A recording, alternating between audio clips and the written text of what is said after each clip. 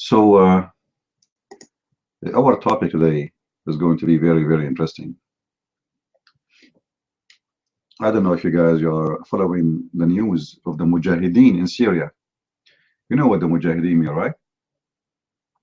Anyone knows what Mujahideen mean? What Mujahideen mean?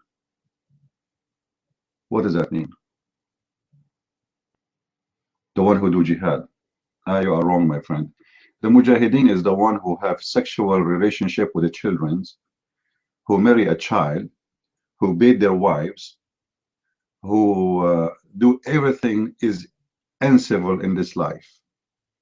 And they are hoping when they go to heaven, their penis will be English and the vagina will be something fit for that. This is the real Mujahideen. A Mujahideen is someone he is willing to die for the sake of vagina, not for the sake of his God. Because they don't care for their God, they care for how many vagina they will get. This is exactly what Mujahideen is, my friend. Now the Mujahideen in Syria, they are in a big, big trouble. You know how much they scream Allahu Akbar, right? You know how many times they scream Allahu Akbar every day. Actually, based on my experience, each time you put a nail in the bum of one of those Mujahideen, he scream Allahu Akbar. It's like saying, "Oh my ass." Oh boy, oh boy, it hurt, it hurt. Okay, so Allahu Akbar, supposedly, Muhammad, he told them, when you say Allahu Akbar, you scare the enemy, you terrify the enemy, just say Allahu Akbar. Now the news is coming yesterday and today in Syria is very terrible to Allah. I mean, seriously, Allah, you are screwed. Allah Akbar, just a few days ago, actually not a few days ago, like 2 weeks ago, the highest leader in Al-Qaeda, Jabhat al-Nusra, he make a video saying, my brothers, my friends, we will be victorious if Allah he send his angel Jibreel alone, the angel who have 600 wings. 600 wings. If he move one wing, he can destroy a whole nation. He can do what? If he move one wing, one wing, he can destroy the whole nation. Now those Mujahideen, Mufakhideen, the child molester, they are waiting for the angel with one wing, and they keep saying Allahu Akbar, and Allah Akbar is not coming, and no angel is coming. So yesterday and today, hundreds of the Mujahideen got killed. The biggest areas in Aleppo fell down in the hand of the kuffar. All right, the news in the front of me. The area of Masakin Hanano fell into the hand of the Syrian army. Oh boy, the Mujahideen there is screwed. They are feeding them falafel right now. Another news. The area of controlling the area of Al-Halik and the area of Bustan al-Basha. Oh boy, what else? This is all in 3 days. What is left of Aleppo? Where is Obama? Where is Obama in Holland, the one who cry for the God of Islam, Allahu Akbar, when you protect the Mujahideen? You see what Putin can do?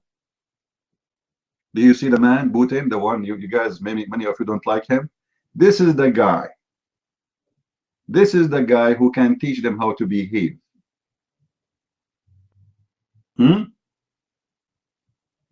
Those are really people fighting terrorists, not the filthy Obama who is feeding them. Look how filthy Obama is.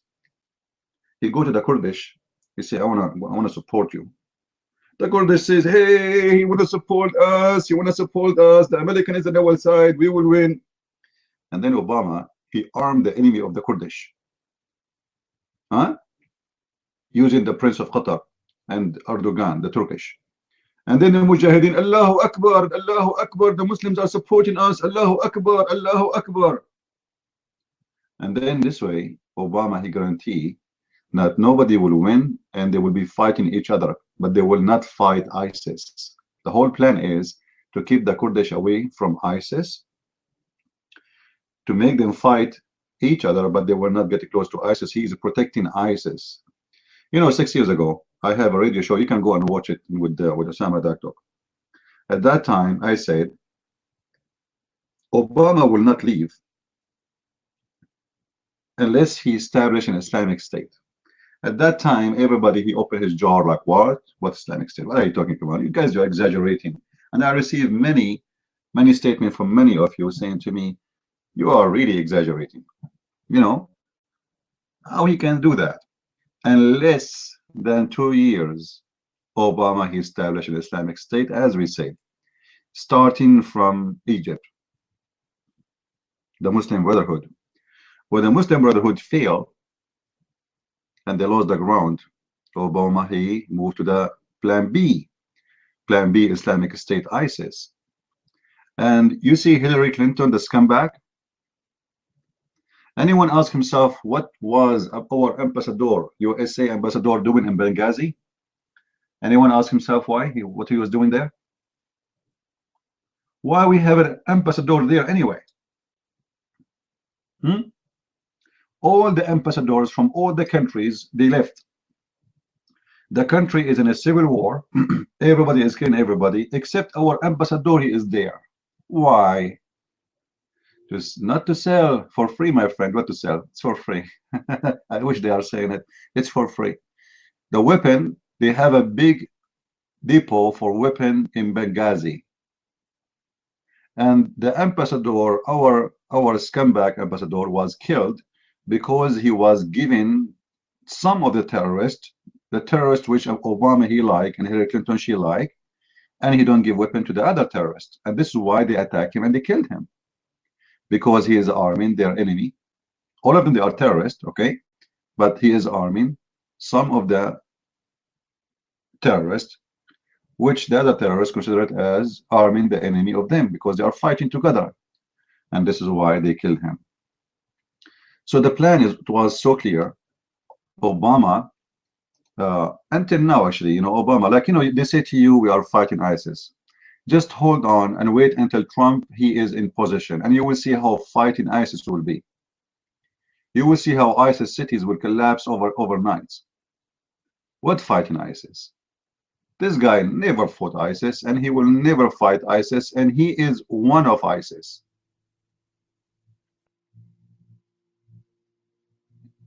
For them, all is about money. And those naive Americans, they think that this Obama is fighting ISIS. You know, even the killing of Osama bin Laden, if Obama, he will not let it happen. But he have no choice. They called him, they said, sir, we found him. We are waiting for your order. He cannot say don't do it. Otherwise, trust me, he will.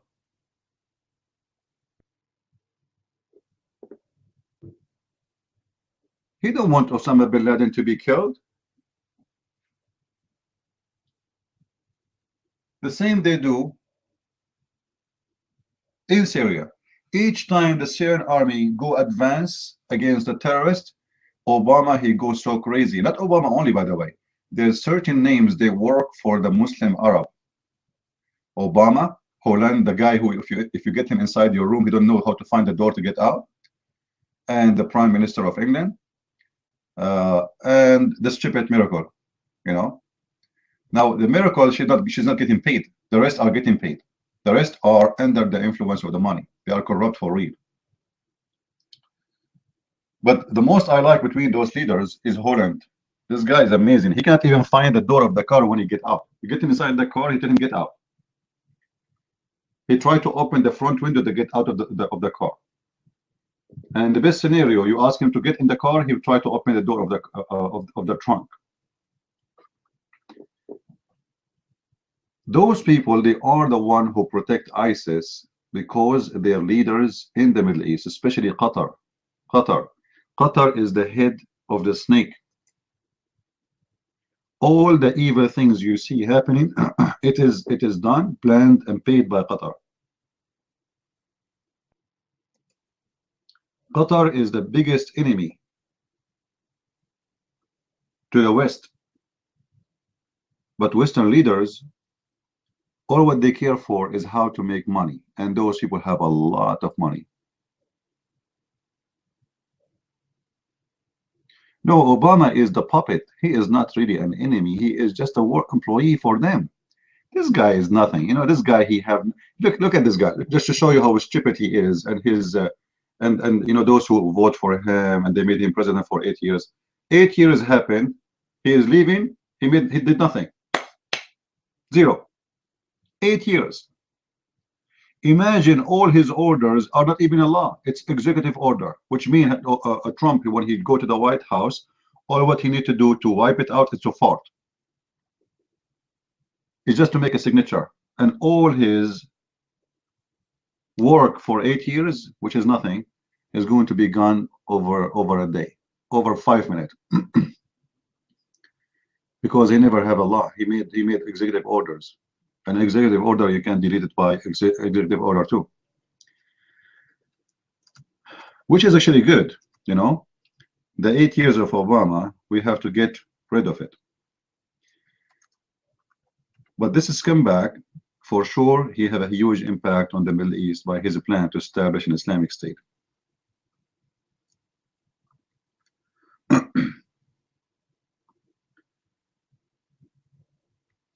And I guarantee you, by the end of the day, all the Western leaders, they will be screaming, asking to stop the Syrian army from killing the terrorists.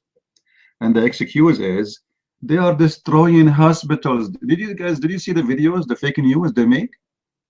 They make fake news. They show you a child coming from under the etc. They will cut the head of a dead child, and they will make him that he died because of the attack of the Syrian army. And they record it. And CNN, oh boy, they call them CNN. CNN is so worried about the Mujahideen, my friend. CNN is in love with the Mujahideen, in love with Al-Qaeda. You see the double standard? Those people, we are not fighting the states and countries. We are fighting George Soros. What's his name? George Soros? Call him Soros. This is the guy who control your capital. This is the guy who control your CNN. This is the guy who control the news. He is the one who controlled the White House. Who is the one who is making people president and make people fail? Trump, he was going to fall down in his election because of the Soros, not because of election. Until now, this filthy, he is trying to make Trump lose. Anyone want to make a case against Trump, he fund him. Not only Obama, he owned half of the Congress and half of the senators. What are you talking about? Those people are for sale, my friend. And he owned leaders in Europe too. This guy, he owned more money than any state in any country in the Middle East. He is the real leader.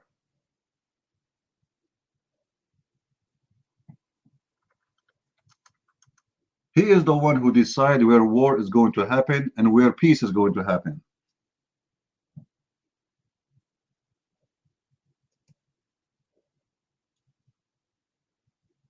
You see the Russian, they have Soros like this Soros. They have Soros like this Soros. But Putin was so smart. You can't play with Putin. He put him in jail. He took all his money, give it to the government. And he made him the joke of everybody when I tried to play with Russia. They have won, but he did not survive for long. I think 6, 7 months. He was able to play with the Russian for 7 months. They stripped him from his money, and later he died with sorrow.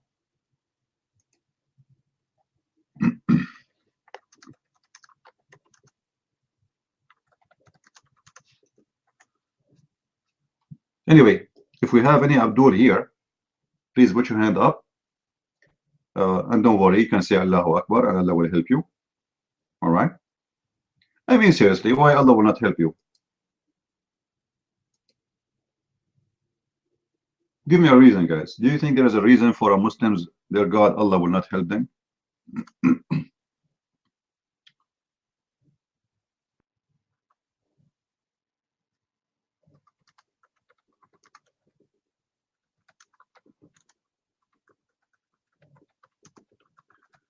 Let us see.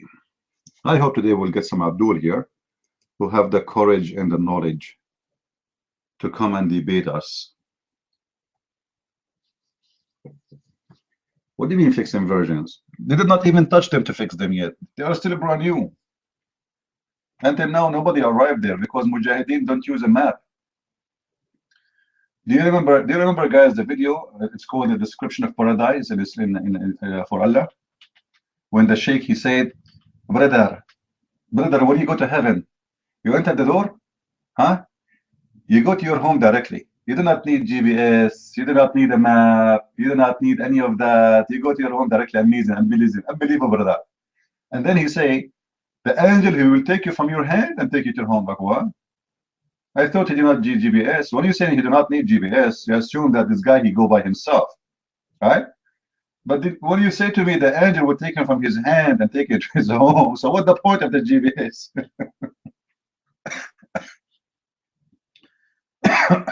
Unbelievable. So do we have any Abdul here? Huh? Read your books. What? You want me to read my books? I'm the last one to read my books. Unbelievable. What are you talking about? Why do you want to read it?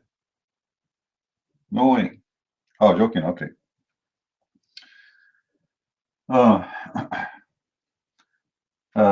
Anyway, actually, my book, the one is going to be about the roots of the Quran, is taking too long because it's hard to concentrate. You know, there's too many things happening, and you know.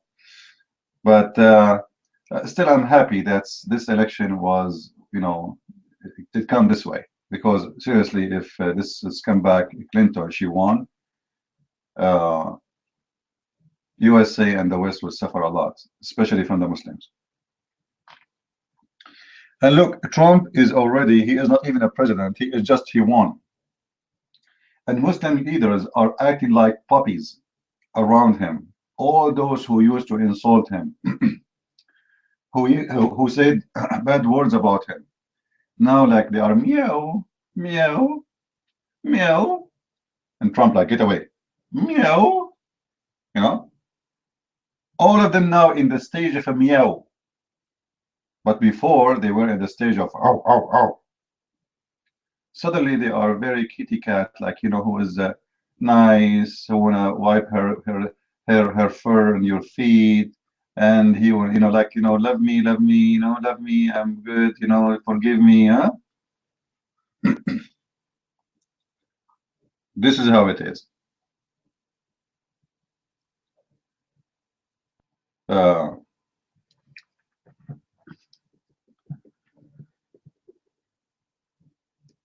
Sometime you get upset, really upset, and you think that things is going really wrong, but then you get surprised that you find things overnight is fixed. I mean, seriously, one of the most exciting nights I had maybe for the last 20 years. It was the election day when Trump he won.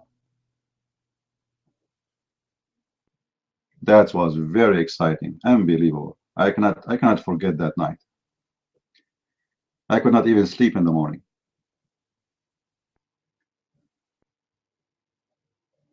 Because, you know, what happened, it was really a miracle. And we are very thankful that this is what happened. Now, I hope that, I pray that Trump, he will not be touched by the corruption of those who they are already there, because the corrupt one, they will start trying to surround him. You know, that position is the same as a piece of cake, and everybody will take a bite. So all the corrupt, they will try to join the wave to take advantage of it. So I hope you will be smarter than them. Manuel, the mic is yours. Go ahead.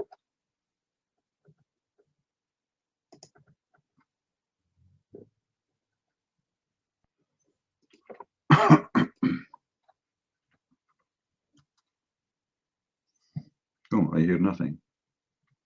How come?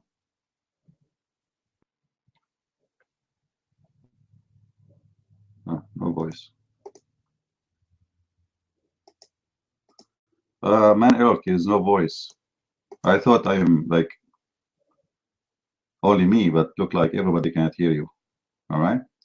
So fix your mic.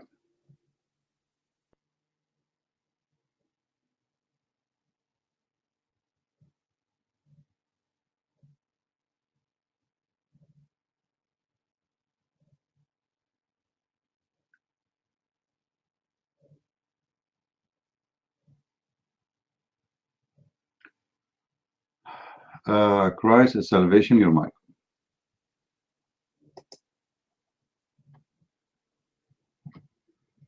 Hello, Sophie. I would like to ask you, since you can give me a guidance on a matter of the Surah 3, verse 7, Surah 3, verse 7. It says, He it is who has sent down to thee the book.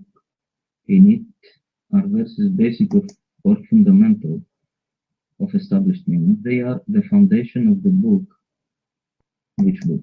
Others are allegorical, but those in whose hearts in perversity follow the part whereof that is allegorical, seeking discord and searching for its hidden meaning. This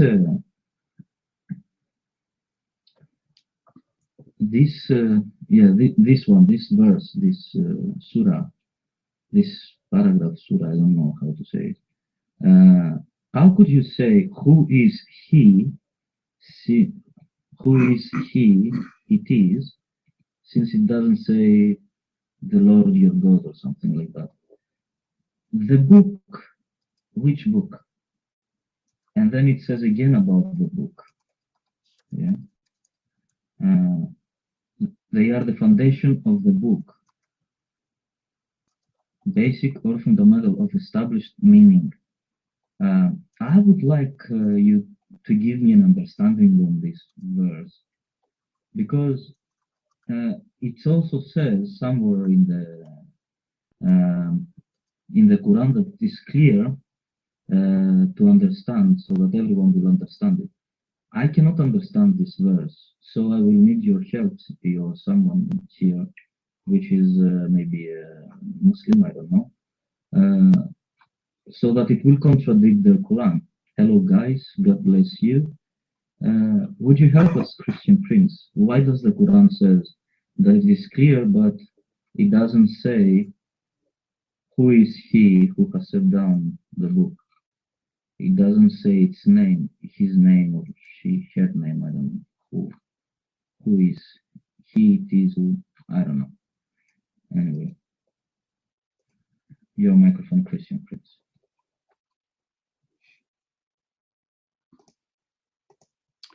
Come on, guys, don't be picky. I mean, this is very embarrassing. Like you leave stories like the Quran is speaking about Noon, is speaking about a camel who gave birth from a rock. You leave the story where somebody he died, or a nation who died because somebody screamed. You leave a story where God he killed them by cold. You leave a story where an ant speaking to her friends. You leave a story where it says that honey come from the belly of the bees and they eat fruit. Yummy, yummy. I mean, and you focus on this. Come on. I mean, come on. Don't be picky. Allah, he say things. Sometimes he's drunk. Sometimes he is not aware. Sometimes. Do you know who is the one who wrote this verse? Nobody knows. Look what this verse is saying. That's this Quran. And I will go to what you are saying about he and she. This Quran have a clear verses and have verses who nobody knows what they mean. I mean, this is alone is a miracle, my friend. Isn't it amazing that you can say things nobody knows what they mean? And the point of sending this book is to teach you about God. Focus with me. I'm going to send you a book to teach you about God. But this book, nobody knows what it means. I mean, this is really top intelligence, man. Like, wow. Like, just to make it simple for you, you bought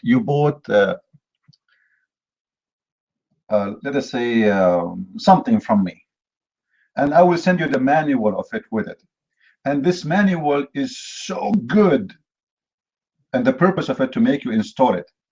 And it's so good to the point you cannot even understand a word in it. That's a miracle. So you guys are making fun of Allah because you don't like Allah, but the truth, this is the miracle. I tried sometime to make miracles. I was sometimes successful, was not successful. Like sometimes I say shish kebab, falafel, but people knows what shish kebab, falafel now. So I come with different solution. I try to speak German in a language I do not know, which is Germany, German language. So I start saying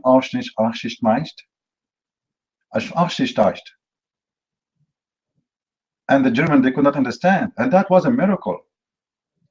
So what Allah here, my friend, is trying to do, He is making a miracle, making you like in the stage of like shock, like what? That's deep. How Allah can do that? And the funny, Allah Himself is saying to us, nobody knows what this is means save Allah. Go to Amazon, get my books. There's the first, my book is 6 chapters. The first 6 chapters, nobody knows what I mean, save Christian friends. Unbelievable, man. That's incredible. Talk in tongues? I can't talk in tongues. KOC? KOC? Here we go. This is easy, you know. So the book of the Quran is, this is actually one of the proof that this book is made by someone is divine, my friend. Okay, compare between this verse and the Quran and Hillary Clinton. She is saying to you what different at this point will make. I mean, come on, it's the same. What different at this point is going to make? So always remember this, what Hillary she said, you will get better understanding of the Quran. What difference in this time is going to make? Nobody will understand it anyway. Like, you know, the funny, this verse saying there's verses in the Quran which are clear, and verses nobody understand what they mean, save Allah. Now my challenge to the Muslim to tell me which is the verses which is clear. I cannot find one verse is clear in the Quran. What verse in the Quran is clear? Any Muslim can tell me? I'm looking for the clear verses. Forget about the unclear verses or those who do not know what their meaning is. And the more stupid about this too, Allah saying that those verses nobody knows what they mean, save Allah, and those who have sickness in their heart, they will use them. Oh boy. So Allah, He's sending a fuel, it's called Quran, to those who have sickness in their heart, so He can fuel them with their sickness. And those sickness is going to affect who? Is going to affect all the Muslims. Because remember, this is a book only Muslims follow. Christians, Jews, Hindus, Buddhists don't follow this trashy book.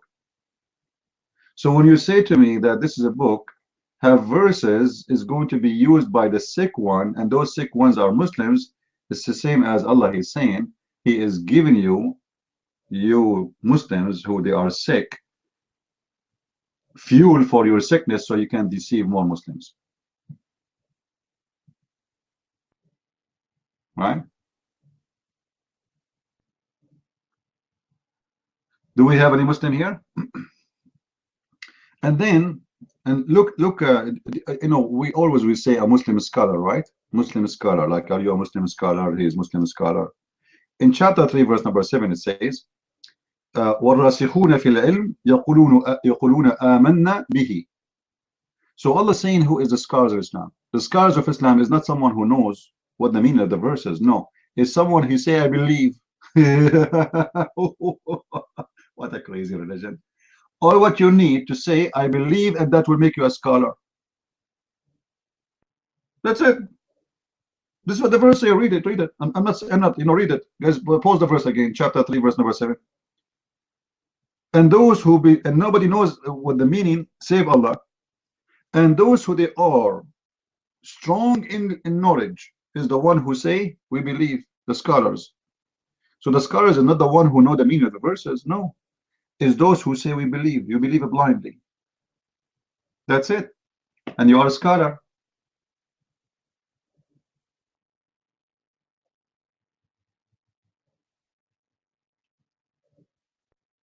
This is why you can't find one Muslim claim to be a scholar. He can come and say to you any answer about those questions. Do we have any Muslim here?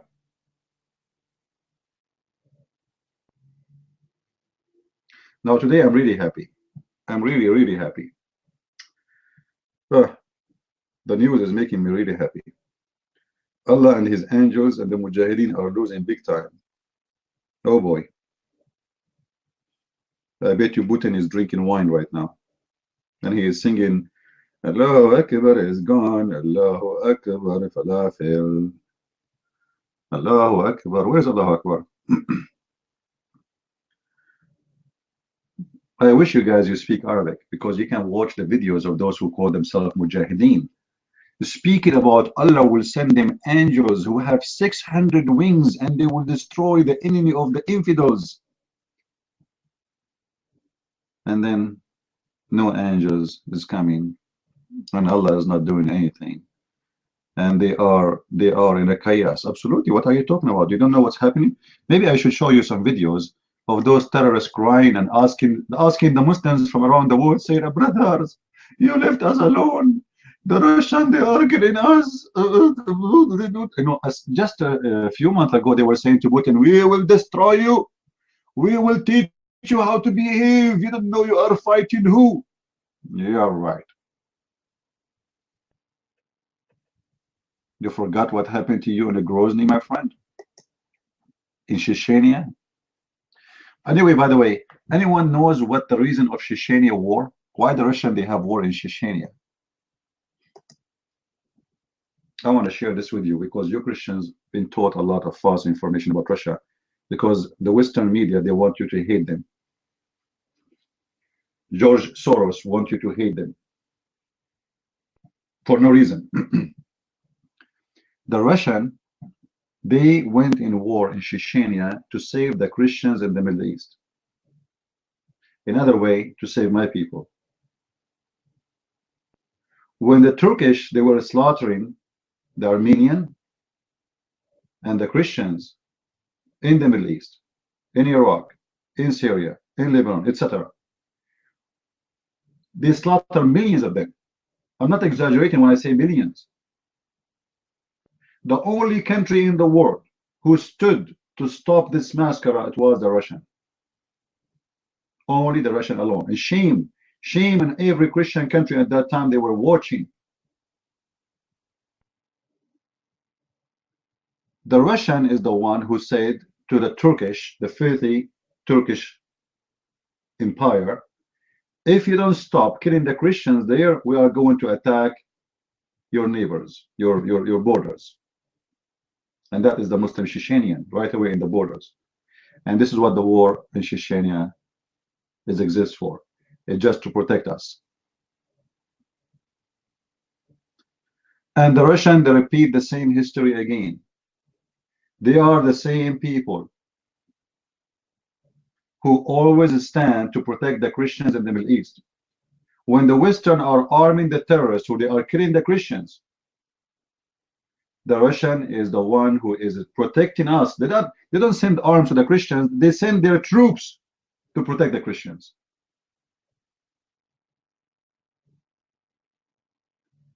If not Putin, all the Christians right now in the Middle East, they will be slaughtered. This is what your CNN is not telling you, and this is what this is filthy Holland in France is not telling you, and this is what the Prime Minister of England is not telling you. They are arming the terrorists, and Putin is the one who is protecting the Christians. Someday will say to you he's protecting his whatever the interest of his country. I don't care. What I care for, all countries in the world have interest anyway. How come it's okay for you to go and have war in the Falklands? How come it's okay for England to go have war with Venezuela? Do you know how far it is? Just because an island, you think that this is interest for you, but this is not your land. You go and you occupy it and nobody talk because this is the great England. It's okay. When it's come to Muslims, because they are paid by the Muslim leaders, they are potatoes. Muslims can do whatever they want. As long there's somebody putting coins in the holes of those Western leaders.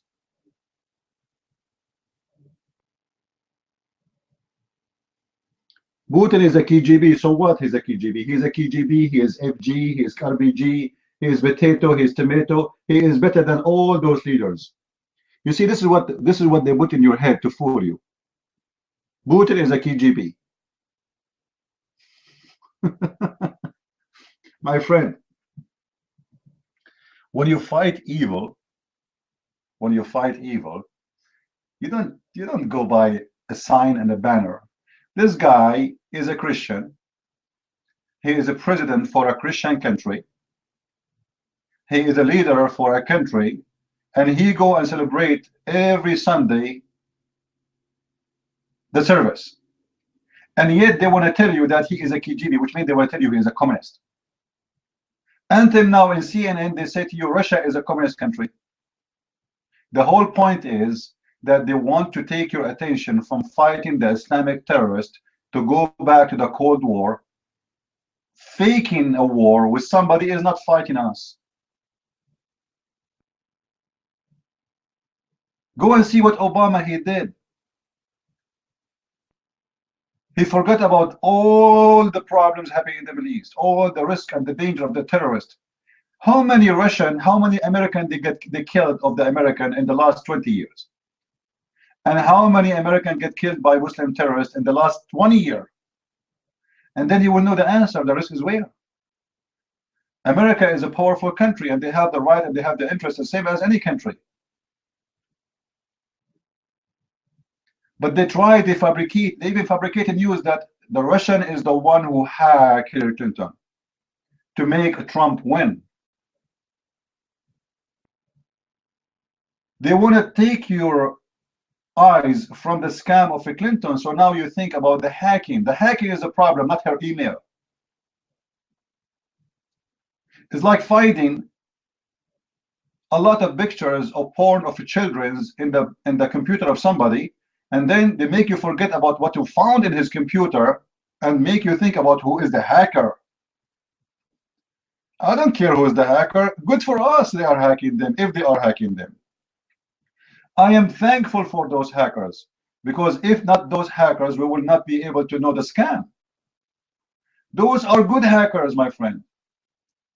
See, there's bad hackers who hack to steal money, to harm you, but those are not bad ones. They are good ones. They are the one who is taking action, risking their future. If they are arrested, they will stay in jail for years to expose the scumbag. You see, if I am Trump, I will give burden to this guy. His name is Assange. You like him, you don't like him, he's doing a great job. They are not hacking the computer of someone like you and me. They are hacking computers of government officials to expose their scam.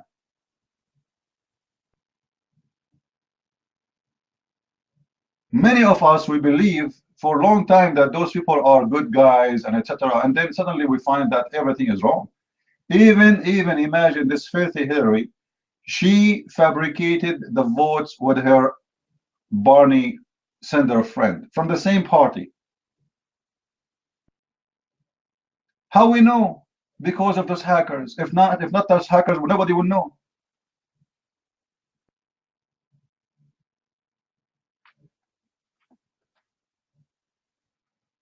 So don't make them fool you and don't make them drive you in the wrong direction. The Messiah said, from their fruits you shall know them. Who is helping the Christians in the Middle East right now? The Russian and the Russian only.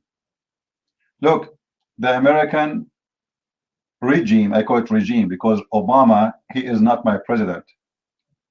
He helped only certain people for his own interest. He helped the Muslim Brotherhood. He supported big time the Muslim Brotherhood, same as Hillary Clinton. They even defended the Yazidi. They armed the Kurdish just to fool them, not to help them. But nobody of the Western countries who speak about a human right and value speak for one day about what happened to the Christians there. You believe it or not, all the refugees who come to USA are Muslims. Christians are forbidden from coming. The filthy Obama, he stopped an organization, Christian organization was trying to take Christians as refugees to USA. He said, oh, we cannot take by religion. But all of us, we know that the one who need asylum big time is the Christians, is the minority, not the majority. The Muslim is a majority. A Muslim, he is a majority. He will not be killed because of his religion. Christians are raped, killed, tortured just because they are Christians. Still, the filthy Obama, he never do anything to help them. Why? Because he is one of them, and he is anyway a slave of his master. The same as John McCain is a slave of his masters. The same as all of them, they are scumbag. All of them, they are slaves of money.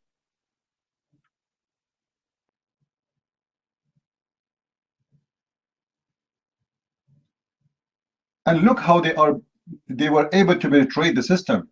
The first assistant to Obama is a Muslim, and the first assistant to Hillary Clinton is a Muslim. I mean, how they can get to such position unless somebody is paying for it. I am Middle Eastern, I am in this country, I'm qualified more than anyone to be in such a position, if you ask me about knowledge about the Middle East. How this woman, she get that position? That's impossible. Unless somebody is paying Clinton to hire her. She is our cashier. You want to get paid? You hire this woman, she will be the dot between us. She will be the cable between us. And this is why she have her, because all her money is coming from the Muslims. Don't bounce anyone.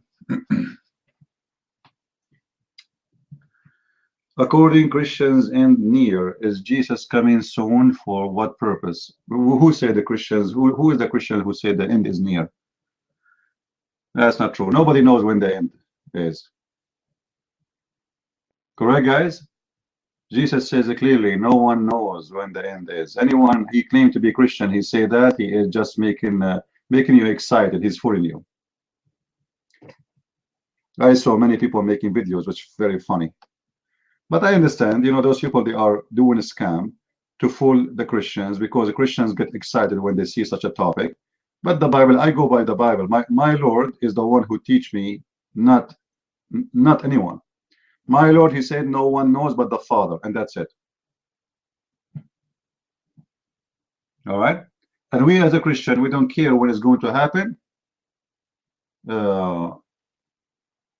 I have misspelled title. Okay, that's very normal. Actually, this is a proof that this is me, is the one who made the title. Let us see.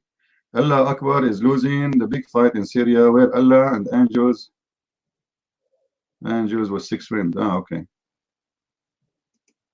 What do you want me to put there? I will change the title. I will make it shish kebab, falafel. What do you want?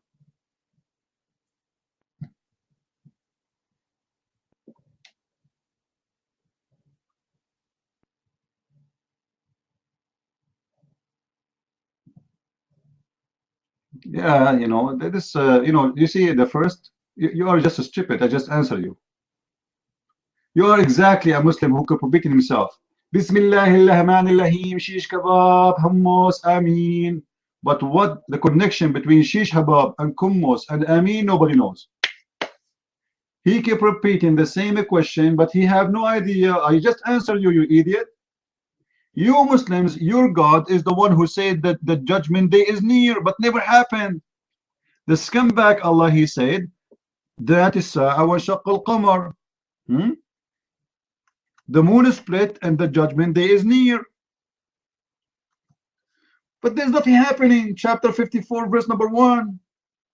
The scumbag Allah, he promised the Muslims 1400 years ago, saying the judgment day is near. And here we go, actually started, the moon split. And then we found that nothing happening. Are you there, the first? He will play dead now. The first, are you there? Can you answer me what kind of God he claimed that he knew that judgment day started and the moon split and nothing happened? Hello? The first, are you there? He will play dead now. How are you, teacher? Paul, he was a false prophet. Thank you very much. I have a question for you, teacher. How come your prophet, he never said that Paul is a false teacher? Guys, Muslims, they know more than their prophet. Their prophet is an idiot, stupid. Look, Mr. Teacher, he know about Paul, but Muhammad do not know. Unbelievable, unbelievable, amazing, brother. Take the cut to the mic. Who is the Muslim when I come to the mic and tell us about Paul? You're a prophet himself, the prophet of hummus. He could not mention the name of Paul once, and you Muslim keep saying Paul, Paul. Brother Zakir Naik, how the Bible is corrupted. Brother Sitter, first of all, the Bible it's corrupt, and there is many proofs. The first proof, if you eat hummus, after sit kebab, and you know and you need Paul. Thank you very much. What? What happened? Do we have somebody ate too much beans? Anyone can tell me, explain to me what Muslims are talking about? Oh boy. Oh.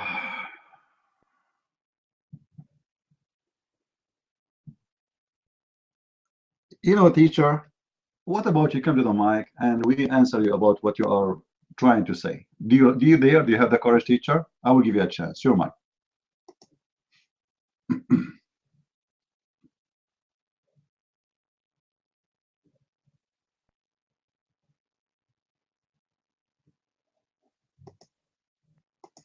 Then shut up. I said no. Let me tell you something about Maru. I am here challenging and waiting for real ones who want to debate me. A bunch of text terrorists, they have no place in my room.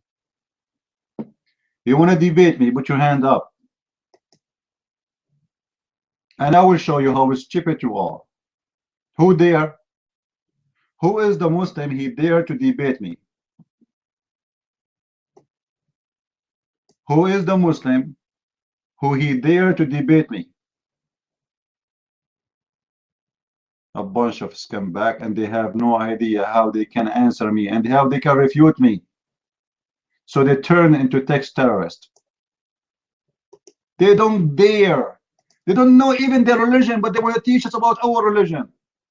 We just were reading chapter 3, verse number 7, where Allah himself, he said in the Quran, nobody knows what the Quran means save Allah. And those stupid idiots, they are teaching us about our Bible. Go and find your book.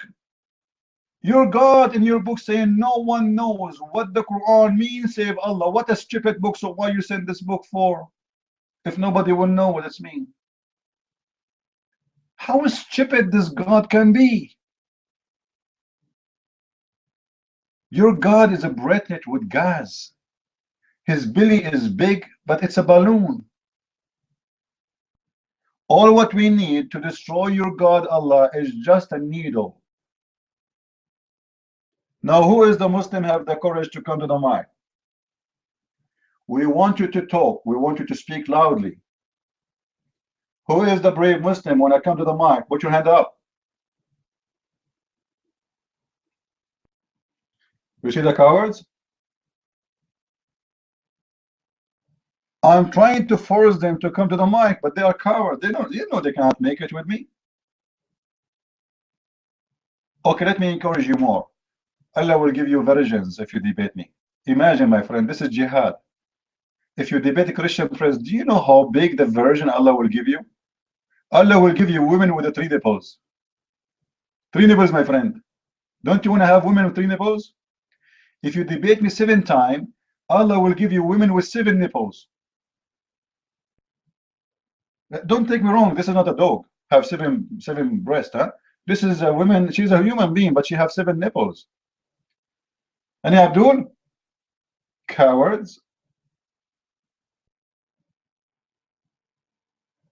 The prediction about in the Bible about the coming of Jesus, this is not about tomorrow Jesus will be here and today Jesus will be here. It's about when Jesus is going to come. It's not about the timing, it's about how to be, how his coming will be. Be ready. The Messiah, he taught us that he will come the same as a thief. What does that mean? Thief, he will never inform anyone when he will come. He will come when people are nowhere. What the Bible is speaking about is getting ready for his coming. We are always going to be ready. You remember the same as you guys the story, but here the Bible used the word virgin, but the word virgin in the Bible have nothing to do with the virgin in the Quran. Do you remember the virgins who they are waiting for the Lord? Anyone remember the story?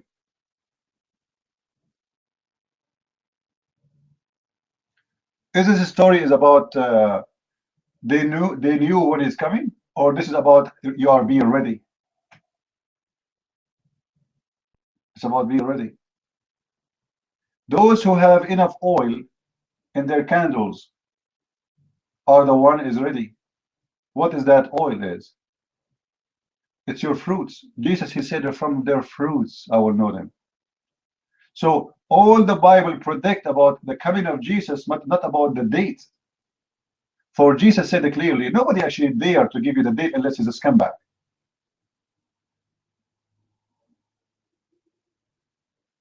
Unless he is a false church, false priest, trying to fool you. So you take his words over the words of Jesus. Jesus said it clearly, nobody knows when the day will be, not even the Son, but the Father. That's it.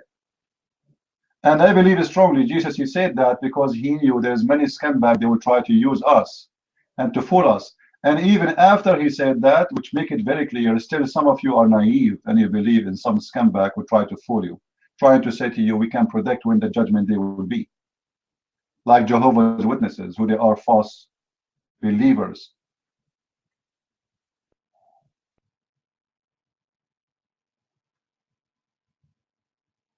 The oil is not about metaphor for the Holy Spirit. I don't believe in that. I believe that it is about being ready. Being ready for the Lord. It's your fruits, how much work you did, how many people you brought to Jesus, how many acts as a Christian you did in your life. This is about how ready you are. The Holy Spirit is always there. Jesus said, every 2 of you mention my name, I will be between them. I will be the third.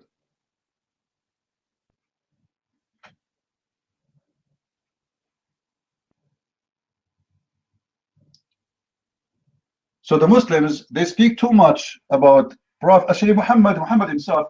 Anyone remember the hadith? If you have it, pause it, please. Muhammad, he saw a child. He said to them, this guy, before he get old, the judgment day will be here. Is that correct? Anyone have the hadith?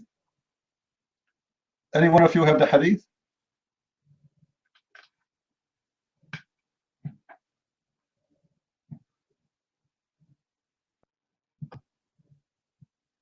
If you have it, post it. Muhammad, he saw a child and he said to his followers, this child will not get old. Before he get old, the judgment day will be upon you. Any Muslim want to answer that? How a scumbag like Muhammad, he come with such a thing and you still follow him? He put a date. He put an age of a human being. He's a child. He was 11, 12 years old. So before he get old, the word kahal present the age of 30 and above. So before he come 30, before he arrived to 30, the judgment day should be here.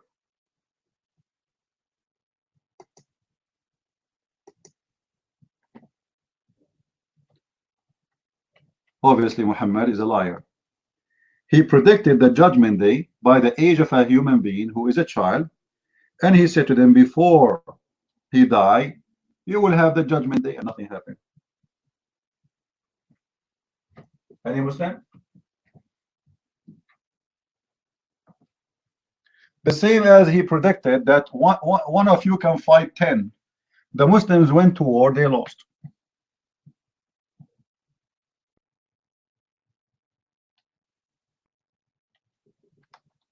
And Abdul.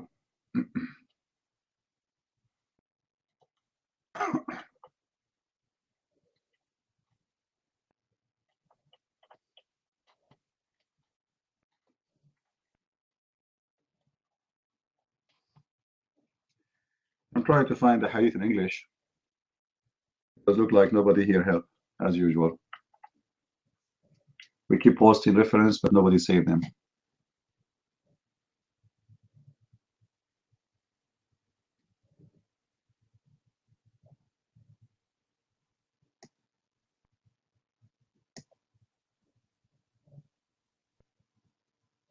Nobody helped.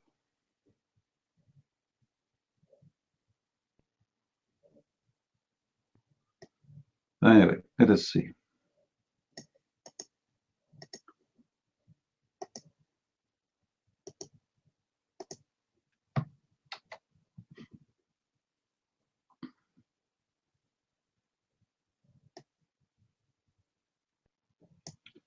Here we go.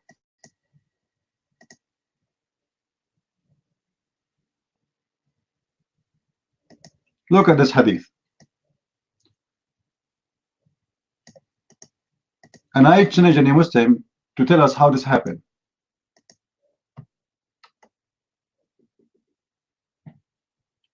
Do you see it, guys? Do you see it? Isn't it obvious that Muhammad is a scumbag? He prophesy that this boy, before he get old, the judgment day, the hour is going to be. But nothing happened. And this is the reference, because I know nobody will save it, right? Thank you very much for not saving and not helping. Any Muslim can explain to us what kind of a prophet he predict and he prophesied. And look here, he is speaking about an age of a child, a human being. It's not metaphorical. It is something all of us we have. One day we are children, the other day we are youth, and then we are old, and then we are older, and then we die. So how Muhammad he says such a thing?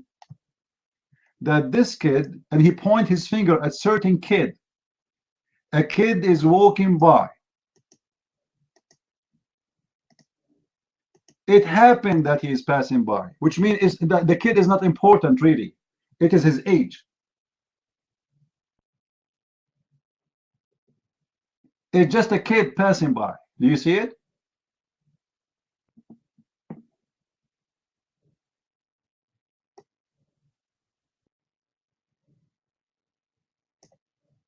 Infinity, you can change your name 100 times. Still, I know you. You are the same person. Get lost. Stupid idiot. Who is the Muslim want to debate us?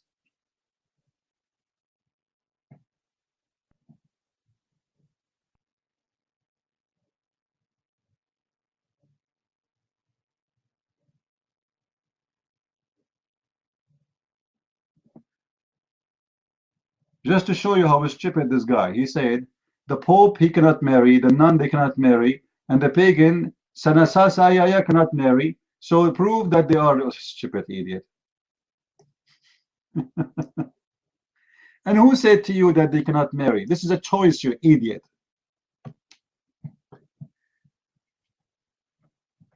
Any Christian, he want to get married. Jesus, he said clearly that those who designate themselves to the Lord are better because they designate themselves to the Lord. They designate all their life to the Lord. That's what the Messiah, he said. And he himself, he did not get married as any human being. So when somebody said, this is doesn't get married and this is doesn't get married, this is mean we are the same. That's a stupid idiot. No, Christians, even priests, they can get married. Some churches, they say, well, the Lord, he said that the priest, what is meant that those who follow him to the full of their life, who gave their life, all of it to him, they should make a decision not to get married. And this is a personal choice. Do we have any Muslim here?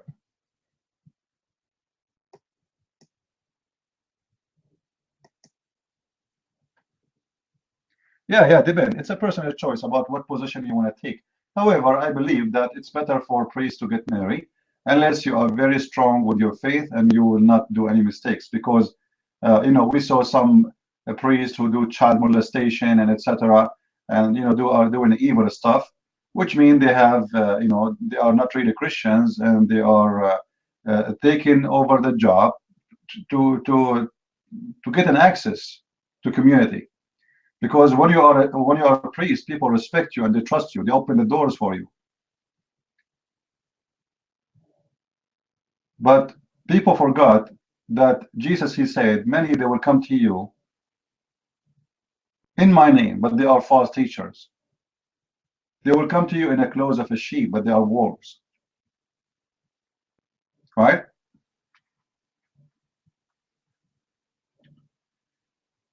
Do we have any brave Muslim here?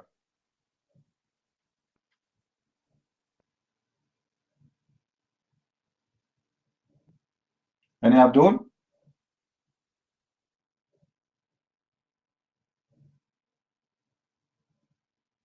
Yeah, and even a priest, even the Pope, if you want to step down and he get married, he can do that. All what they are saying to you in the Catholic Church, if you are in that position, in certain positions, you cannot get married. But you can leave. You can leave anytime and say, you know what, I'm done. That's it. I want to have a family. I want to have women. I want to have children. And okay, good for you. That's it. Actually, me myself, I know some who they used to be priests and they decide to leave because one day they found a woman. They like her. They love her. She love him. He decided to have a family. He married her and he decided not to continue. It's a personal choice. This is not a jail. Any Abdul here?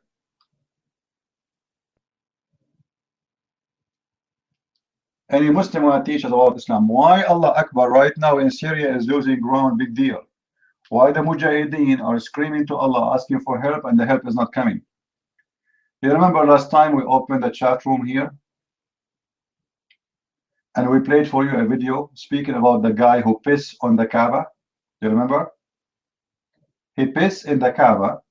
He destroyed the Kaaba. He took the black stone. And he was screaming while he was doing that, Allah, where are you? Where are you? Where is your birds? What this guy was talking about, there's a story in the Quran, the chapter of the elephant. You can go and read it, search it in the Quran, chapter of the elephant. This story claimed that there's no witness for it, as usual, no witnesses. That a Christian army came to destroy the Kaaba, Ethiopian Christian army. And Allah, he sent birds to destroy the Kaaba, to destroy this army. And those birds are carrying rocks, and they throw rocks like M6, like F-16, or so this is Allah flight jet. They shoot missiles at the enemy and they destroy that army. So this guy, he wanted to prove to them that this is nothing but a scam and Muhammad is a big fat liar. So he went to the Kaaba, he destroyed the Kaaba, he took the black stone, he pissed on the Kaaba. Imagine, he pissed. And he slaughtered 35,000 Muslims in Mecca. 35,000. And he was holding his sword, and the blood is coming from his sword, and he said, screaming to Allah, "Hey Allah, where is your birds, huh? Where is your protection for the Kaaba, huh?" Because Muhammad told them that the Kaaba is protected by Allah. That's it. So he wanted to expose Muhammad and his religion. And actually, after that, for a long time, nobody go to Mecca no more, because people, they lost their faith in this religion after they saw what they saw. And this guy, he took the black stone, he make it a poo stone, he pissed in it for, according to Muslims, 22 years only. And even when they got back the black stone, they paid him to get it back. Not for free. Allah could not get it back. They paid him. And even I believe that the black stone which the Muslims have right now is not the same stone. If you go and look at the picture of the black stone in details, you will see it's broken, it's pieces, they glue it together. What they say that he broke it too, he did not give it to them one piece. But I believe, I believe strongly that this is not the black stone which they have there. I mean, not the original. Why? The Muslim, they said that when he took the black stone, it was heavy, and when we get back, it was so light. How this happen? How the weight of the stone? Because even if there are pieces, still the weight will be the same. Let us say he broke it to 3 pieces. It's going to be the same weight. Nothing will change. So obviously this guy, he did not bring the same stone for them back, even after they paid him. No, I don't want to indult anyone. Anyone want to, you see in here, I don't debate people in text. Don't tell me what to do, please. Anyone want to debate me, I want to hear him so we can debate. Text debate is not a debate. Is that right? Anyone here is interested in text debate? If you are interested in such a debate, go to Facebook. Go for Facebook and post on Facebook and have fun. People, they post for you, you post for them. Play like children. Here we have a real debate. Who want to do it?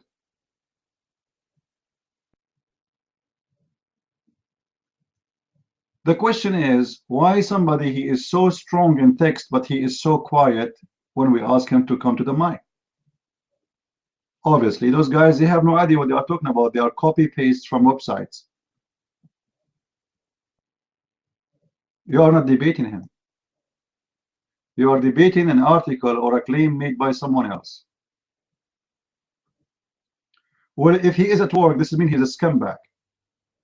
Because if he is not a scumbag, why he is coming to a chat room and he is getting paid to be at work, but he is chatting? Isn't this a proof that he's a scumbag and he want to debate us about God? You come to chat when you are working, somebody paying you salary to be at work, and you are in a chat room? Get out of here, scumbag like Muhammad. Cheater.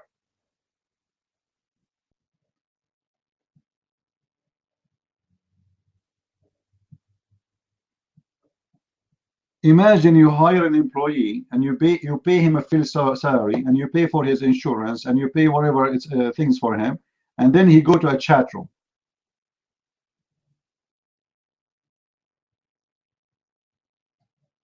How decent this person is.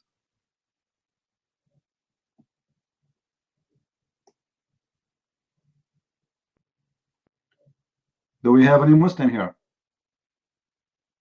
What is the Abdul? What happened today?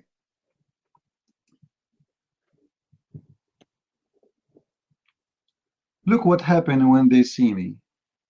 They are so quiet. They are so polite. What happened? Who is a Muslim he would like to come to the mic and tell us about his God?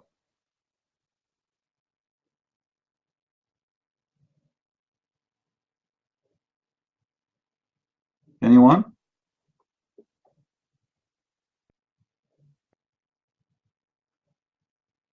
Oh, Muslim rooms always are empty, even if there's people there. They park their name there. You know, they do jihad. You don't know what Muslims they do. They park their names in the chat room, but they are not there. Nobody there. Supposedly, this is how they support Allah. If you go to the Muslim section, you will see that people, they are parking their name there, but nobody understands even what they are saying in the tape. He's speaking Arabic. The guys who is parking their name there don't speak Arabic. They are playing a tape by Arabic, but none of those who they are in the room speak Arabic. It's amazing, isn't it? Imagine somebody play for us a lecturer in Latin, and none of us speak Latin, but we are just here. That's beautiful, my friend.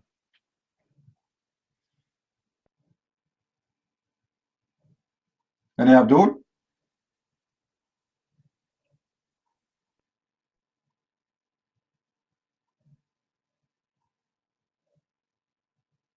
Sometimes we are lucky we get Muslims Abdul to debate us immediately. Sometimes we are not. And look like today we are not getting any Abdul yet. I was thinking to allow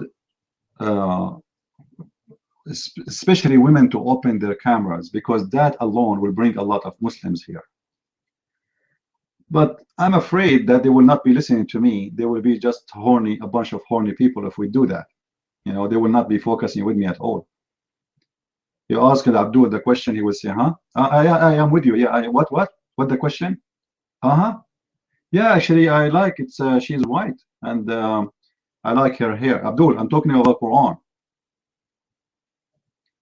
Come on, this guy is an idiot. Give me the room for me. Allah himself, he made a room for me. What are you talking about? I have a room in his house. He go and he bow down, ask for forgiveness. Say, Christian friends, can you speak to your Lord so he maybe forgive me? And I say, no. After all the crimes you did, I will never speak to my Lord to forgive you. Don't try. All right?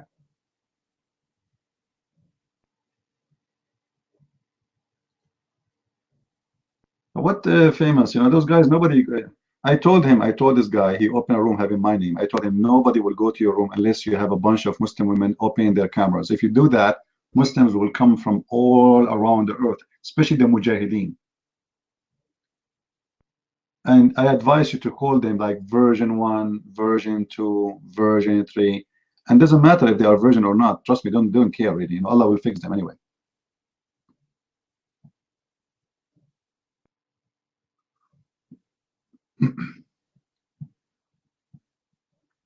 Yeah, especially if they are blondie women. You know? Or if you bring boys too. Boys is a good choice. Muslims love boys. You know that the big mullah of Taliban, the Mujahideen in Afghanistan, they don't bring women to dance for them. They bring boys. They make them dress as women. They put makeup. Go and search for it. Go and search for it on YouTube. Taliban leaders, they don't watch women dancing. They prefer to watch boys, pretty boys. And they have sex with them after the party. Not only they dance for them, they have sex with them. That is Islam, my friend. At the same time, Muslims are #1 in the top in the world who speak about dignity. Nobody speak about dignity as much as Muslims. But in the same time, nobody is a scumbag as much as the Muslims.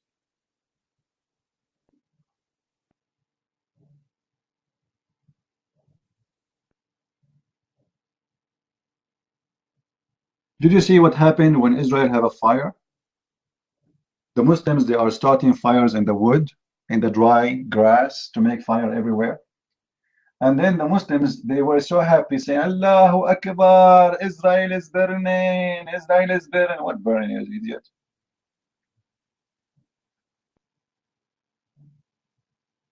This is how they are. The only one who feels so good about disasters. In this case, actually, it's happening by the hand of Muslims, which means it's not something natural. But let us say it was natural. The only one who dance for death is Muslims. Do you remember, guys, tsunami? The big ones who happened in Indonesia before? Anyone remember? Who remember it?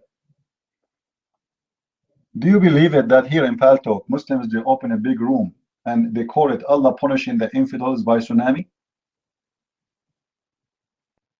They have party, big party. People went to Palto to complain, they did not close their room. And the Muslims, after a few hours, the news came and they found that it is not the infidel who died in tsunami, it was Muslims. 97% of those who die in tsunami was Muslims. And then the news is sad, Allahu Akbar, brother, what happened, brother? But they were celebrating.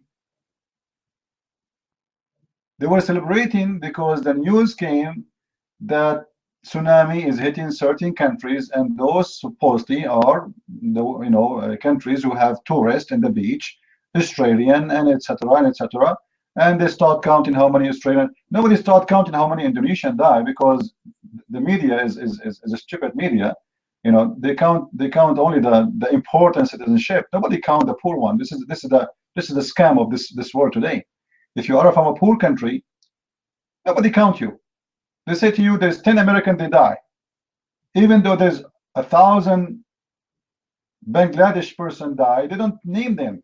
They count only the American, as if only the American are the human being. Anyway, so the Muslims were so happy, celebrating Allahu Akbar, Takbir, and this is showing you how evil this religion is. This is the only religion celebrate death of others. Same as they did in 9/11. In 9/11, they were dancing in the street. The video is in YouTube. You can go and search it. Search for Muslims celebrating 9/11. They give sweet for free, cake for free, cookies for free, candies for free, just because of 9/11. People are dying, burning, and they are dancing in the street. And that is just one side of the evil of this cult. It's called Islam.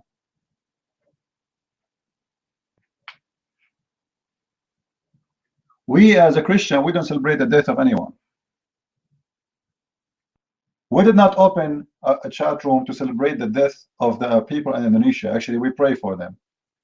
It doesn't matter if they are Muslims or not. Actually, yesterday I was watching, there is a Muslim soldier, okay? He fight with the Syrian army, which means against the Mujahideen. He did not see his family for 4 years. I have a tear in my eye when I saw him hugging his mom. We are not hateful like them. We are not disgusting like them. And we will never be like them. For we are the followers of Jesus. We've been ordered to be merciful and loving to everybody, including our enemy. And this is my message for those who follow Muhammad.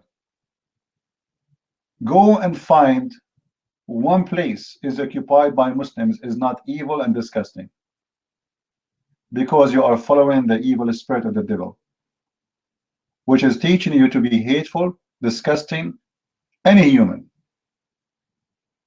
Islam, everything about it is any human. Islam make you an animal. All what you think about is how to get more women in your bed, either in earth or even in heaven, and how to get more money, either in earth or even in heaven, or how to get more power, either in earth and even in heaven, because even in heaven, by the way, there's ranks of heaven. You know that, right? How many of you knows that there's ranks in heaven in Islam? But what the ranks do? What if you are rank number 1 or rank number 2 or what is the difference? Anyone knows? What is the difference?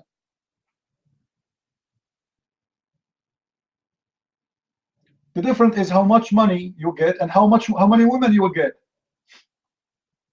How much gold and silver and diamond you will get, and how much women in your bed you will have. So the more your rank is higher in heaven, the heaven is divided to 100 rank. 100 rank, which means there's 100 floor. Every floor have different stage of enjoyment, wealth. And when we say enjoyment, we speak about having sex with women and kids. How many child you will have, how many women you will have, how much gold and silver you will have, how much diamond you will have, how big your palace. So even heaven in Islam is based in physical, material, money, sex. And I don't know how hard it is for any human being to notice that this is coming from the devil. Why is so hard? To understand that this is from the devil. What kind of God he promised me? 80,000 vagina. I don't say women, by the way, because those are not women, they are vagina. Those are supposedly women who we do not know them, we never met them. So all what the Muslim man will get from them is their vagina. He don't care for who they are, he don't know their names. Do you think a human being can remember 80,000 names? All what they care that they are women and they have a vagina, that's it. The interest is not in the women. He do not know her. She don't, they have no idea who are they. They are created for one purpose, sex. And the funny, all those women, they look the same, which is very stupid. All of them, they have a black eye, white around it, and they are transparent, and you can see through their bones, which means you are going to have sex with jellyfish. Anyone interested with jellyfish sex? It's a sex toy, which you can have or you can see through. Imagine you can see through your wife. That's amazing. I wish I can have that now. This is actually the only reason, not like I'm not getting married until now, because I am looking for a woman I can see through her. So if she eat my hamburger, I will know where's my hamburger is gone. Who in the world want to get a jellyfish? Huh? Thank you, Light Cross, for posting the hadith. Do you see, guys, the hadith? Do you see it? That's what Muhammad, he said. You will see you will see through the marrows of their bones. Do you see it? Hillary Clinton, she keeps saying she will be transparent. I mean, I think this is what she meant.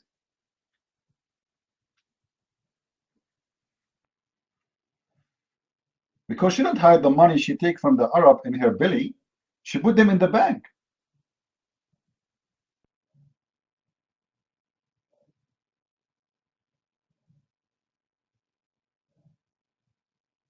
But we have to be honest here. I think this is very, very sexy. Imagine a woman, she's walking to you, walking down a street, and like, your eyes is closed, and then she said to you, open your eyes, and you open your eyes and you see an X-ray bones. Like, wow, it's a Halloween day. Allahu Akbar, what is that? Is that a Halloween? You will see through their bones. You will see the blood running in their nerves. And this is supposedly so exciting.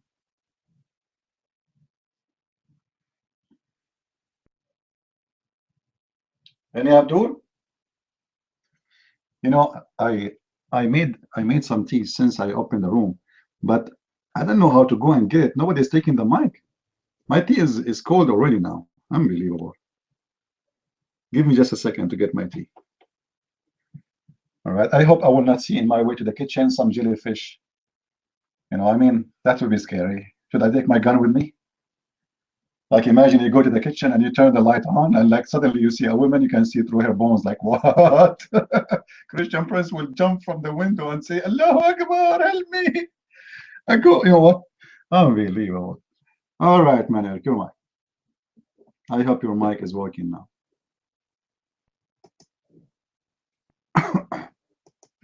Yeah, thanks, EP. I hope it is for your sake because of your tea as well. Otherwise, it would have gone cold and you'll be able to enjoy it. Can anyone hear me? Can someone give me a one if you're hearing me, please? Oh, thank you very much. Yeah, hopefully, CP, you can hear me. One L with two N. Oh, I don't know where you go. Yeah, not yet. Thank you. Yeah, that kind of man. But yeah, the comment I really wanted to make, and it's comments to a question, and it's for us, especially the Christians. Um, yes, that kind of man. Especially as Christians, because we believe in the Bible of this true revelation of God, and the only true revelation of God that there is. And the problem that I get is that when I'm out there and I listen to my fellow Christians, and perhaps they end up having to debate with Muslims and so on, and the concept of the Quran come into question, and the Christians then I want to say stuff like to this Quran by saying that it's all copied from the Bible anyway. And the problem I have with someone saying such a thing is that when people are actually saying that the Quran is copied from the Bible, do they just mean that yes, you can open the Quran and you'll find names like Noah, Adam, Abraham, Jesus in that book? Or do they actually mean the substance that you will actually find within the book itself? Because once you start perusing the substance, once you read the Quran, obviously being from a Christian background, that means you'll have already read the Bible, and you won't find any similarities. Yes, you will find Moses, but Moses is involved in activities that you've never heard of before. Abraham is involved in activities you've never had before. You might be familiar perhaps with Meshach and Abednego, for instance, being thrown by a pagan king into a furnace of fire, and the Almighty God protecting them from the fire as believers. And you see these being applied to Moses and to Abraham, and being applied on the wrong date, because it's being applied at the time of Nimrod, who existed many hundreds of years before Abraham. So yes, there is names like Abraham in the Bible, in the Quran, but are these the same? So the question really we should ask is, why would anyone actually claim that Muhammad is copying and pasting? And I'm not questioning the copy and paste, but copy and paste is actually correct. He is copying and pasting, but not copying and pasting from the Bible. Because if we then go a little farther then to find out where these stories are coming from, and we bother to open the Talmud, the Midrash, the Mishnah, and so on, we will find these stories that are in the Quran, word for word. If we're talking about stories of the New Testament, and we go to apocryphal books that came hundreds of years after the apostles of Jesus Christ had died, the Gospel of Thomas, the Evangelium of James, and so on, we will then find these stories. But further to that, even these books, Muhammad exceeds these books and goes to other legends that sound of Buddhist nature, for example, the birth of Jesus Christ. We find these amongst the Arabs of Yemen, for instance, had previously been believers in a god Apollos, who is supposedly born of a virgin mother. But these Arabs, being far removed from the Greeks who had this legend, have interpolated the birth of Gautama Buddha, the birth of Apollos. And these Arabs then convert to Christianity, but not the Christianity we know, the Christianity of the Quran, which is actually Nasaranism, which is taken as Christianity. And in these Nasarism, they bring with them the beliefs of the birth of Apollos with them. And this is what Muhammad then gets to hear as how the Lord Jesus Christ was born. A tree bowed down to feed the mother of the child, and its roots giving water to the mother and child. And these then are incorporated as true revelations from God. And now, the reason why I bring this up is because if someone is known to be a Christian of great experience, and therefore they're leading the Christians, and they then turn around and say the Quran is copied from the Bible, then younger Christians of lesser experience, when they're hearing that, they will think that indeed what they're reading about Moses, or what they're hearing from Muslims about Moses, what they're reading about or hearing from Muslims about Jesus Christ is actually correct, because it's just copied the Bible. But actually, anyone who has bothered to look into the history of that area, including even the churches of the East, church who dominated that area, they had deviated from the use of the scripture and were creating legends. For instance, a legend that we would find in the Quran of the ancient sleepers who slept for 300 years and so on, and canonize these as their teaching. And that hence Muhammad's total rejection of Christianity, because the kind of Christianity that was being practiced at that time, not Christianity, and in fact, they're not actually Christians. It is just in the same way as today, when you look up Gnostic, will find Gnosticism being referred to as Christianity, whereas it's not. And these Nasara, they were not Christians. They were, in fact, if we go back to the book of Acts, infiltrating Christianity, infiltrating Christian congregations, trying to act like as if they were Christians, and then bringing their false doctrines, which included the man dying of Christ on the cross, but only appearing as an image or as an illusion to the followers of Jesus Christ as having happened. And I think we make it harder for ourselves when we're trying to inform the Muslims that they are actually following a doctrine that is purely man-made, and yes, partisan, mostly Gnostic, but really not only Gnostic. When you read the Quran, you will find it talks about the people of the book, and a lot of us understand the people of the book of the Quran. What the Quran is talking about when it says the people of the book, we understand it to mean the Jews and the Christians. But it not only includes the Jews and the Christians. Muhammad understood the Zoroastrians to be people of the books, because the Zoroastrians had a book. Muhammad understood the Sabian people book because they had a book. And because Zoroastrians and Sabians also incorporated some of the stuff that can be found in the Bible, Muhammad not tell the difference between a Jew, a Christian, a Zoroastrian, and a Sabian, which is something very important. So some of the stories that you, as a Christian, you would be referring to as being plagiarized from the Bible are actually not even from Christians or even false Christians like the Gnostics and so on, but actually from Zoroastrians who have taken something from the Bible, or from the Sabians who've taken something from the Bible.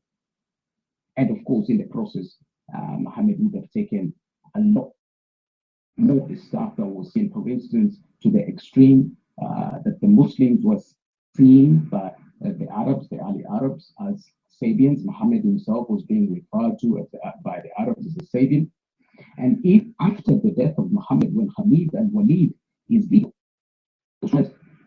who have apostatized on behalf of Abu Bakr, and it's fighting even the other tribes who have nothing to do with Islam and bringing them by force back to Islam, then glance down some of their villages you can find in the books of Islam, and they're saying, okay, we have bowed down and we are now Sabians. We have accepted Sabianism because there was no difference between Islam and Sabianism. And Khalid al-Walid accepts them as part of his Ummah. So I would say, for me, and I don't know what everyone else thinks, and perhaps if you're back to hear me, I do not think it is accurate for us to actually say that the Quran is plagiarized from the Bible, because it gives the impression that there is some words therein within the Quran that you could find, that you could actually find. And therefore, when we then end up with communities or some Christians who are now coming up with Islam or Christianity, a combination where they share the church, and perhaps it's derived from these beliefs that what can be found in the Bible can also be found in the Quran. But really and truly, we will be going against our Lord Jesus Christ, because all along the history of the Jewish people, especially their leaders, they had always been going against God. For instance, even in the time of Jeremiah, he's saying that now you're no longer even using the scripture, and you're using books written by your own hands. And it's the same issue that the Lord Jesus had with such Jewish communities as the Pharisees and the Sadducees, who were teaching their own teachings outside of the actual revelations by God that could be found in the Torah, the law that was given to Moses, and other teachings by other prophets. And further to that, we find that then in the third, fourth century after Christ, but then these even proliferated even more amongst the Jews. They wrote the Talmud, the Midrash, the Mishnahs, and whatnot. And these are almost to the dot, all copied into the Quran. Obviously not well copied, because Muhammad doesn't appear to be copying from written documents. He's copying from hearsay, because even the books of Islam itself tell us, the Quran itself, he's telling us itself. Yes, you're right, that the Mishnah and Midrash are in the Talmud, but there will be some of the Mishnah's comments and Midrash that are not all incorporated into the Talmud. That's why I mentioned it in that way. But in the end, what we find is that it is all a mishmash of all these Jewish beliefs and systems and conjectures, really, that Jesus Christ our Lord was against, that Islam really is about. And I would say that where we have, for instance, even if we open our room in a Christian section, a lot of the Christians will be fighting against us. I believe that a lot of those Christians would have been misguided through sometimes actually saying that, or giving the impression that the Quran could have contents that can be found in the Bible, whereas that's really far from the truth. And we have to put this out and actually make people understand. And of course, one other thing, Christian Prince, I would like to congratulate you on, is because on many occasions I have heard you clarify regarding the Ismaili issue, because the Ismaili issue actually comes from Christian sources, in churches, people being taught that the Arabs are actually descended from Ishmael and Muhammad, and they normally confirm that Muhammad is descended from Ishmael. And even though Ishmael is not in the line of prophethood, is even as confirmed by the Quran itself. But these does amongst those who are weak, those who do not understand the scripture quite well, they're still young, they're still learning the Bible and so on, they might see some authenticity towards that as an extension of God giving his message still amongst the children of Abraham, giving it to Ishmael. But once the matter is fully investigated, one can clearly see that there isn't any chance whatsoever that Muhammad could have been related to Ishmael. If you look at the history, they themselves, the Muslims, give that he must look in the Arabic, the age of 13 from the Jurhum tribe of the Arabs. Now, to be the founder of the tribe, you actually have to be originally there from the start. And we then later on find out that the Jurhum tribe, some 400 years before Muhammad, had all converted to Christianity and became Arab Christian. And yet he's not from the Jurhum tribe and he's not from a Christian background. But anyway, I see your hand is up now, CP. So Mike is all yours. Thank you. All right, thank you, Manuel. Mighty is here, and I was saying to Manuel, actually, many of things you said, I agree with it, but here, we need to remember, the reason for Muhammad to use those names is to scam you. Like, if somebody wanna come to your house and he claimed that he is working from the cable company, but he is not working for the cable company, what he would do? What he would do? He will fabricate an ID. He will wear a uniform, correct? Is that correct? He will dress up like one of those who work in the cable company. So Muhammad, he wanted to present himself as somebody is coming from the same names you are mentioning. So he need their names. He did not use their names because he approved them. He don't care. He's a scumbag.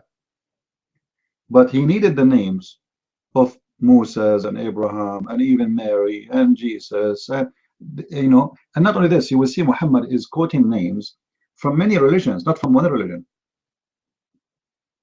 Because he was trying to scam many religions at the same time. Like, you will see Muhammad is speaking about a prophet, his name is Salih. Who is Salih? There's no Christian, no Jews believe in such a thing. This was different religion, different belief, who people, they believe there's a guy, his name is Salih. So Muhammad, he's saying to those people who believe in Salih, here we go, Salih is a prophet from the same religion of mine. There is people, they believe there's a guy, his name is Luqman. Luqman. Who is Luqman? Luqman is a very famous name and exists in many legends, and supposedly he is a very wise man. Actually, there's a book, you can search for it, it's called the Book of Luqman. Right? Now, this guy, supposedly he's a real person, but there's a stories made about him. Some of it is even taken from the Bible, from the Old Testament. Some of it is taken from the Old Testament, because remember, these stories were added to this guy. This guy is a wise man. No, Luqman, if you pronounce it in English, is going to be Luqman. Luke, like this.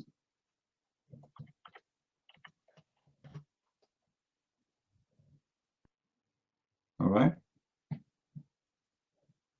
Oh, sorry. Take the this way. Sorry. It depends. Like in Arabic, we can pronounce it many ways, but this is how it's coming in Arabic. However, but Luqman is a very famous name. There's many legends speak about him, and then generation after generation they add wise stories to him. But the fact those do not belong to him. So anyone he wants you to believe in a wisdom. Let us say I come to you with I want to give you a wise story. But in order to convince you that this is a very wise story, I say Luqman said. You know what I mean? because that will make you give it high credit. If I say to you, I said, you might not take it into consideration as a wisdom.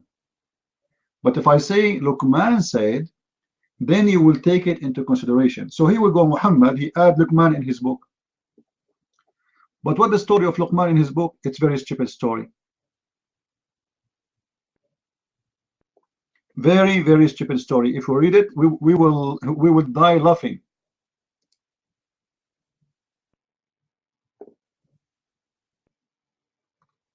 A beach, are you a Muslim, right? You are a Muslim, aren't you? Put your hand up. Explain to us the story of Luqman. Who is a Muslim want to explain to us the story of Luqman so we can laugh together? In chapter 31, verse number 12, Allah starts speaking suddenly about Luqman. And this is the funny about the Quran, by the way. There's no connection between the verses before it and the verses after it. Suddenly Luqman. Who is Luqman? Nobody. No introduction. It doesn't say where he lived. It doesn't say where he is. It doesn't say what year. It doesn't say anything. Suddenly, full stop, Luqman. That's it. And let me tell you about Luqman. Who is Luqman? I mean, why you are telling me even about Luqman?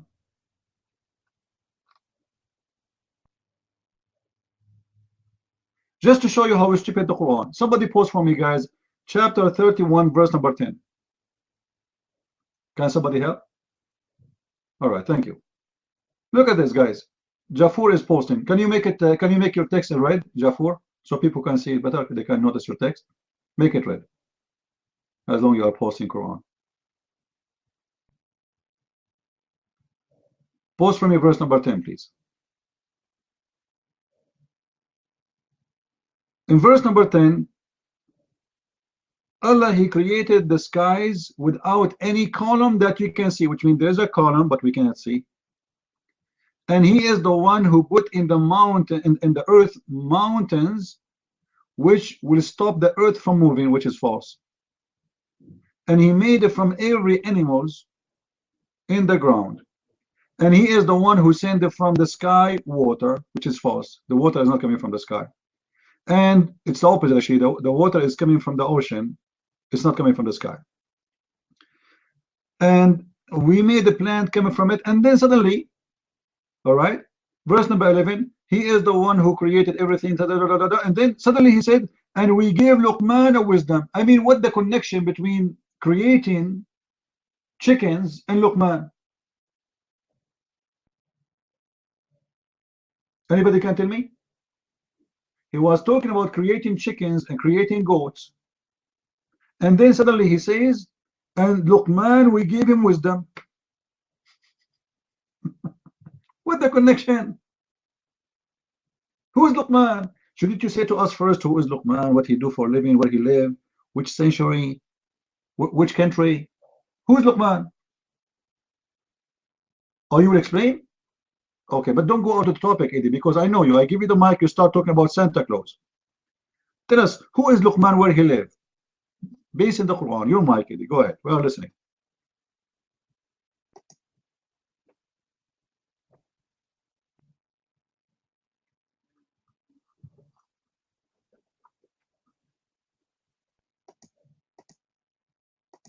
Come on, Eddie, go to your room. Open a room. Open a room. Open a room. It says, who is a Christian prince? And you are the only one who will attend the room. And you can talk to yourself and prove yourself right. What's wrong with you? Look how simple the question. Can any Muslim tell us who is Luqman? There's a video made by Abdul. They say to you, the Bible is written by Luke. Luke who? By John. John who? Huh? Who? John who? Luke who? Mark who? Abdul. Luqman who? Any Abdul want to tell me who is Luqman? 90%, there's 25 prophets mentioned in the Quran. Most of them, they are unknown. We have no idea who they are. Now, who is Luqman? What Luqman mean? Do you know even what Luqman mean? And then Luqman, he speak to his son in verse number 13. So he said to him, my son, don't associate God with God. That's a great sin, my son. And my son, be nice to your parents. This is wisdom. This is everybody teaching. And my son, everything is stupid. And then he reached the point. And look, guys, look.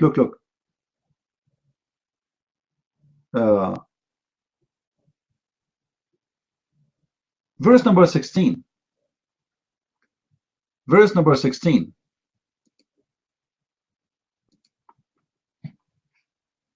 Somebody can post it.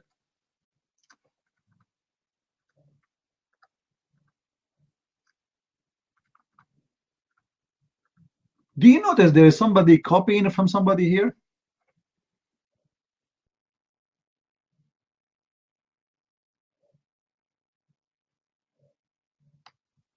Do you notice something there? Anyone notice? There is somebody stealing from the teaching of Jesus?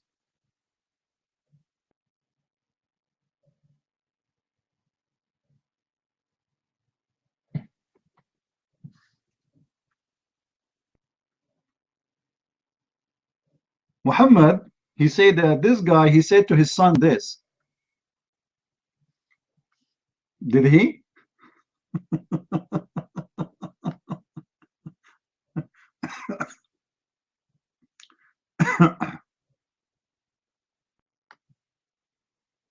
It's obviously, it's a theft. This is a theft. And then this is story, when Jesus he speak about the growing this kind of seed in the rock and etc. And Muhammad he copied it. This is coming from Matthew, the book of Matthew. He copied it and he put it in the Quran, and he claimed that this is Allah teaching this guy to say that to his child.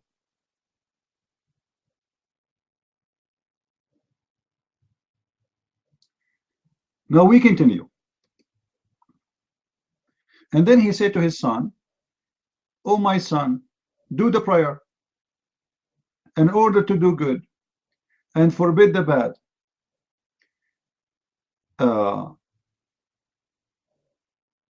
And then he come to the top of his wisdom, which is verse number 19. Somebody post for us verse number 19. Can somebody post? Hey, please, think, how are you? Post verse number 19. 31:19. Imagine, he says to him, be moderator when you walk and lower your voice, because the most ugly voice Allah hate is the voice of the donkey. Like what? What? What the voice of the donkey have to do with the voice of his son? And why Allah he hate the voice of the donkey? And you Muslims, if you are ordered to lower your voice, why you scream Allahu Akbar? Why? Here we go, the Quran saying if you higher your voice is the voice of a donkey. Correct? Guys, do you see it? If you scream loud, your voice is the same as the voice of a donkey for Allah. And Allah obviously he hate the voice of a donkey, which is very stupid. Because isn't it Allah who made the donkey have a voice of a donkey? I mean, give him a voice of a bird. Make the donkey have a bird voice. And then the donkey will not say, oh, ho, ho. He will say, you don't like the voice of the donkey? Change it. Aren't you Allah?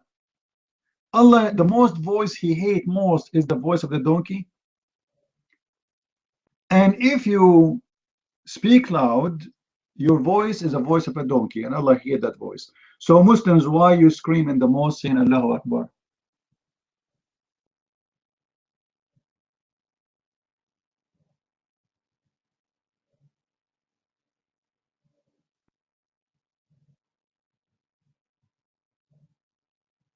Obviously, the story of Luqman is taken from old legends. Muhammad he added in his Quran, and he add to it some verses from the Bible, and he make it as his own book, or his own God speaking. But that doesn't make sense. What we learn from Luqman? Who is Luqman anyway? What is the book of Luqman? Is he a prophet? Muslims, is Luqman a prophet?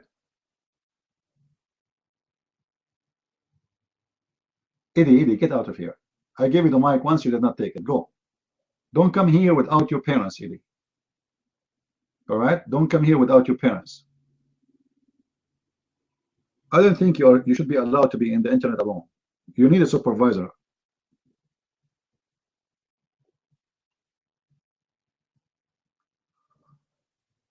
I read out because you are an idiot. I give you a question about Luqman, you will tell me about Obama. You never answer a question have to do with a topic. You have a mental issue. Face it. Like Muhammad. They ask Muhammad how we pray to Allah. He says, when you pray to Allah, be careful to have 3 rocks and you wash your ass. Like, what does have to do with this?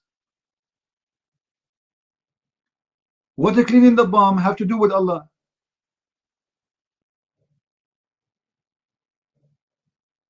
Even cats, they clean their bum. What's wrong with this religion? This religion, because it's empty, they focus on the stupid things. My friend, don't shake your penis 4 times, shake it 3 times. Like, who cares if it's 3 times or 4 times? What the business of the prophet to tell me how many times to shake it? This prophet, he want to put his nose even in the penis of a human being. Like, it's your penis, not his penis. Maybe he want to shake it 20 times. Maybe he want to shake it once. Maybe he don't want to shake it at all. Why you want to tell them how many times to shake it? I mean, what the wisdom there?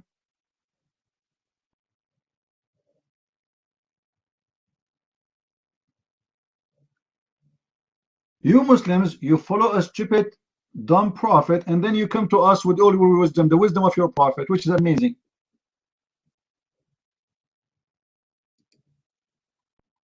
Or what about the story of the camel who gave birth, and the camel was what? The rock, sorry, the rock who gave birth to a camel.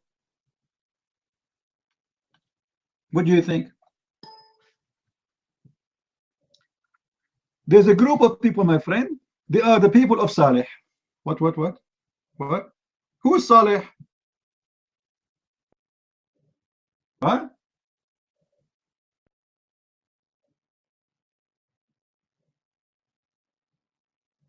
Okay, who is Saleh? Any Muslim can tell me who is Saleh? Saleh who? Saleh, who are you? Everybody waiting for you. Can we please see your ID? Shame on Muhammad, shame on you. Saleh, where are you? Nobody knows even who are you. Who is Saleh?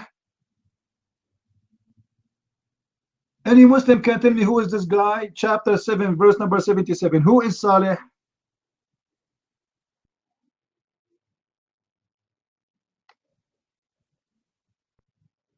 I will give you 70 versions. I will leave 2 only for me. I will give you 70. I have 72. I will give you 70 versions out of my 72 versions if you tell me who is Saleh. Who is Saleh? Allah knows best, my friend. Allah knows best. What is the story of Saleh? Where he was exist? Which country? What language? Who is his people? Where we can find them, and why he have an Arabic name?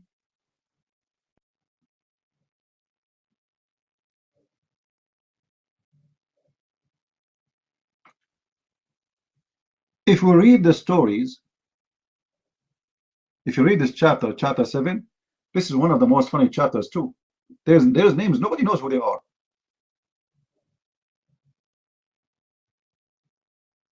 Anyone want to tell me who is Saleh? Okay, forget about Saleh. Saleh, his people, they said to him, okay, Saleh, if you want us to believe in your God, we want you to make this rock became a camel, and this camel, she have to be pregnant, and she have to deliver 10 month old baby. What? I mean, have you ever heard of such a thing?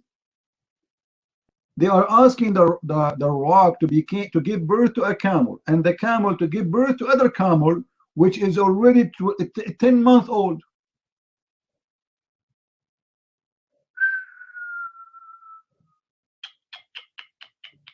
That's deep. And then Saleh, he prayed to Allah, and Allah, he made the rock, gave birth to the camel, and the camel saw so pretty and so sexy. When you see it, like you go crazy. And this camel, she gave birth to 8-month-old camel. And this camel, she was given enough milk for a whole city. Imagine the whole city drinking milk from one camel. I mean, come on. Abdul, let me, please, how this camel can give milk non-stop? Even if you give non-stop milk, will not be enough for a city. One camel giving milk to the whole city? What does this camel? He's leaking milk 24 hours, 7 days a week. Even if you do that, he cannot. Anyway, things happen, my friend. And then the story said that the Prophet Saleh told his people, okay, Allah, he designated one day for the camel to drink from the water, that spring of the water. Don't drink from there. So the people of the Saleh, they killed the camel. I mean, what? Why the city, when I kill a camel, is giving them free milk?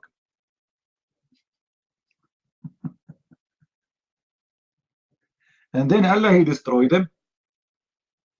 What? This is an amazing story. I mean, kids would love it.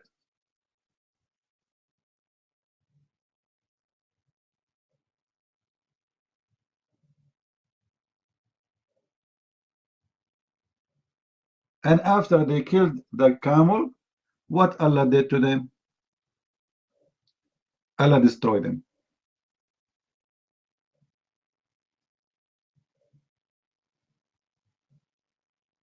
How Allah destroyed them?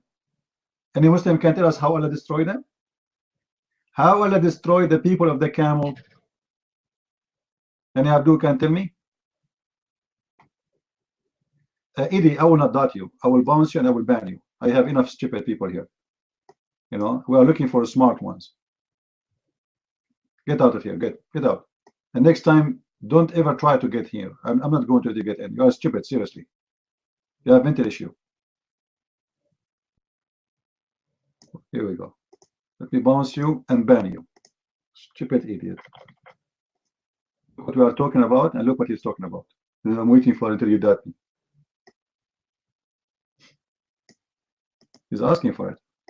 I think he's a gay. He likes spanking. Here we go. You are banned. You remember the guy, his name is Tom Tom? Like, come on, we don't, you know.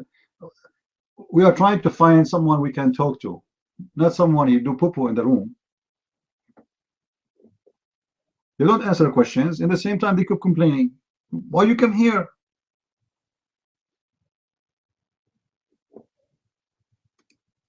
Any Muslim?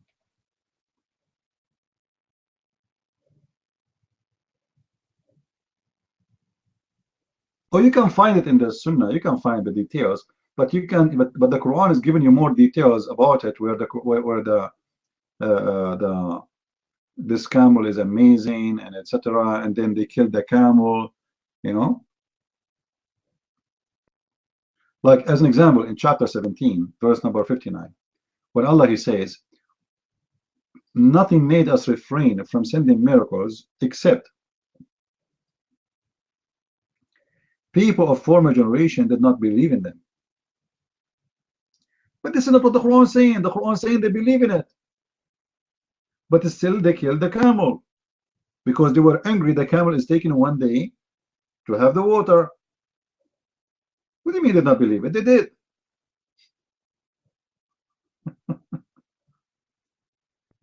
And how come this God, he gave always miracles, suddenly he don't want to give miracles just because of those two nations did not believe in it? Are they before Moses or after Moses? Moses is after them, supposedly. But yet he gave Moses miracles.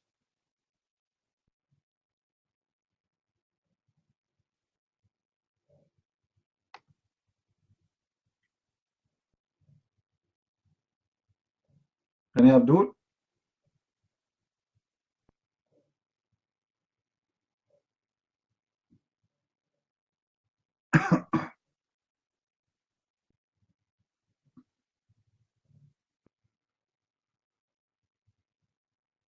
Any Abdul here? No, please don't insult Muslims. Don't say Muslims are so stupid. That will hurt their feeling. Okay, it's enough you are calling them Muslims. You want to call them stupid twice? That's too much. I mean, seriously. You call him Muslim and then you say stupid. It's not nice to say that. You are saying stupid, stupid. That's double stupid. It's enough to insult someone is to call him a Muslim, because being a Muslim is officially stupid. You cannot make him stupid more than being officially stupid.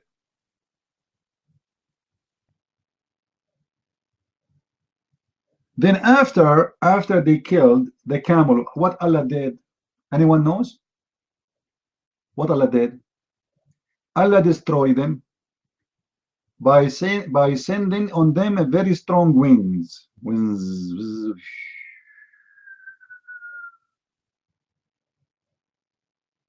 You can find that in chapter 54, verse I think 19.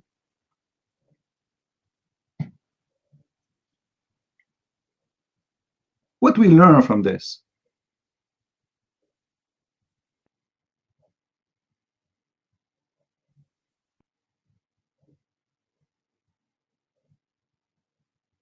Any Abdul?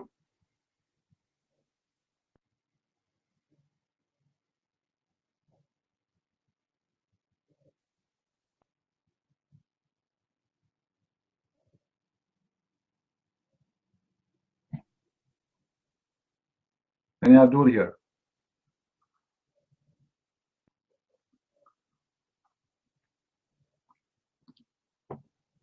Well, you have to add a sound effect, man. Like, you know, you want to work in Hollywood, you have to add the sound effect. Did you guys hear the funny song about Hillary Clinton and the FBI director?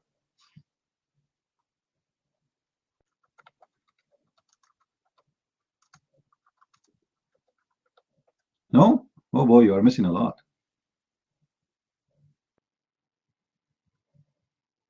You are missing a lot. Let me see if I can find it for you. It's very funny.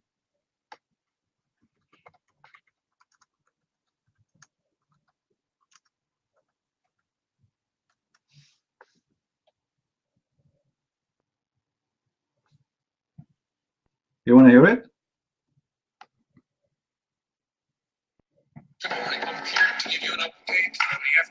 Oh, hold on. Let me switch the my computer speakers are already. I'm using my other laptop. My speakers are bad. All right. Now, suppose this is the FBI director speaking. All right. Good morning. I'm here to give you an update on the FBI's investigation of Secretary Clinton.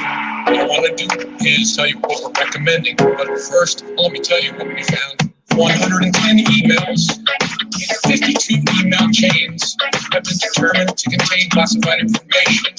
What difference at this point does it make? 8 of those chains are top secret. 36 of those chains secret. And 8 contain confidential information.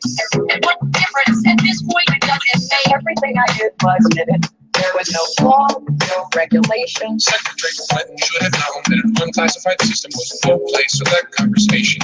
I did not email any classified material to anyone on my email. None of these emails should have been on any kind of classified system, not even Gmail. First of all, nothing was marked classified. To the contrary, Nothing was marked classified. there is evidence that there are Nothing was marked classified. Now let me tell you what we Oh found. my God. 110 emails. It was not the best choice. 52 email chains It was a mistake. have been determined to contain classified information. What difference at this point does it make? 8 of those chains are top Was the secret. best choice. 6 of those chains I said secret. it was a mistake. 8 contain confidential. I like it, this song. Beautiful. Scumbag. You know, this song, it make a lot more sense, more than the Quran at least. Like, we can understand a word from this book. This is a book have no introduction. We do not know who are those people they are talking about. And suddenly it's in the middle of the book. How, why, nobody knows.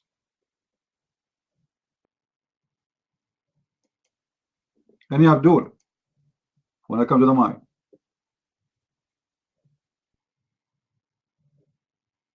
Anyone?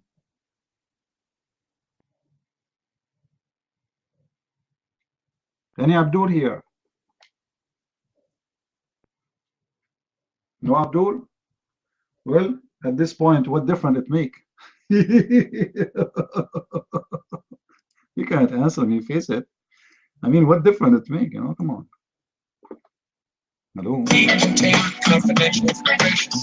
What difference at this point does it make? With respect to our recommendation, this is going to be an unusual statement in at least a couple of ways. Although there is evidence, our judgment is that no reasonable prosecutor would bring such a case. I know there will be intense public debate. I know there will be intense public debate. I know there will be intense public debate. What difference at this point does it make? 110 emails. It wasn't my best choice. 52 email chains. I made a mistake. Determined to contain classified information. What difference at this point does it make? 8 of those chains are top It's secret. not a good choice. 6 of those I chains said it was a mistake. contain confidential information. What difference at this point does it make? I mean, this guy who made this song, he is genius. And he have a lot of skills in music for sure. Right? He made a song out of nothing. Any Abdul want to make a difference for Islam? Who is the Muslim here? He dare to come to the mic and prove us wrong.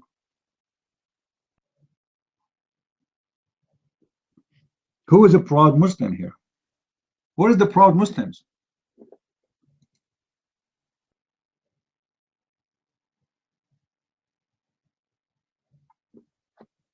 Any proud Muslim?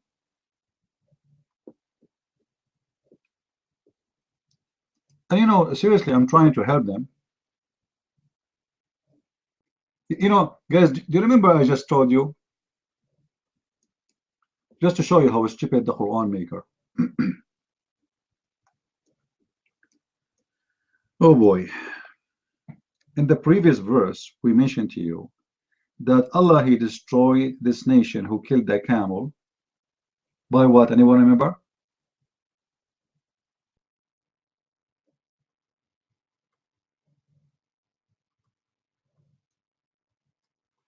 By wind. You believe it or not, Allah changed His mind. In chapter 54, verse number 31, Allah, He did not kill them by wind, He killed them by screaming at them. He made a scream and their head blew up. So which one is the correct one? Did He kill them by the wind or He killed them by screaming at them?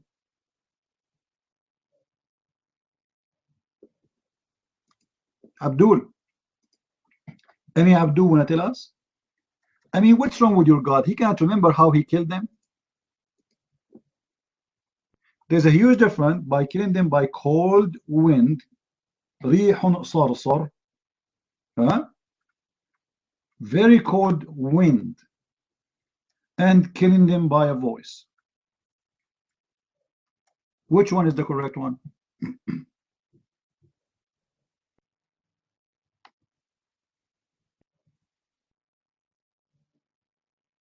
Any Abdul?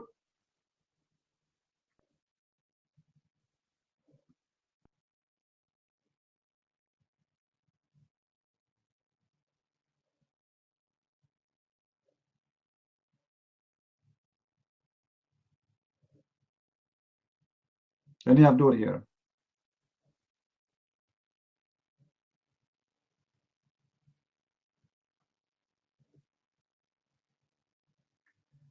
Are you live in YouTube? No, I'm dead in YouTube.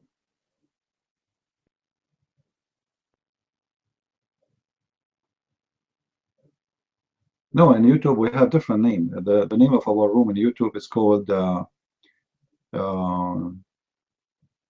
Akbar, losing the big fight in Syria, where Allah and His angel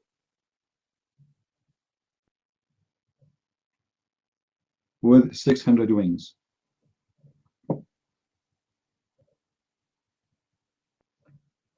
Why images are not allowed in Islam? Pictures, videos. You know, Muhammad, he's trying to be a Jew. The Jews don't allow images. All right. In the Old Testament, it says you don't make any image from what is above in heaven or down in earth. Correct? But Muhammad, he got it in the wrong way, and he started fabricating stories about the images. So he said things which is very stupid, that angels will not come inside the house if there's an image inside. All right. The Bible speak about images is forbidden, is images which you worship, images for those who is going to be used for worship purpose, which means God saying to you, don't make any image trying to say that it's present me. There's no image present me. No image present me. All right. And for us, the only image of God we saw is when God, he came to Abraham as a man, and when God, he came to us as Jesus. So he came in the image of a man, but he's forbidding us from making images in the purpose of worship. This is why making images should not be lawful of any church. Like some people, they make images for Christ or even Mary or statues. This is not a right behavior. Especially there's some naive people, they will start praying in front of them and believe that those are images of Mary or images of Jesus. Those, nobody knows how those, the names we are talking about look like. And the Bible speaks clearly that we should not do that. A paper have an image is not that person. I mean, it's just it's an imaginary of the actor. This is why you see Jesus in Asia is Asian, in Africa is African. In Japan, he is Japanese, and in Europe, he is white, and Middle East is Middle Eastern. However, this is not really important for us. We believe that Jesus is for everybody, and he is black, and he is Asian, and he is white, and that it doesn't matter. Muhammad, he wanted to associate himself with the Jews in many aspects, so he tried his best to be a Jewish somehow. But always, still, the Jews don't accept him and they reject him.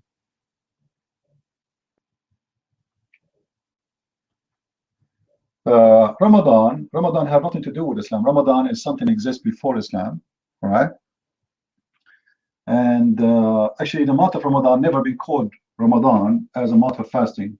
But just to show you how stupid Muhammad is. You know that Ramadan is the name of a month too, right? Is that correct? No, before we talk about the fake fast, before we talk about that,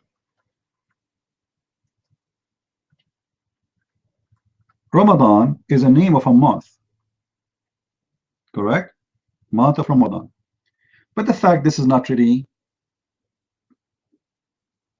a month. It is the moon of Ramadan. The moon of Ramadan. The Arab before Muhammad, they name their months by moon, not by anything else, which means they believe every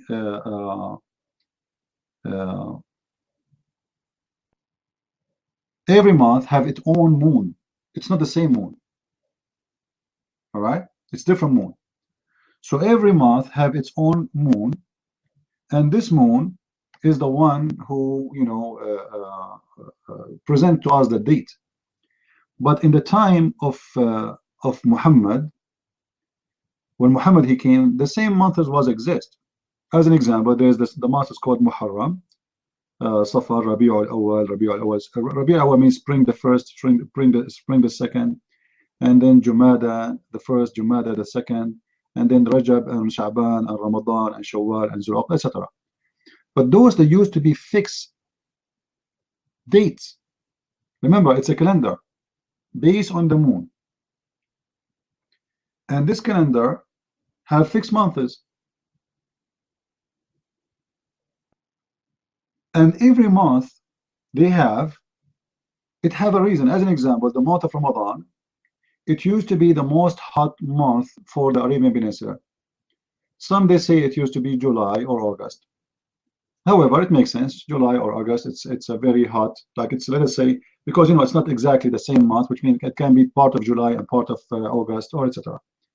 So it's called this name because this is a very hot month, and it was located in a certain date, the same as we say July today or August. All right, so it's a fixed date. But what happened, the Muslims, they changed the calendar. Yes, the calendar is based on the moon, but look what happened. The stupid Abduls, they decide to be unique. So they change the date of the new year. You see, for us, the new year starts when? Every year in the same date, correct? Is that correct? Every year in the same date. We don't have a new year, different date, the same. The Muslim, they change. So what they did, they said we will make the new year start from the day where the Prophet, he immigrated from Mecca. So they played with the calendar. And because they did that, they messed up the moon calendar. And because of this now, Ramadan, he keep moving. Ramadan sometime come in August, sometime it come in January, sometime it's come in February, sometime it's come in March, and in May, in April. It keep going around the year. Because the stupid Abduls, they messed up the calendar, trying to create a calendar, but because they are naive, stupid, they are not educated, they come with a messed up calendar.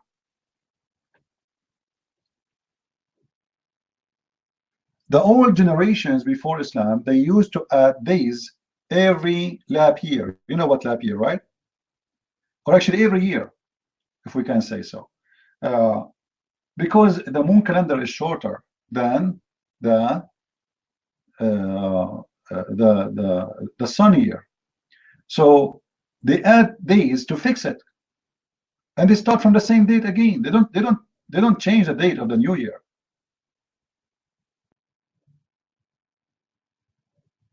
Like we see that the Jews, they have Nisan as an example. The month of Nisan, which is April,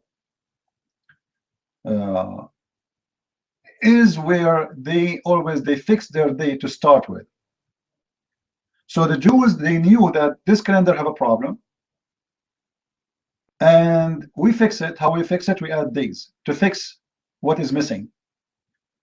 The Muslims, they did not add the dates no more. They don't add days. They just keep moving on. So every day, every year, the year is going to be added to it. Like they say, the year will be moving, not added. The year will be moving. So Ramadan is moving. This year is in August. Next year is going to be the month after, the year after, etc. So it's going to be always moving and moving and moving, never stop. And this is why the calendar is messed up. This is number one mistake. So Ramadan was not the month of Ramadan the Muslims they celebrate today. It was the month where it's hot. And this is why the religious people before Muslims, the Arab, they used to fast in Ramadan to make it tough on themselves. There's an older practice, some believes, we can talk about it in more details later. They practiced the fasting in purpose in that month because it was very hot. However, the name of Ramadan is not coming really from fasting.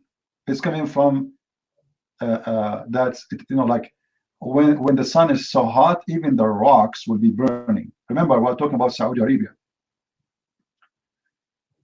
Like it's the month where even rocks crying for water.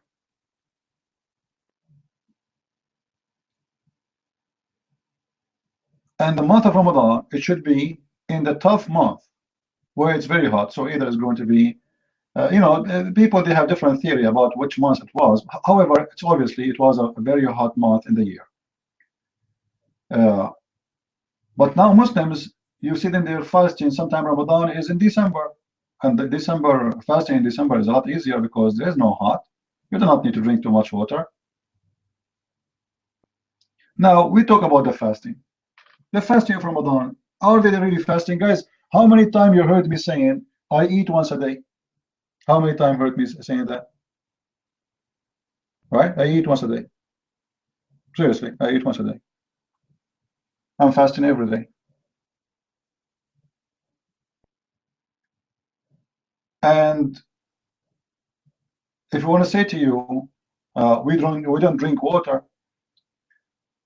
Many times, you know, you stay without water for 8 hours or even 10 hours. And the Muslims, what they do, they spend the whole night eating like goats until the morning, and then they sleep. And by the time they open their eyes again, sunset, they start eating again. Actually, in Ramadan, people, their weight increase. They get so fat. Because there's no real fasting there. They eat like goats. They eat everything. They eat actually more than usual. This is why the price, go right now to Google and search for fasting in Ramadan, the price of food in Ramadan. You will see that the price of food in Ramadan double, 3, 4, 5 times. Why? Because they are not fasting, because they are eating more. You see, if people are fasting for real, which means eating less, the price of food should be dropped. Is that correct? Do we agree? Because food, you cannot save it. You know, food will be damaged. Vegetables will be damaged if you don't sell it. So you make it in any price so you can get rid of it. Otherwise, you can save it for 2 days, 3 days, and then after that, it's going to be damaged. And even today, with the technology of freezers, even vegetables, if you put in the freezer for 15 days, it's going to be damaged. Doesn't matter how good the freezer is.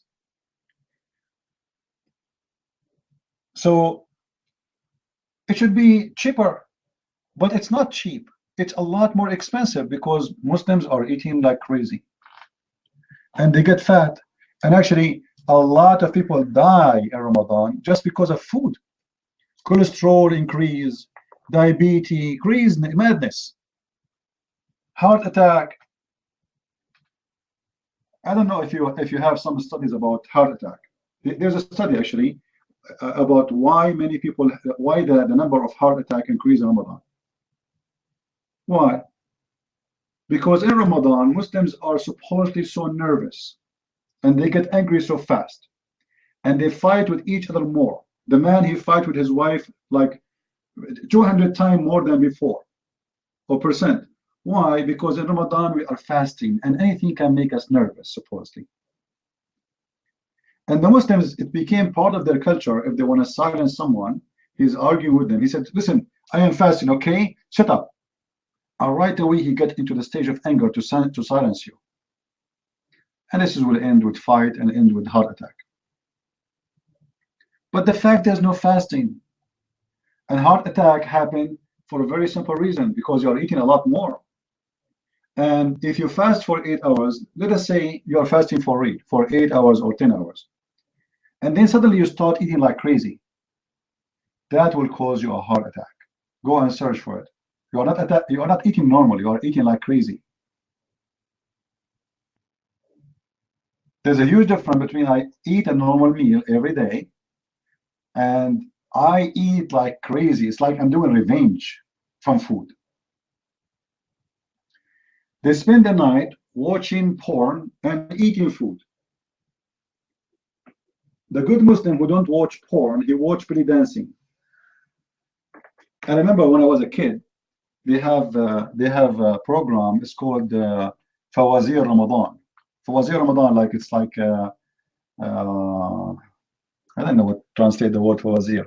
Like if somebody asks you a question and it's hard to answer, what happened, how this happened, I don't know. It's like you have to solve the issue, right? But the whole program is a belly dancing girls who they are almost naked. And the whole night is belly dancers. Women are naked in the beach, and the TV is going crazy with nakedness of women. But this is the month of Ramadan. However, they have a logic for that, because you fast all day, my friend, and now Allah will reward you, which is very beautiful, right?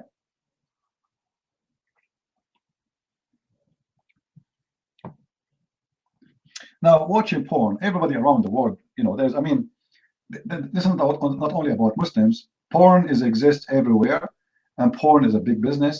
I don't know how many billions. I think they said that the porn business is like $300 billion. So this is a huge industry. Not only the Muslims are involved with it, we don't want to be hypocrite. But the Muslims, their religion is porn. There's difference between somebody, mostly male, he is horny, he is looking, when I look at women who they are naked, for the sake of whatever, and a man who believes that his religion is based on porn. What my God will give me when I go to heaven? Porn. The holy promises of God is a land of porn. He will not promise me a land of holiness. Everything in Islam is about porn. Even Muhammad, he promised them that in the heaven there's a Playboy magazine. Somebody posed the hadith again, so for those who are new here, they never saw it. Anybody have the hadith about the magazine in the heaven? The images of men and women? Post it, please. Imagine he promised them that in the heaven there will be bazaar, market, mall. This mall or this store, huge. Imagine we have 1.4 billion Muslims. By the time the judgment day will come, maybe there will be 3 billion. We do not know.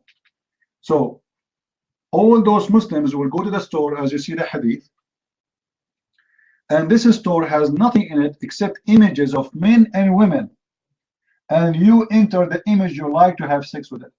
This is a Playboy magazine. The difference between it and Playboy magazine, this is more real because you go inside the image and you have sex. A lot of fantasy here.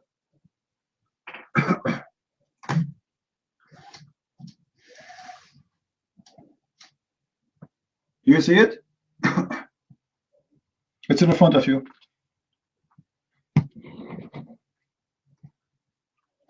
Porn is the core of Islam. The same as holiness is the core of Jesus' teaching. Islam is the opposite.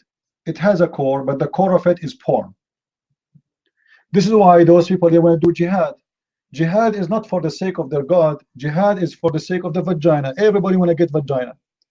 The more you do jihad, the more vagina you get. Islam is based on how to seduce you into such a reward. And the reward is either going to be food or it's about your penis.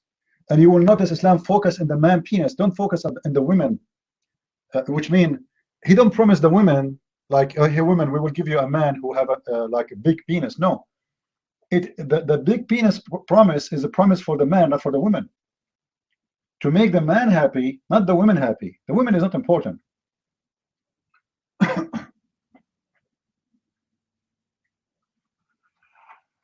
This is why Muhammad, he said that the penis of the man in the heaven will never go soft.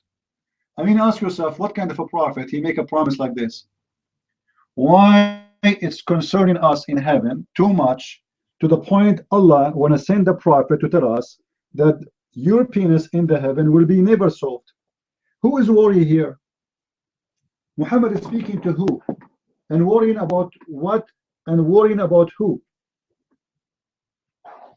Why it's so important that this God, he will take that worry from your head. Here we go, you do not need a Viagra.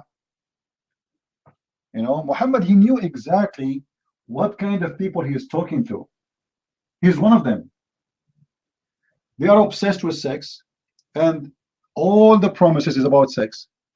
So you do not need a Viagra. You're suffering that you cannot have sex forever. No problem. Allah will have a solution for you. You know, don't worry. Here we go with the hadith in front of you. Allah will never make your penis go sleep.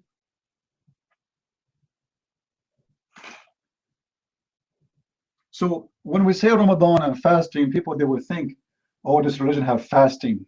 They are fasting. What do you know about fasting?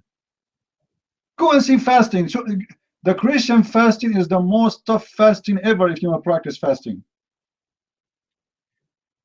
The Christians, if you want to fasting is a choice to do. You see, Christianity is not based in you must.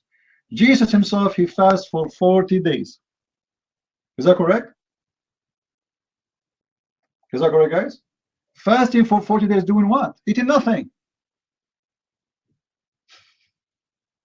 That is fasting. The Christian within the year, they have more than 90 days at least. 40 days for the Christmas, 50 days for the Easter. 90 days of fasting. Now, for sure, some they practice it, some they don't practice it. But this will not make you a bad person if you don't practice fasting.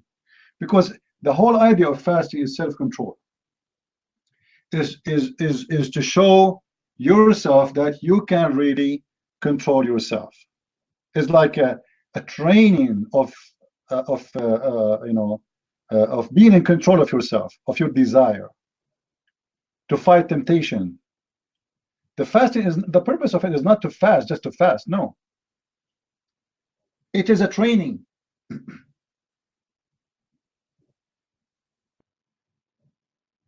So the Muslim fasting is a joke. They eat all night until the sun's morning, and then they sleep, and then they wake up afternoon, and go in the Middle East. The Middle East in the month of Ramadan is dead. There's no businesses. There's nothing. Nobody open the store in the morning. They open afternoon for 1 hour, and then they go home to eat, and then they spend the whole night eating, drinking, and watching belly dancing. You see, Muslims, they have many things which sound like the same as many religions we know around us. Prayer, the prayer. What about the prayer Muslims they pray? Do Muslims really pray? I challenge a Muslim to show me where the prayer of Muslims. There's no prayer. They recite a chapter of Al-Fatiha, which is very few verses, and they repeat it, but this is not even their prayer. This is Allah saying that, supposedly. Where is the prayer? A prayer is you speaking to your God, not you repeating what God said.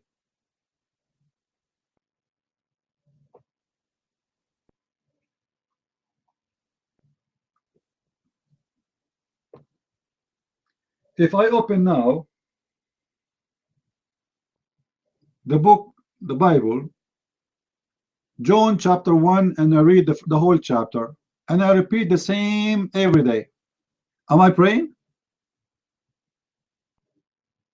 I'm not praying. You see, when they asked Jesus how to pray, he said like this. But Jesus did not ask us to pray saying that exactly. He is telling us like this. This is what your prayer is about, to ask God for forgiveness the same as you're forgiving others. So Jesus is teaching us that if you want to pray, all right, you have to be ready for the prayer. How you can be ready? First, you have to be a person of forgiveness. So the prayer Jesus he taught us is not a prayer of repeating words. It's a prayer of conditions. Is to teach us how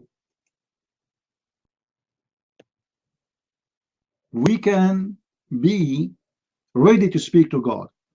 So our Father art of heaven, and then we ask the Father to forgive us the same as we forgive others. So Jesus put the conditions that if you want to pray to God, it doesn't matter what you want to say in your prayer, all right? Before you ask for anything, you have to forgive others before you step into God to ask him for something. You want the Father to forgive you? The Father will say to you, did you forgive others? If you say no, well then he will say to you, why I should forgive you then? You commit sin against me, they commit sin against you. You are not willing to forgive them, I'm not willing to forgive you. This is what Jesus is teaching us. It's not about how to pray, how to stand up, how to put your hand. This is very stupid. Even Jesus, he said, when you pray, you go to your closet. Closet what mean? Closet to go to your private place and you pray there, because the prayer is not to show off. And when Jesus spoke about the hypocrites who pray in the corners, it's exactly as if he's speaking about the Muslims today. A Muslim today, like a goat, he put his rag in the top of the taxi. He worked as a taxi cab driver. He put his rag in the top of the car, so everybody from 1 mile away can see him praying. They go to chat rooms, Suddenly he says to you, I have to go to pray, because he want to tell you he's a hypocrite. I never said I'm going to go to pray. I never heard of a Christian saying I'm going to go to pray. But doesn't mean Christians don't pray. Absolutely they pray. But saying I'm going to pray, it's a sign of hypocrisy. Why you need to tell everybody that you are going to pray? You want to tell me that you are the good guy who pray to God?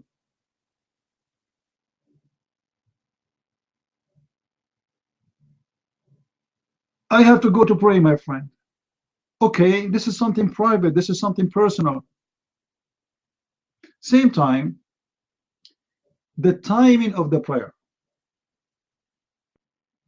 You remember the hadith where Allah, he said, supposedly, or Muhammad, he said, Allah is God.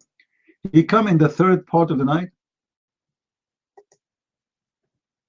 to collect the prayer. The idea that God, he come in a certain time every day to collect the prayer. That is a clear proof that there is no prayer in Islam, and this is a fabrication made by Muhammad. If the God of Islam is real, thank you, Light Cross, for helping us. If you can make your text Light Cross red, so people they can notice that this is a quotation we are posting. Your Lord, he descends every night at the lowest heaven. What night? In the third and the last part of the night. And what he do? He say, who supplicate to me that I may answer him? Who asked me so I might give him? But hold on, Muslims, they don't supplicate and they don't pray. Muslims, they repeat themselves. Same time, when Allah, he come in the third part of the night, and he have to come to the lowest heaven to do what? He have to come to the lowest heaven so he can hear the Muslim prayer.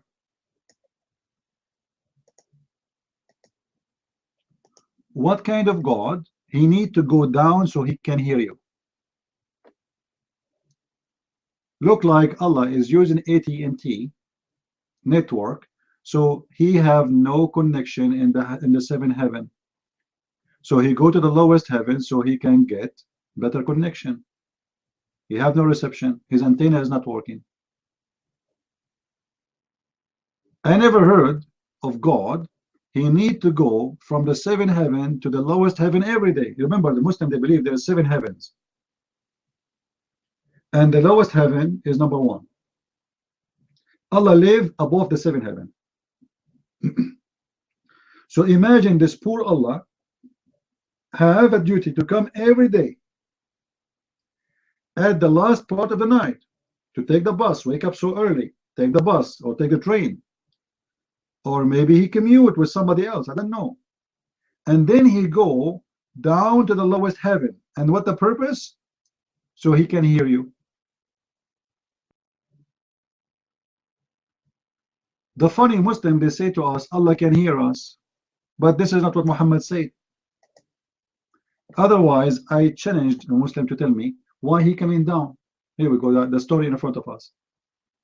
He come down at the third part of the night and says, who supplicate to me? He's coming down for a purpose. Same time here, we have a problem. Anyone notice what the problem in the hadith, in the story of Muhammad? There's a problem. There's a serious problem there.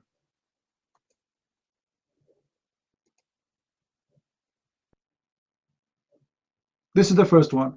Allah is entering inside his creation. The Muslim, they say to us, why Muslim they refuse Jesus to be God? For they say God should not be inside his creation.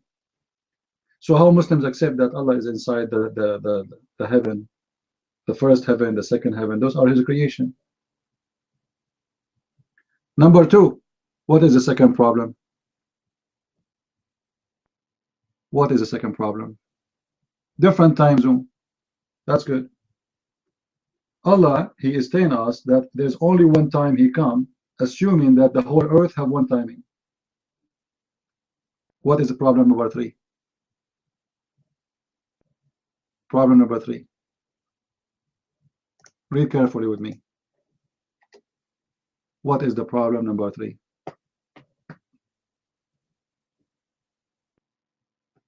Anyone?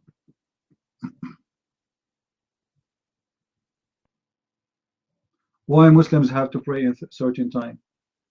If Allah will come and collect in that time only, which means He don't hear them anyway. Okay, what's the problem number 4? Problem number 4. Something serious. Very serious. He does not know who is praying. Problem number 5. There's something more serious than all of those.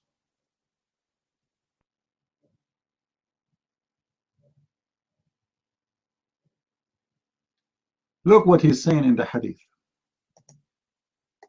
Read with me. Who supplicate me so I may answer him? Who ask me so that I may forgive him? Or you know, okay, hold on. Allah talking to who? What the point of this saying this question? Can anyone hear him?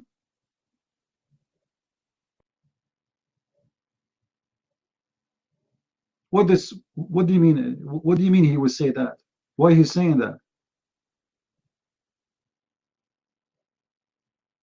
Allah speaking to who? Supposedly to the Muslims, but nobody can hear him.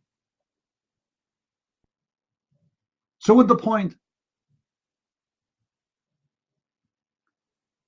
By a very short statement, Muhammad, he made many bad mistakes in just a short statement.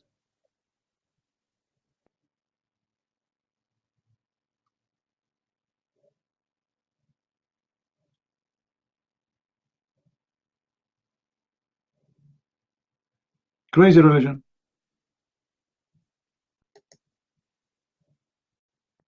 So their fasting is fake, their prayer is fake, their timing is fake.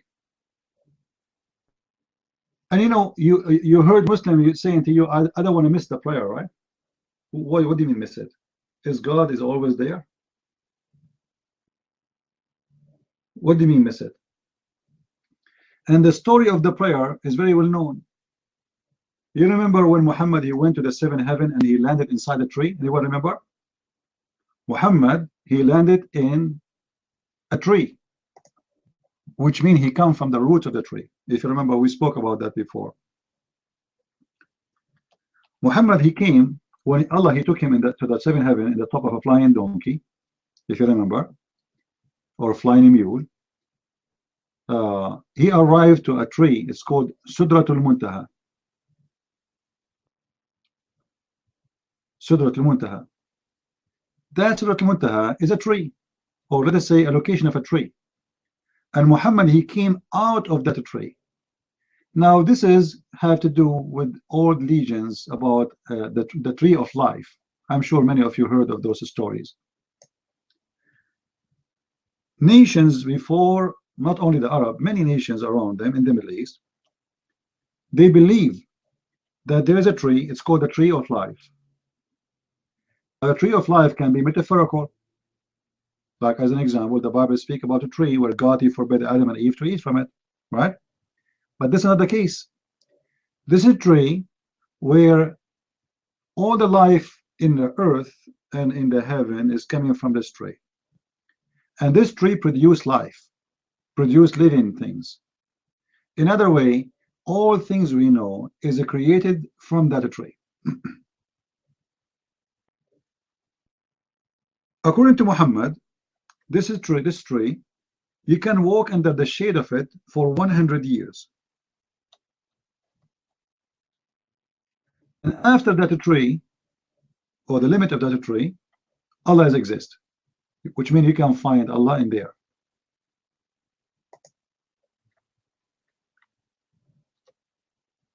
In other way, this is the borders of Allah.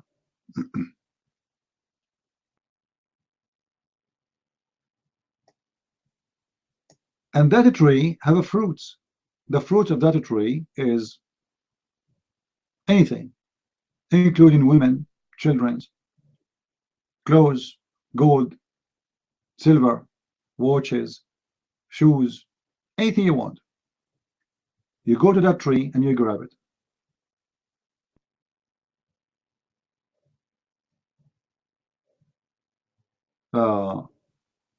Actually, even the Quran, by the way, mentioned that tree.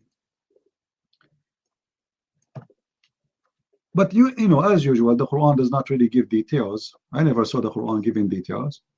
If you go to chapter 53, verse number 14, all right? I don't know what the Muslim translated there, but when you arrive to that tree, which is the borders of Allah, let us say this is the airport of Allah. All the good prophets, they land there. And then they come from the roots of the tree, the same as Alice in the Wonderland. You know, the story of Alice in the Wonderland is coming from somewhere. Alice, she fell down inside the roots of the tree. And then she found herself in other dimension, other world. And then Alice, she drink water. And then she shrink. And then when Alice, she leave, she go bigger. Actually, this is exactly how Islam is. How many times you heard Muslims saying to you that Adam, he used to be 60 meters tall? Is that correct? Adam used to be 60 meters tall, correct? Okay. Well, Adam today is in my height. Actually, he's taller. I'm 3 foot tall. So Adam, suddenly he shrank. But he was actually not 60 foot, sorry, 60 meters tall. I'm sorry. It's not 60 foot. It is 60 meters. It was, actually, if you go right now, search in Google, the grave of Adam, Muslims, they have a long grave. It is 60 meters tall. I'm not joking. Go and search for it right now. The grave of Adam, the Muslim, they have the grave of Adam. How they get it, I have no idea. You tell me. And his grave is so tall. I'm not joking, guys. Go and search right now. Search right now in Google for the but just type the Prophet Adam so you can get a Muslim images. Prophet Adam grave or tomb. And you will see how long he is.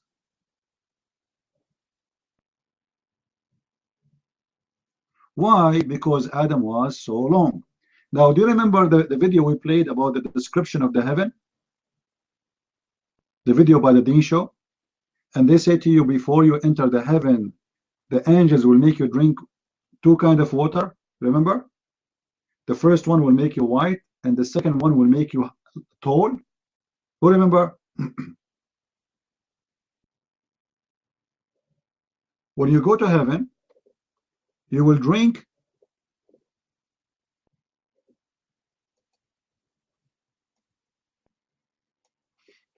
let us see if we can find the video.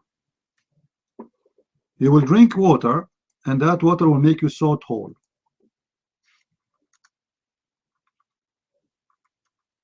And will make you 33 years old.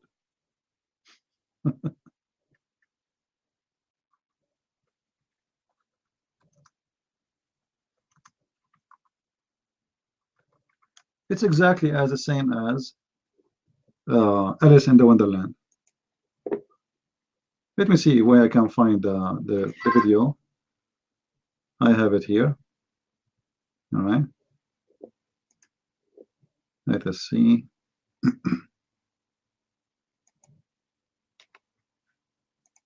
And Allah subhanahu wa ta'ala telling the angels, so beautiful, just to think, Allah.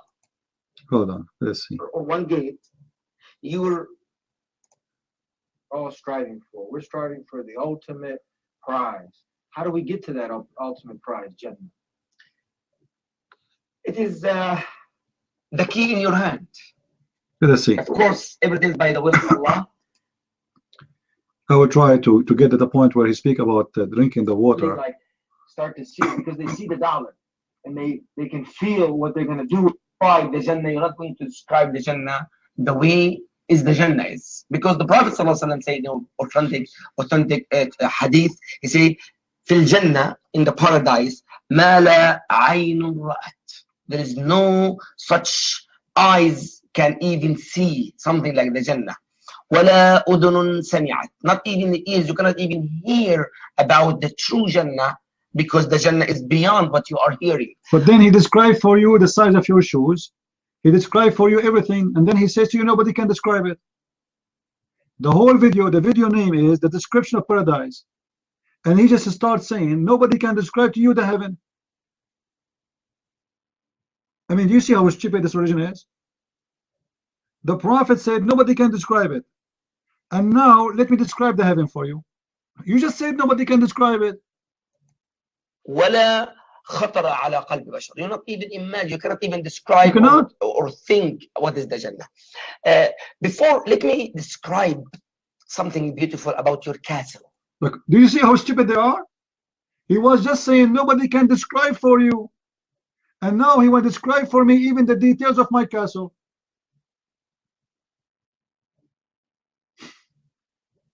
Do Muslims have a brain?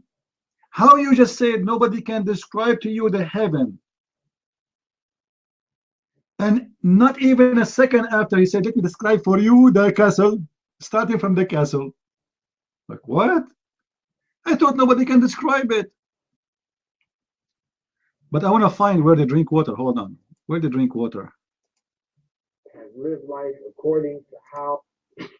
The moment before we enter the Jannah, there is two springs. When you enter the Jannah, there's two springs, and there's like two rivers. One spring of water, you drink everything inside you, like hate, like envy, like a transgression, anything from you carry it with you from the life, from the dunya, from the lifehood, it will be removed. The second spring of water you drink from, that will make you so bright, so beautiful, and very tall. Very tall. You will be like 60 feet tall. Did you hear it?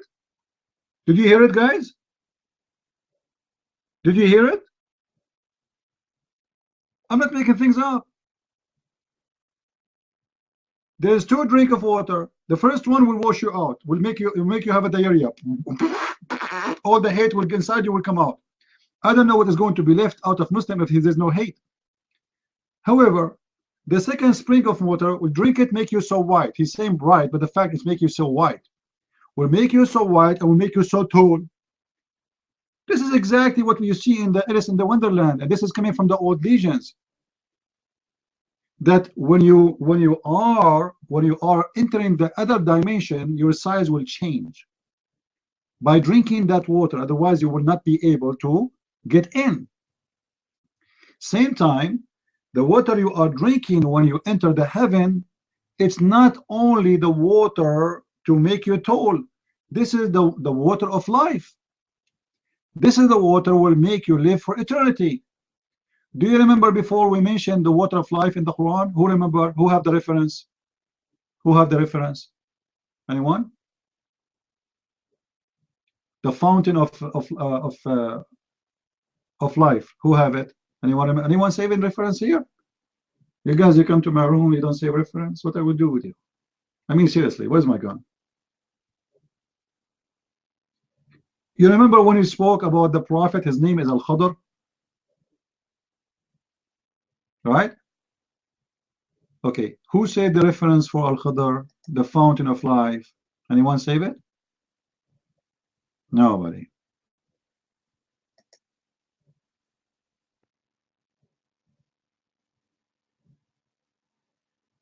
All right, I will find it. You guys make me so upset. How one day you are going to argue with the Muslim and you need a reference, what you would do? You would come to Christian Prince? I might die tomorrow. I'm here spending my time to teach you.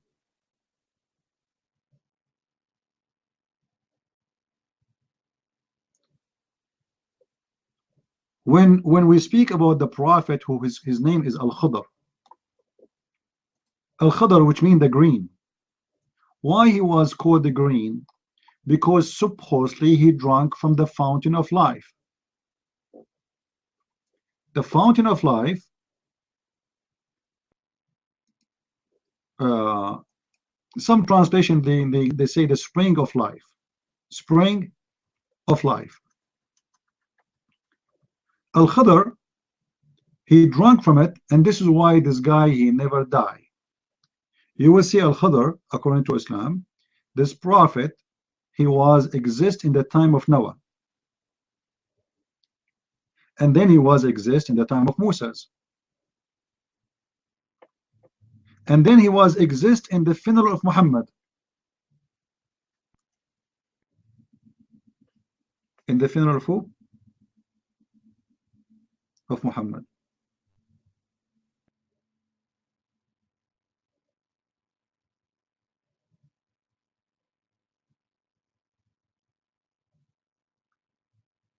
How he can be all over? How this guy, he can be in the time of Noah, and he is in the time of Moses, and actually even Allah, he sent Moses to learn from him, if you remember, if you go to chapter 18, and then this man is exist in the funeral of Muhammad, simply because he drank from the fountain of life. If you go and read the legends of Gilgamesh, you know what Gilgamesh, right? I don't know what the name in English would be. There's many legends exist before, long time ago, before all of us we exist, about kings are looking for the fountain of life.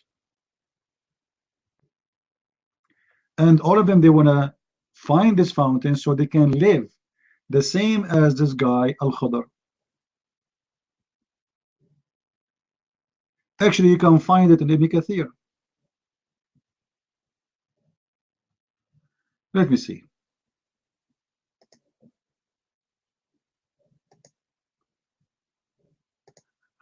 Let us see if we can get you Ibn Kathir.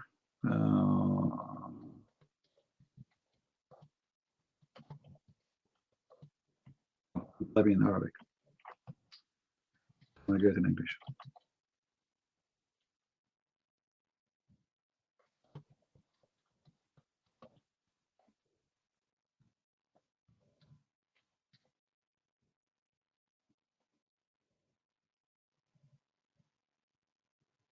Here we go.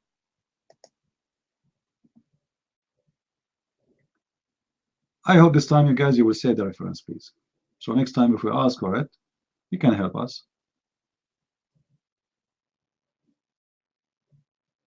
All right. This is the book of Ibn Kathir.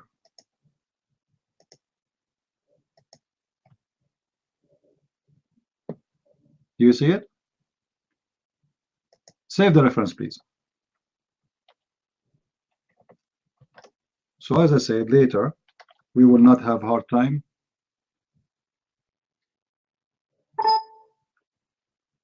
to find it.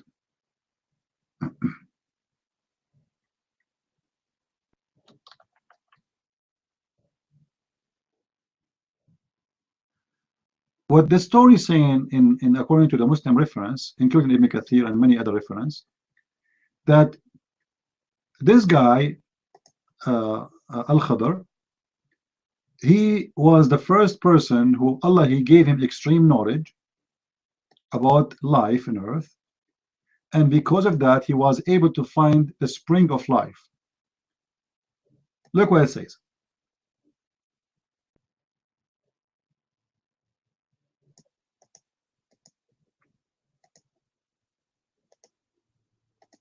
And then, but when they reached the junctions of the two seas, they forgot their fish. By the way, it's not a fish, it's a whale. He had been commanded to carry a salted fish with him. And it had been said to him, when you lose the fish, that will be the sign that you have reached the right place. So they set out and traveled until they reached the junctions of the two seas, where there was spring called the spring of life. Right? Nightmare, put your hand up and let us laugh. We have one like him. So what happened when Moses, Allah, he sent him to look for this guy, Al-Khadr, who is alive forever. When he arrived to the spring of water, they stopped there, and then they continue going. Then Moses, he asked his slave, where is the fish, or let us say the whale? The man looked in the basket, he could not find the whale. He told him, well, he jumped from the basket, but he's dead. How the whale jump out of the basket? How you can carry a whale anyway?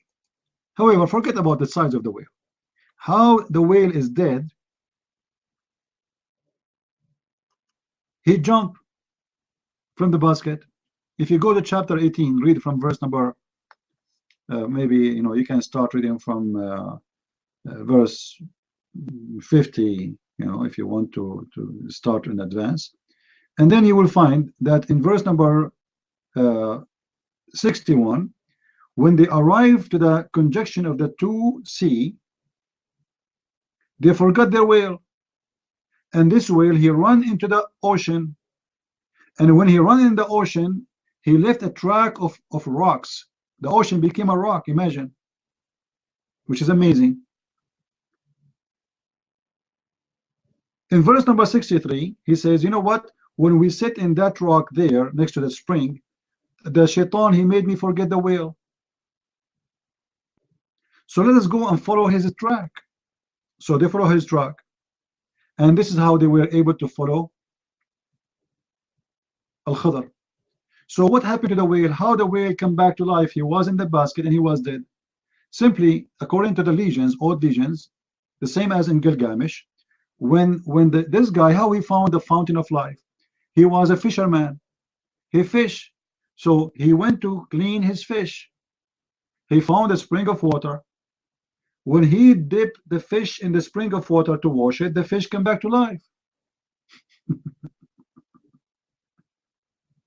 So he noticed right away that this is the fountain of life.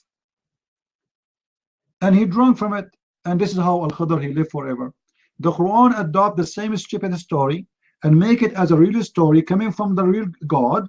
And here we go. Allah is teaching us how Moses, he was sent to the Prophet Al-Khadr, and he adopting the same exact legend as if it's true.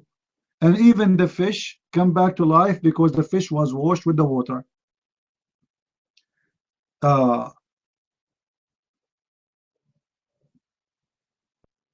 And that here is a very clear proof that Islam is nothing but a bunch of fairy tale stories collected from here and there. This is not from any religion. This story is not part of a religion. This is a story, part of legends.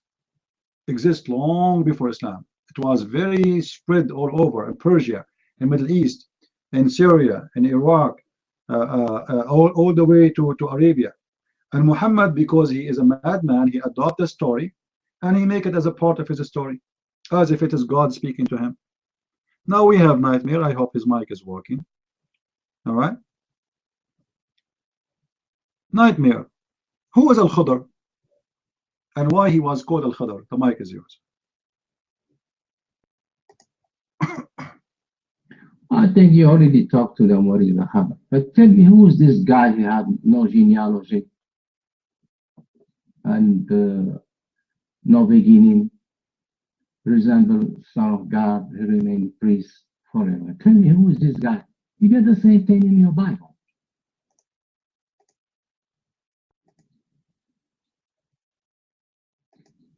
Your mic. He's talking about Melchizedek. Let me show you how stupid what you are saying. Or what the Bible is saying to us, that this guy is a stranger. He have no beginning, he have no end, which means nobody knows who is his parents, where he's coming from, and nobody knows what happened to him. So they are speaking about a great person who was devoted to God, that's all. But there's no fairy tale story there. He did not drink from the fountain of life. He did not live forever. He is not a magical guy. What's wrong with you? Or what they are saying, he is not from our people. He is not one of us. He is a person we do not know, except that he is a man of God. Amazing, amazing person. That's it. But in your story, in your story, Al-Khadr is who? He is a person who drank from a spring of water and he became alive forever. He was exist in the time of Noah, and he is exist in the time of Moses, and he was exist in the funeral of Muhammad. The mic is yours.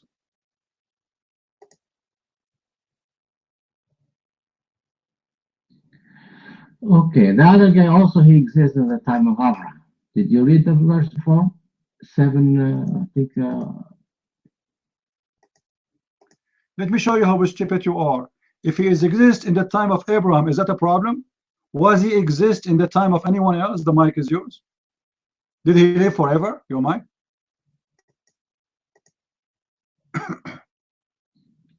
Yeah, according to Hebrew, he lives forever. That's what it says. Where it says he's forever? Show me. I want to see it. I want to learn from you. Your mic. Go ahead. Show me.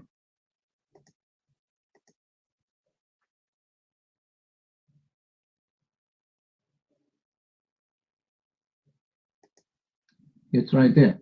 He remain priest forever. You see it? So you learn. Look. Potato. It doesn't say that. He have no beginning. Didn't know who is. I told you. Guys, did he ask me the same question? I answered him. Which means we do not know who's his parents, which tribe he's coming from, what people he's coming from. We do not know how his life ended. He disappeared. We do not know who's he. That's it. It doesn't say he's alive forever, you liar. Where? Where it says that? We do not know who is his father. We do not know who is his mother. We do not know when he was born. We do not know when he died. This is an unknown person for us. All what we know that he is a great, great devoted man to God. And people appreciate him. One of the first believers. Your mind. Do you know how to read English? Beginning of days or end of life. And he remains a priest forever. Learn how to read English. Abdul, he's a priest. If I'm a priest, I'm a priest. And I will be priest forever because I was a priest all my life. When I go to heaven, I will be priest because priest means someone is devoted to God, you idiot. It's not a position. A priest is someone who devotes his life for the Lord. It is not a business. It is not like a title. It is a job you do. So he is a priest for God. He is an outspoken person for God. He is a preacher for God. So if I was a preacher for God in this dirty earth, I will be always a preacher for God. In order to avoid answering us, look what this guy is coming with. Have nothing to do with our story. Nowhere it says that this guy, he was drinking the water of life to stay alive, or it doesn't even stay alive. All of us, we believe, actually, Christians, that whoever believe in Jesus and die, he will live. Is that correct, guys? All of us, we will live with the Messiah forever, but not by drinking the water of life from a fountain. So in order to avoid your stupid prophet taking allegiance from all generation, have nothing to do with any religion except the stupid stories, people they carry and they tell their children at the bedtime, your prophet put it in the Quran as part of his religion. To avoid answering about that, you say to me, well, there's a person in the Bible, they say nobody knows who is his parents, nobody knows who is his father, nobody knows when he was born, nobody knows what his life is in, so what? That will not change anything. Now, are you willing to answer? You're mine. Go ahead. Some Muslim scholars, they say he was a righteous man. That's what they say. Some say he was a prophet, but majority they say he was a righteous man.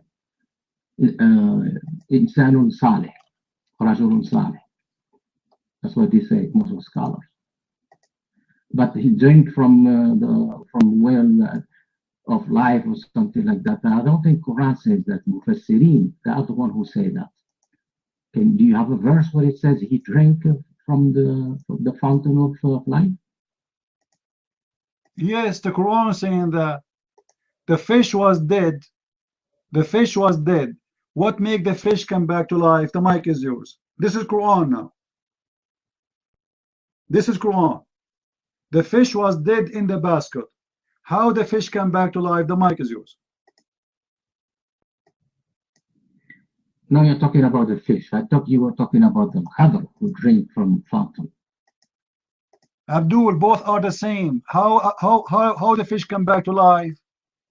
Because she drank from the water of the fountain. It's the same. Your God told Moses to go and find Al-Khadr. Where he will find the Khadr? Next to the spring of life. How he found out that this is the location? The fish. The fish, they dump the fish in the water. The fish come back to life. The mic is yours.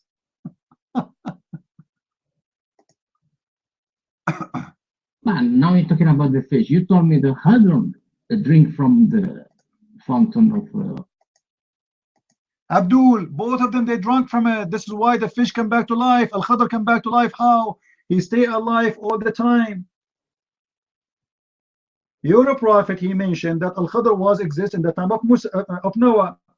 And he was exist in the time of Moses. And the Muslims after that, they say that Al-Khadr was in the funeral of Muhammad. Focus with me in the Quran. Where Moses he will find Al-Khadr. Can you tell me where, according to the Quran? Where? What is the location? How he will find him? Your mind.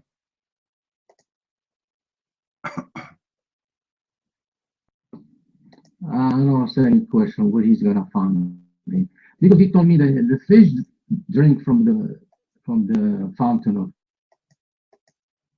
Abdul, clean your nose from the boogers. Both of them they drank from the water. How we will know where Khadr he lived? By finding the spring of life. If the fish drink from the water, became alive. Al-Khadr he drink from that the water too. And this is why when they ask your prophet why he's called Al-Khadr, why he's called Al-Khadr, what your prophet said, do you know?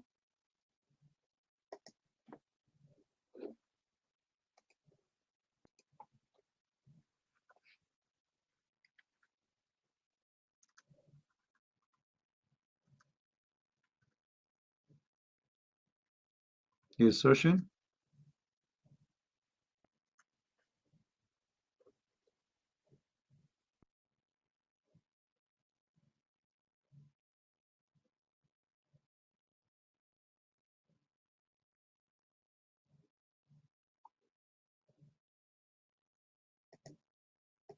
Take the mic.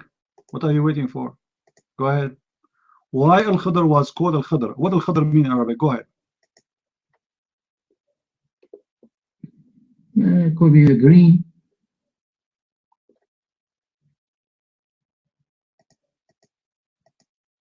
Have you ever heard of someone, his name is a green? Why he was called a green? Why his name is a green? You're mine. No idea. Because I have to find out why he was called green.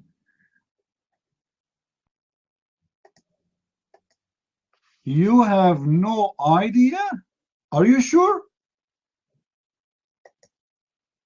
As I know, Al-Khadr, he was called Al-Khadr because he is drunk from the water of the life, the fountain of life, and since then, if he sit in any grass, the grass will come back to life and he will become a green.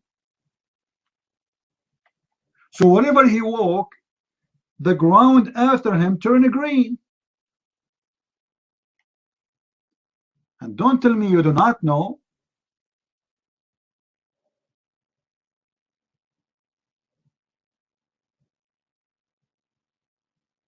Are you there, Nightmare? Am I saying a lie or I need to give you reference and proofs?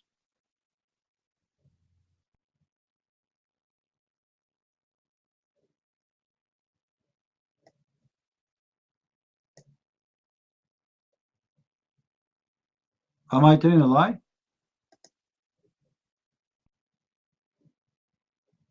Nightmare. Uh-oh. Hello. Is that true that he was called the green because wherever he sit or walk in, make it green? Yes or no, you might. Now, where do you have that? You got a reference where it says that? I never read it. Now, Abdul, anything I say, you never read it too. You're coming here to learn from me Islam. Just admit it, man. For sure you never read it. You're Abdul. Have you ever heard of Abdul? He know how to read, how to write?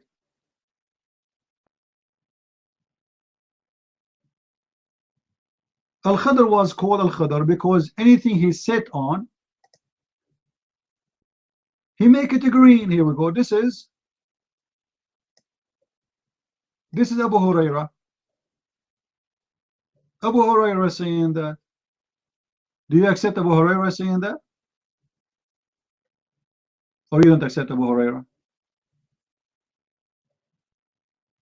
You're mine. He heard it from the Prophet, or he just said it? Is it hadith?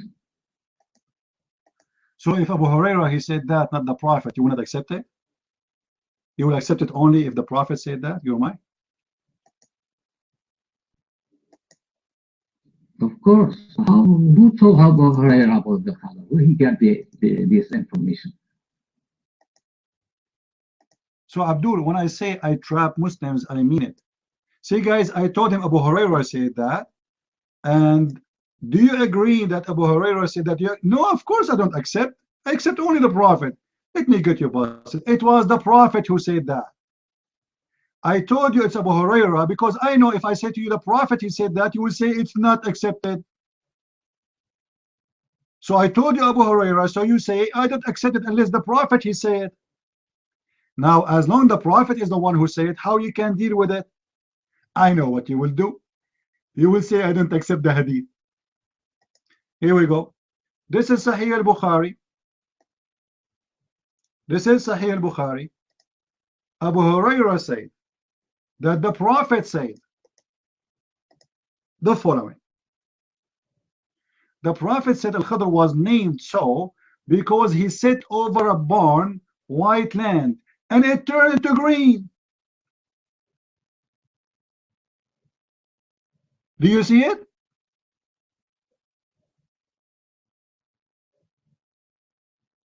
Anything this guy he touch, he make it green.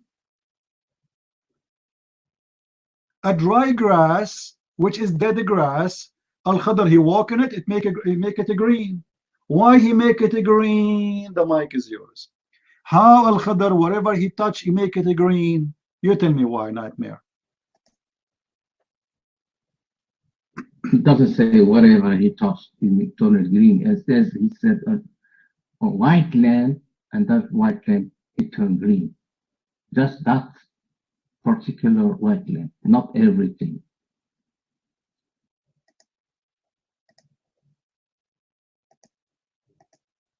Listen, Abdul, that particular thing.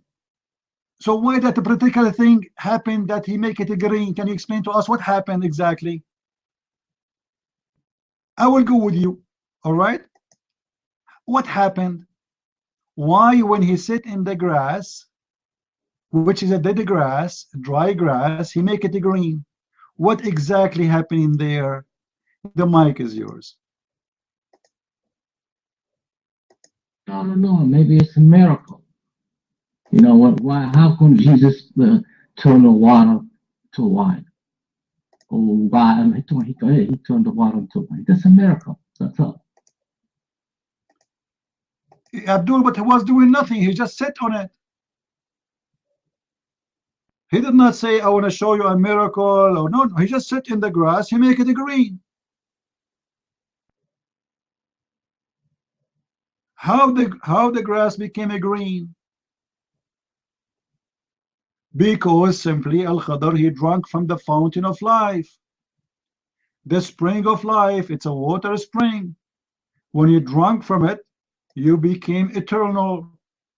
And you sweat from that water. So his bum sweat and the grass turned green.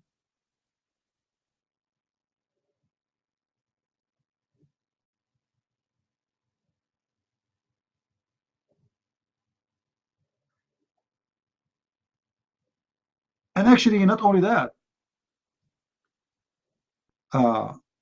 like the Muslim, they say that the translation, it turned to be green. It doesn't say that only. The grass start dancing, my friend. It does that. The grass start dancing. The guy, he fought in the top of the grass. He sat in it, and right away the grass turned green and start dancing. Why? Because he drank from the water of life.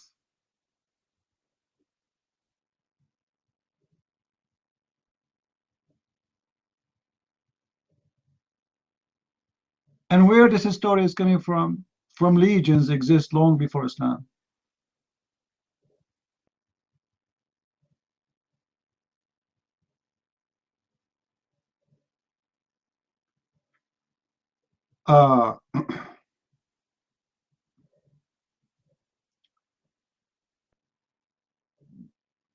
One of the stories, Muhammad, he spoke about Al-Khadr.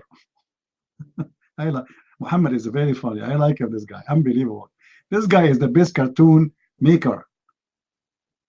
Guys, is my voice clear? All right.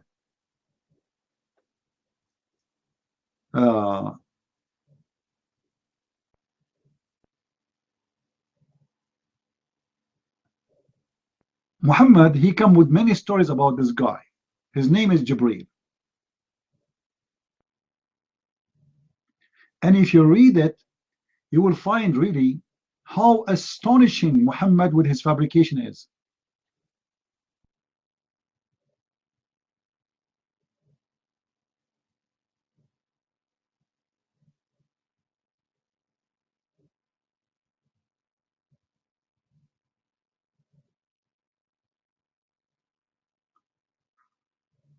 Look what Muhammad, he come with. And this is a connection with the story of Jibreel, of Al-Khadr. Jibreel come to Muhammad, and Muhammad, he smelled Jibreel. And guess what? Jibreel is using perfume. How many of you use perfume here? How many of you use perfume? You do? Okay, here we go. You are copying Mr. Jibreel, my friend. Come on, don't do that. Look what happened. Oh, Jibreel, Muhammad saying to Jibreel, this is the good frequency. He said, Jibreel, this is the frequency of the grave of the hairdresser and her two sons and her husband. Like what? Oh, hold on. What? Focus with me, please. Everybody focus. Put your glasses. If you are a person who wears glasses, put your glasses. Put your glasses, please. Jibreel is coming to Muhammad, and he have a good smell. It's not normal for an angel to have a good smell. Look like that Muhammad before, when he see Jibreel, he smelled like a garbage. But this time Jibreel is coming with different smell. Oh, Jibreel, what is that, man? Jibreel answered, Muhammad Habibi, I will tell you, but don't tell anyone, okay? I put it from eBay. It says it is a frequency of a woman, she work as a hairdresser. And from a hair grave? The grave of a hairdresser? What is the connection of the hairdresser and Al-Khadr, Mr. Nightmare? There's a connection. Who is the hairdresser? Your mic, Al-Khadr. Sorry, your mic, Nightmare, not Al-Khadr.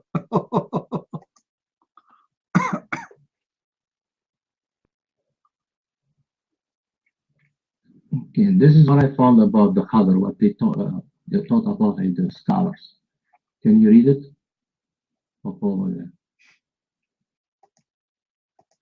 You know what you send me, Nightmare? Honestly, when Muslim they post for me in Arabic, they prove to me that they are stupid. How Al-Khadr is from the people of Israel, and then Moses, he never heard of him. And Moses looking for him in Bahrain. And where? In Bahrain.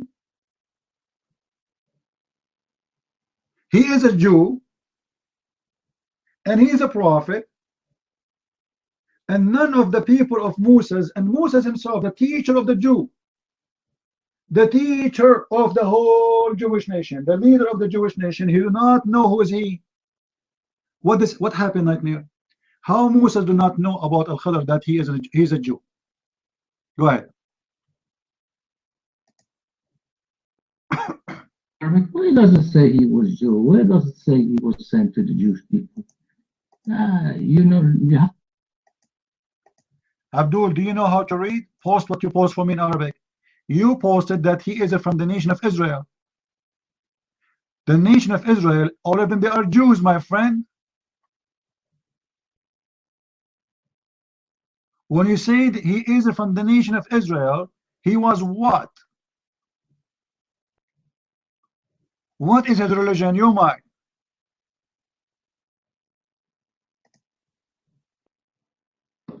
nation of Israel. دول كثيرا قيل على أن سيدنا الخضر عليه السلام نبي، إما أنه نبي مرسل أو غير مرسل، هذا موضوع خلافي.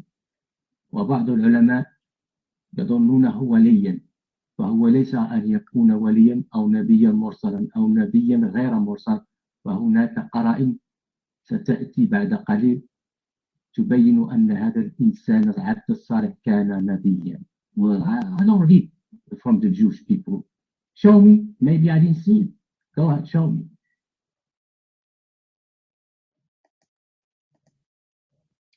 You got busted. So he is a prophet, he is not a prophet. He is a good man, he is not a good man. So what he is? If he was a prophet, he was a prophet for who? Your mind. If he is not a prophet for the people of Israel, he was a prophet for who? Go ahead. Well, you are the one who got busted. You're lying. Telling me you were from the Jewish people. There is no Jewish people mentioned in what I sent you. So you're lying. This is number one. The prophet, who told you that all the prophets were Jews? Where did you get the? So let us make it. Let us confirm this. Are you accusing me that Al-Khadr, he is not a Jew? I am lying when I say he's a Jew?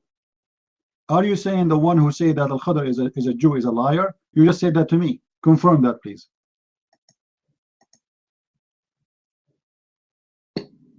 Okay, because what I sent you in Arabic, it does not say he was from the nation of Israel. You say that, people heard you. It's not my business if you are stupid and you are ignorant. The question is not this. The question is Al-Khadr a prophet for the Jew? Yes or no? Either you say yes, you are the Muslim, not me, remember. Correct, guys? Who is the Muslim here? Mr. Nightmare. So you should teach me, not me teaching you. Is Al-Khadr, according to Islam, a Jewish prophet? Yes or no? You might. No, he's not a Jewish prophet. But and you lie. You told me that. Let me get you busted, you idiot. You just said the one who said that is a liar. This is who? This is your prophet who said that he is a Jewish man.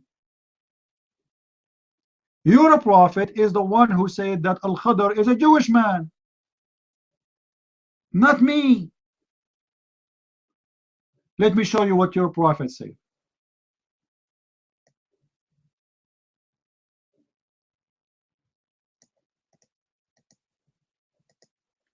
Read for me, Abdul. The mic is yours. This is your prophet talking. This is your prophet talking. Al-Khadr is what? Al-Khadr is what? Your mic.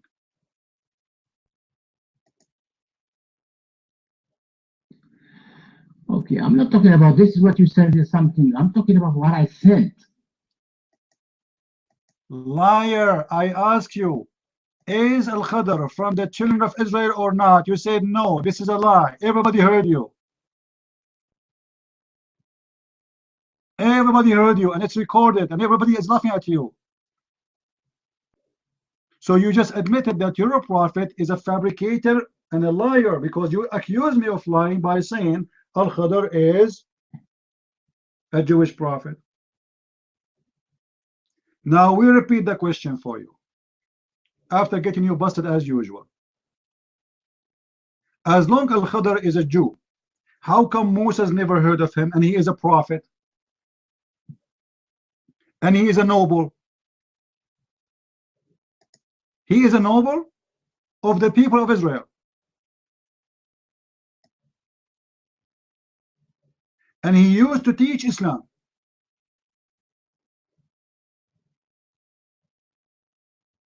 How come Al-Khadr never been known by Moses, who is the prophet of the Jews? You're mine. Okay, you're gonna give me the link so I can go and read it, because I don't trust you. You are a deceiver, you know. Well, let me tell you the truth. I'm going to give the link at the end after I get you busted as much as I want. If you are stupid and ignorant and I'm so knowledgeable, that's not my fault, correct, guys? It's not my fault. How come you went and you search and you find me nothing but a chicken soup and you post in my room? How come I can give you a reference, will get you busted? Very simple, because I have, it's in my head, and the library in my head. I'm not like you Muslims. You have no idea what religion is about. So I want you to answer the question. So confirm to me. I will give you 5 minutes. Go and search. Go and search yourself. And let us see. And you know, SR, why you are posting the link? Come on. Why you are doing that? If I want to post the link, I will post myself.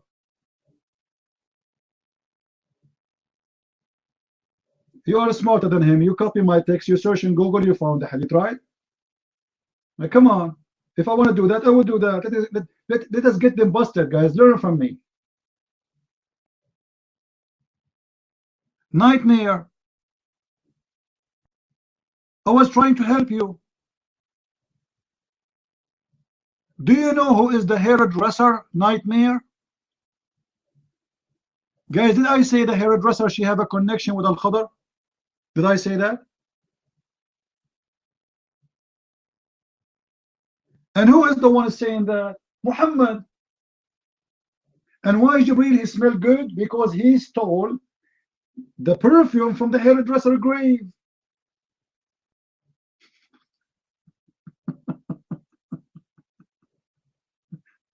Guys, look at the connection in this story. Look how amazing the story is. Jibreel coming to Muhammad. Look at the door. Open, Muhammad. Muhammad. Hey, Jibreel, give me a hug, give me a hug. Oh, Jibreel, you smell so good. Muhammad, yeah, I smell good. Where do you get this perfume, man? Last time you stink. What happened? Well, I will tell you, but don't tell anyone, okay? Okay. Do you know the hairdresser? Which hairdresser? Okay, sit down, sit down. Let me tell you about the hairdresser story. Jibreel is getting his perfume from the hairdresser grave. Who is the hairdresser, Mr. Nightmare? Here we go. They give you the link. They gave you the link. Against my will. Who is the hairdresser? You're mine.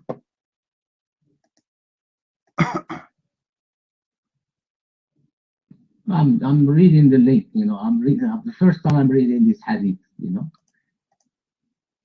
Yeah. My friend, always there is first time in Christian Prince room. I mean, seriously, tell me one thing I told you. You did not say this is the first time I read this story. Who cares? I don't care if you read it first time or not. I want the answer. I will give you 5 minutes. I will give the mic to the Crisis Salvation. All right, take your time. 5 minutes, 10 minutes. I hope you will not run. We want to know where Muhammad is getting this story from. Because behind this story, there's a lot of stupidity. And my purpose, Mr. Nightmare, is not to get you busted. Who are you? You are no one for me.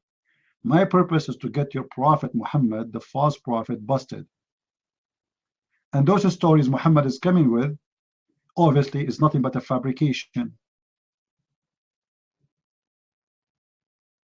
This guy is making fun of you Muslims. A prophet of God. He received an angel, and the angel using a perfume he found in the grave of a hairdresser. I mean, seriously.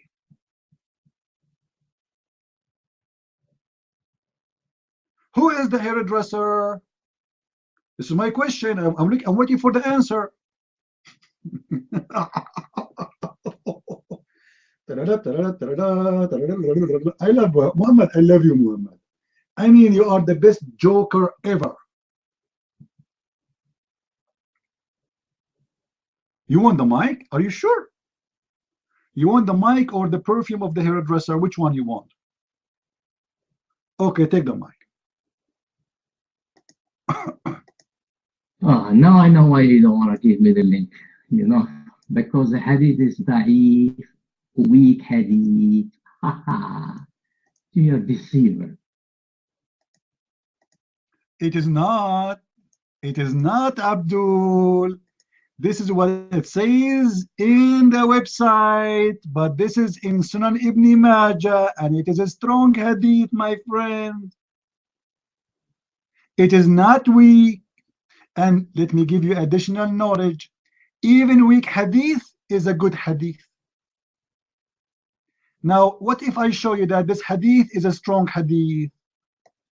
Are you willing to do the dance of the monkey in the front of the camera? Are you willing to open your camera if I show you that this is a strong hadith? Your mic?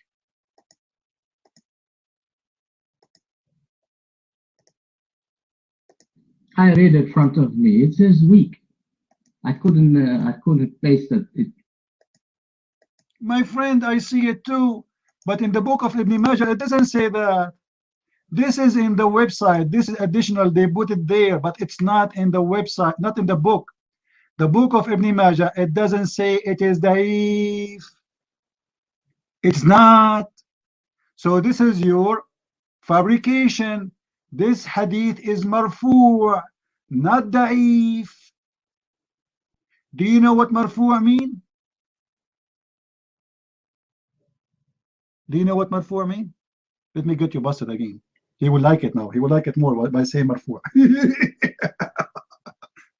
Do you know what marfu' mean? You're mine.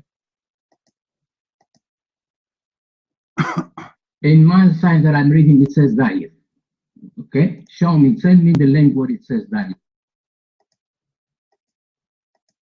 You keep asking me to show you, and if I show you, you'll cry. Okay, here we go. Let me show you. This is another website, and this is official Islamic website. And by the way, in the book of Sunan Ibn Majah, it doesn't say marfu', it doesn't say da'if, it doesn't say anything. But in this website, it says marfu'. So which one? Is it da'if or marfu'? Which one? You might. Go ahead. Send me the link. You know what is the marfu' mean? Go ahead, tell me what is marfu'. Abdul, the link in front of you. And what do you mean? Tell me what marfu' mean. I thought you are the one who's teaching us. What marfu' mean? Tell us. Okay, go ahead. Your mic. I want to listen to you. Go ahead.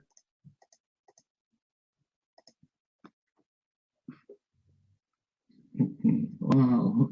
Why don't you say, because you claim to know Bendy. Go tell me what is marfu'. I know what is marfu'.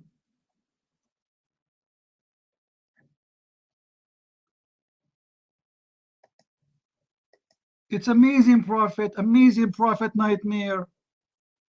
What do you mean you do not know? You do not know, you know? Well, marfu' doesn't mean it is weak or strong. It is a hadith of the prophet.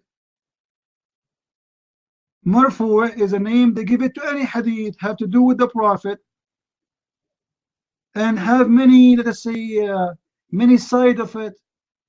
So it can be marfu', which mean adl, which means it's fine. It's okay. it is a statement you say when the hadith is, let us say, reported by a companion of the Prophet. The Prophet said, etc., etc., etc., regardless if this hadith is sahih or da'if or fine or etc. So how you confirm that this hadith is wrong? Your mind. Okay. You are reading something. You are not reading from your mind. I'm not stupid. You will you look for it in the online and they give you the answer. Prove it, my friend. Did I say something wrong? So this is true. So you got busted again. This is not da'if. So you just admitted. This is the point. Let us say I'm reading from the internet, my friend. Let us say for the sake of argument, but you just admitted that this is not da'if. You see how stupid you are? You just admitted that this cannot be da'if. It's not da'if. And I gave you the website, which is your official Islamic website, and they are not saying it's da'if. It's not. This is not da'if. The Muslims, when they see something very embarrassing, right away they say it is da'if. My friend, it's da'if. Like, come on. So we have to run away from it. It is da'if. How we can get away from this? The only way is to say it's da'if. And by the way, even the da'if hadith is a good hadith. Let me get you busted more. Here we go.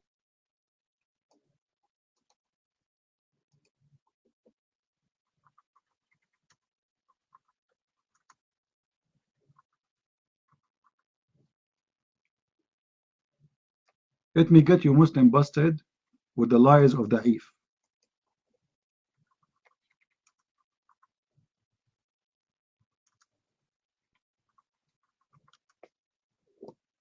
They keep saying to us da'if. Anything they don't like, they call it da'if. This is their sheikh teaching in the mosque. And so when the ulama say it's a weak hadith, it passed. In other words, it's something that cannot be proven to not have been said by the Prophet. The probability that he said it is far greater than the probability that he didn't say it. So it's called a hadith da'if because the margin of error is great. Did you hear it? It da'if, it pass. It pass. So even when they say to you da'if, it's a scam, my friend. Even the hadith which is da'if is approved. Listen again, listen again. It passed. In other words, it's something that cannot be proven to not have been. Are you deaf? Listen again, listen again. Here we go. Sahih Muslim 97%. So a weak hadith is not thrown out. Just like a professor doesn't throw out a paper that gets a D-. It didn't flunk. It passed.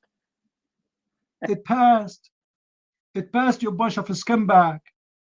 It passed. So even when they say to you it is weak, it passed. You Muslims have no dignity. This is your book. This is your teaching. This is your teacher. This is your video. This is your scholar. This is your unbelievable. And when you get them busted in the corner, right away they say to you, it's weak. It's weak. Even the weak, it passed. Hold on. Hold on. The nation of scumbag. Shame on you to say it's weak. When you say weak, what do you mean? You are trying to say to us it's rejected. When the Muslim cannot reject a weak hadith, it's not rejected. You are a liar. You are a scumbag. You Muslims officially scumbag. A weak hadith is accepted. It passed. 99%. Sahih Muslim 97%. So a weak hadith is not thrown out. Just like a professor doesn't throw out a paper that gets a D-. It didn't flunk. It passed. And so when the ulama say it's a weak hadith, it passed. When the scholars say it's a weak hadith, they mean it's passed. So why you are telling me it's weak, you idiot? What the purpose is to make us believe that this is rejected, correct, guys? This is the purpose. He's saying to you it's weak, so you will not consider it. Okay, we throw it in the garbage. Here we go. But the fact is the opposite. It passed. So even if it's a weak hadith, it's good. Take the mics, come back. Go ahead.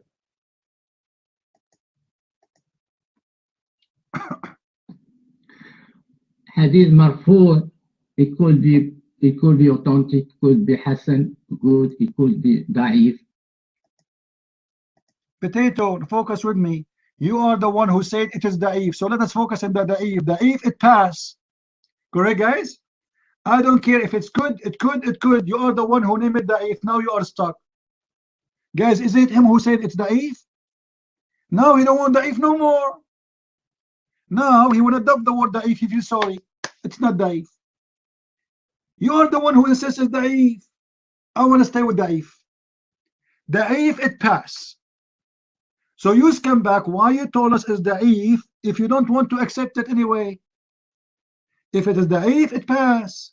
It passed, my friend. Did you hear your scholar? It passed. You mind.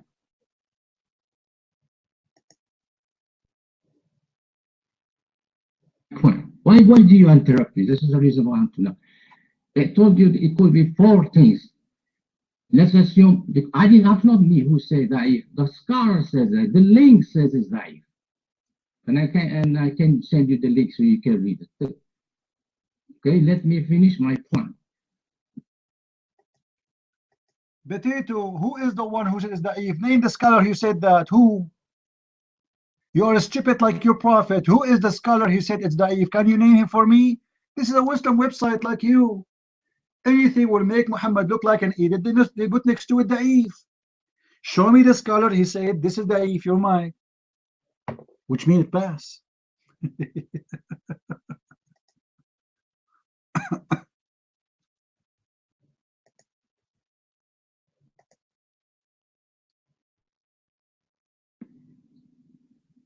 Okay, I told you don't interrupt me. Let me finish. Okay.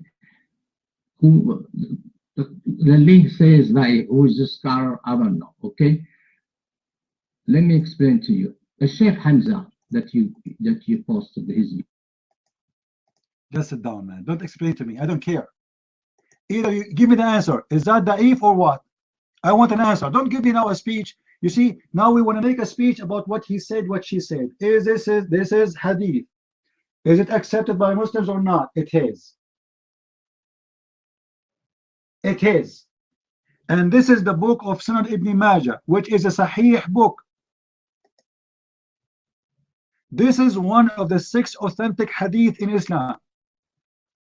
There's 6 writers. One of them is Sunan Ibn Majah. So how you say to me this is not accepted? Scumbag. Now we go back to the topic. The angel Jibreel, my friend, and listen, this is reported from Ibn Abbas. From who? Ibn Abbas, trustworthy. The reporter is Ibn Abbas, very, very trustworthy. And the reported is An Mujahid, very, very trustworthy. So this is a very strong hadith. And look, guys, when the Jibreel he came to Muhammad, when he put the perfume, anyone knows? Anyone notice when he put the perfume?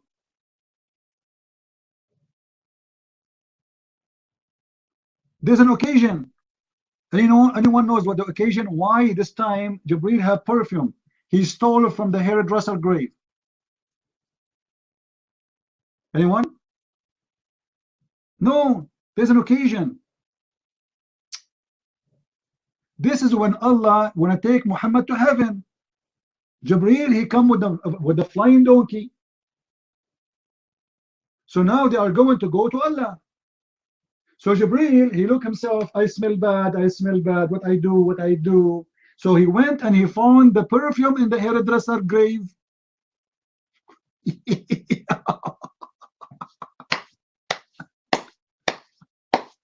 What an unbelievable story. An angel of God, he need to put perfume so he can go to Allah? Why? He stink? He sweat like us? What's wrong with the problem? Why an angel of God, he need a perfume? Nightmare, take the mic. Why Jibreel, he needed perfume? Your mic. Talk about the hadith with this da'if. Sheikh Hamza is not a scholar of hadith. Do you know that, Sheikh? I don't care. Give me a scholar saying the if hadith is not accepted. Beat him. Can you? Show him that he's stupid. He go on your Islamic TV and you Muslim post his videos everywhere and he is stupid? Well, show him. The if hadith is accepted hadith. Sit down, Nightmare, sit down.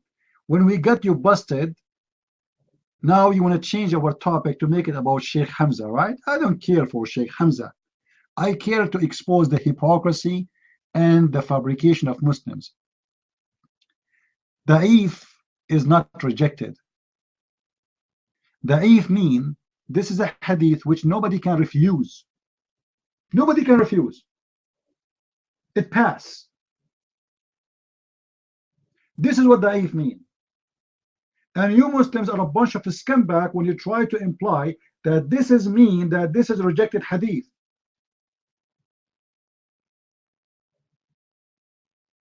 Nobody can reject the da'if hadith. This is why you keep it in your books, even though you say it's da'if.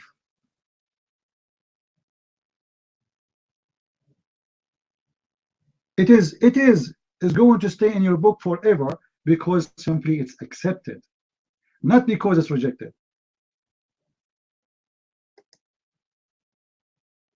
And this is what we are doing here. Nightmare, I want to give you the mic.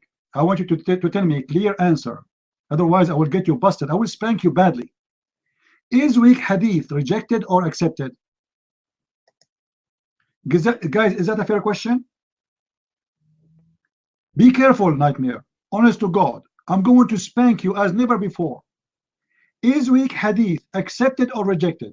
Don't tell me so. Either you say accepted or you say it's rejected totally. It's garbage. You might. Islam is not accepted. You cannot use weak hadith, for example, to attack the Quran. You see, we will not answer a question. I'm not asking you to attack the Quran, to attack the Furqan. Abdul, is the weak hadith accepted or rejected by Muslims? And I'm talking about Muslim scholars. When we say weak hadith, is it accepted or rejected? Either you say accepted or you say rejected. Don't tell me to attack the Quran. Don't tell me how I'm going to use it. The hadith by itself is independent. When a Muslim, they say it's a weak hadith, does that mean this hadith is garbage? Or it's mean, it's accepted? Your mind. No, weak hadith is not, is unreliable. It's unreliable weak hadith. Do you have any proof? Do you have any proof? I want you to give me a link of your choice. You see how nice I am? Saying that what weak hadith is not accepted. Can you? You mind? Yeah, I can get you the scholar of hadith, not like Sheikh Hamza, who is just student. I can get you scholar of hadith, expert of hadith, who can explain to you about the weak hadith. Sheikh Hamza is just student, he's not scholar. Your mic. My mic, right? Okay.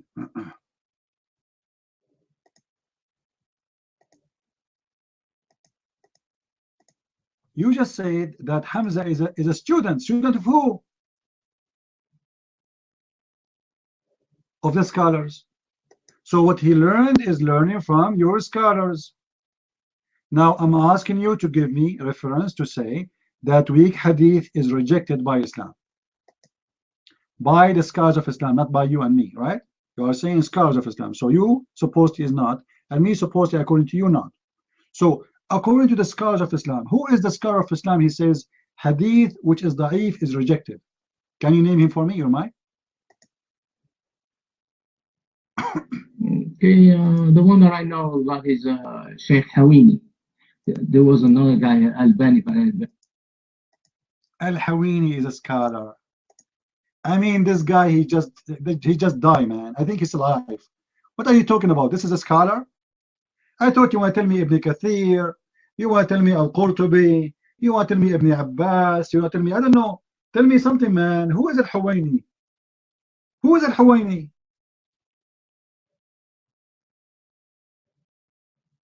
You want to give me someone, he is alive right now? What's the difference between him and this guy? Those are from our generation. Those are your scholars? You might. You prove to me that you are ignorant. Al-Qurtubi, he was not scholar of hadith. He was a scholar in what? Guys, Al-Qurtubi was not a scholar in the hadith. He was a scholar in what?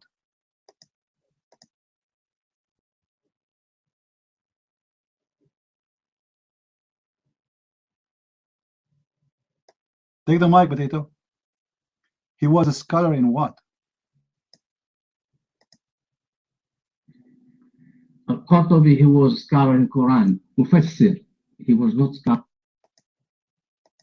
You scumbag, which one is higher? The Quran or the hadith? How you can explain the Quran, but you have no knowledge of the hadith, your mind? And anytime you open your mouth, ignorance comes out. There's a big difference between scholar of hadith and Quran. There is a special. Answer the question. How you can explain the Quran without using the hadith? The mic is yours.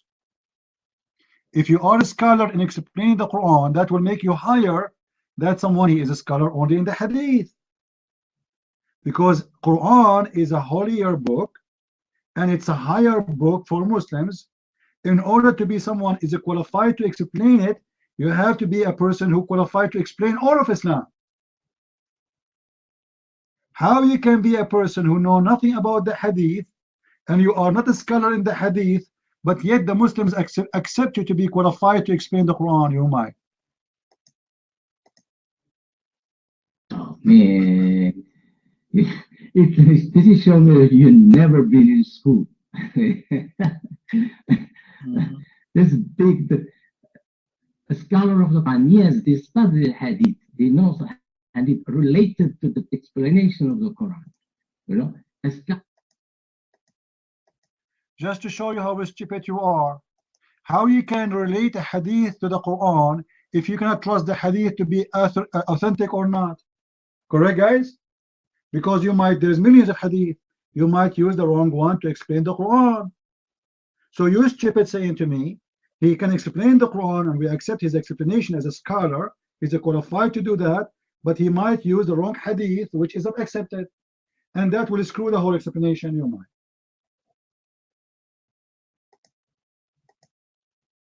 Oof, I don't know what I can. Talking about a dumb, ignorant guy. If Qurtubi, who was a scholar of hadith, tell me which book of hadith did he write?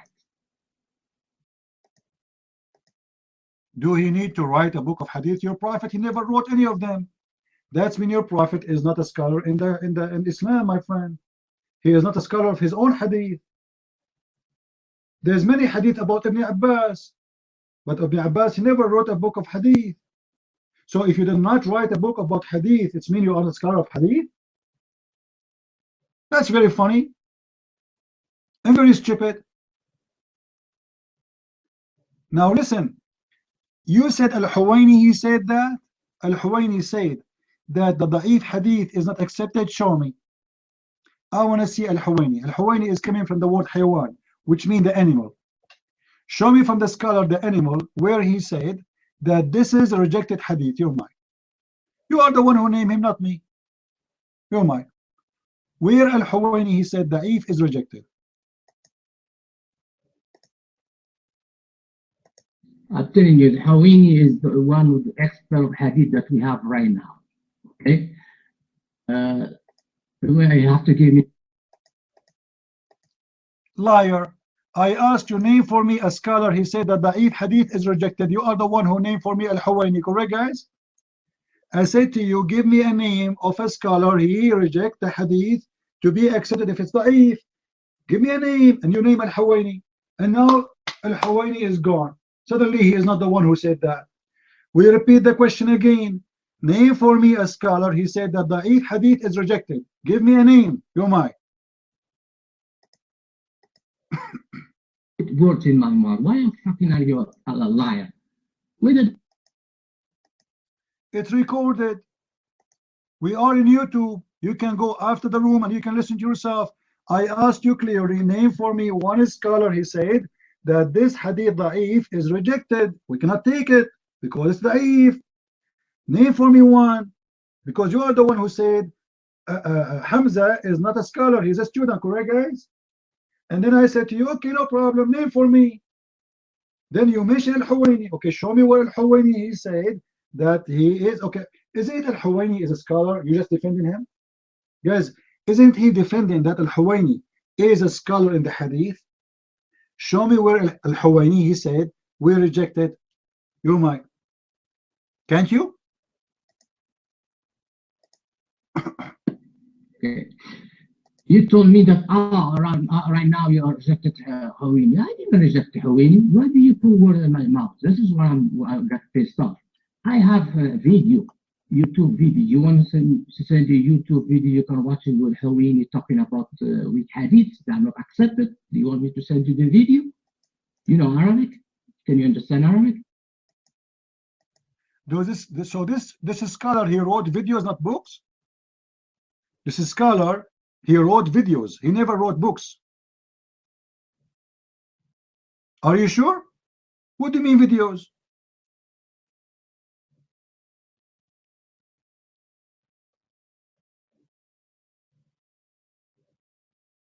I give you books. You say to me videos?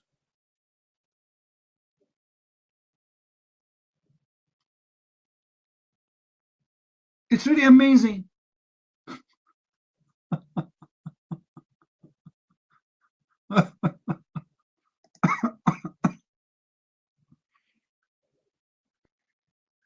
This is my understanding for Muslims, Abdus. Anything will make Muhammad look like a fool right away, even if this story exists and it's approved for more than 1,000 years.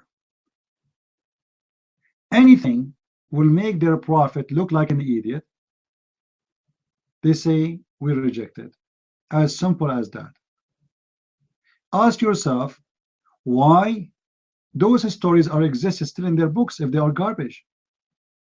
If they are rejected, why don't take it off? It's rejected, right? But the fact is not.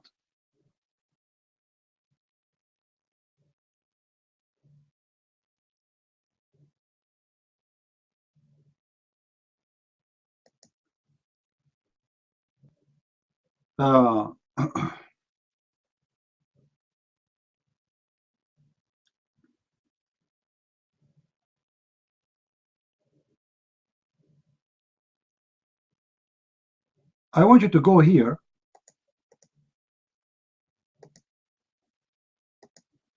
Nightmare. This is the official website of Al-Huwaini. Your potato.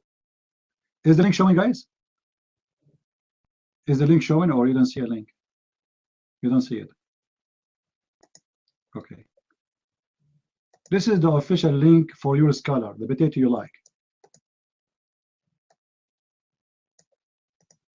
And you will see how you will get busted by you and Al-Huwaini.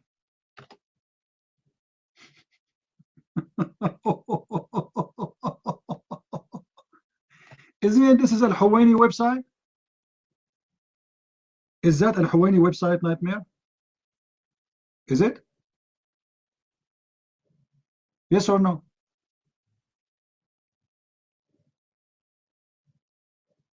Yes or no?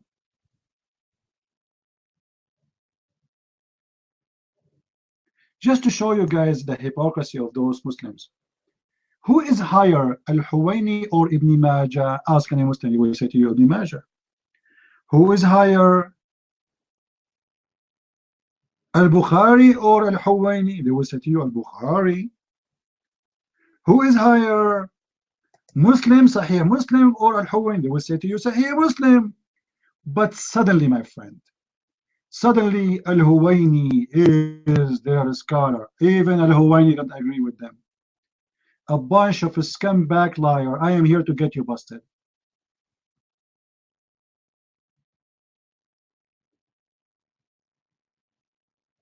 Liars. You will end in fire.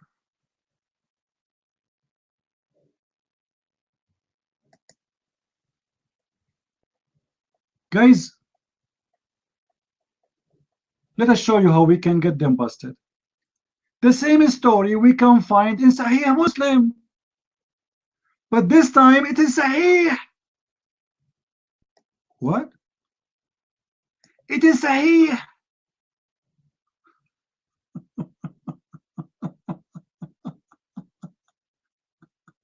Oh boy. It is Sahih, my friend.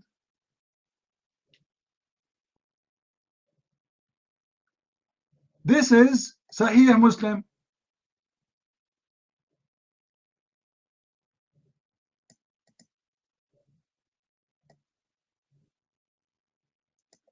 And this hadith is a Sahih. Are you going to say Sahih Muslim is wrong too? And we will read the rest of it. And I will give you the link. Are you going to deny it or you will accept it? Your mind.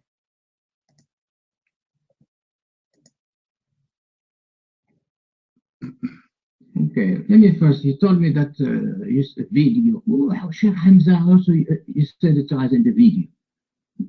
All of a sudden you don't accept when I say video of Sheikh Huwaini? Abdul, listen, it's not about I accept video or not. I played his video because this guy speaks English, number one. Secondly, you Muslims, you invite him to teach your children everywhere. You are the one who make him a big deal. If he is a shish kebab, why you invite him? Why he is speaking in the TV? Why you make conferences for him? If he is just a student, correct, guys? If this guy is just a student, he do not know what he's talking about. How come none of those who they are watching, he said to him, hey, you scum back, you're lying. You are wrong. How come none of you stood for him and say, shut up, how you bring such an idiot to teach us? How come now he became a student? Now, Nightmare, I want to make you happy. Give me the video where Al-Huwaini, he said the weak hadith is rejected. Give it to me. Do you want me to find it to you?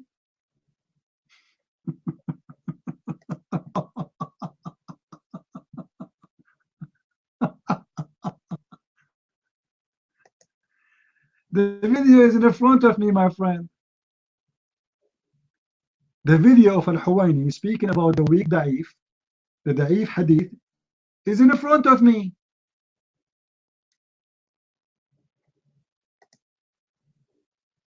Listen carefully.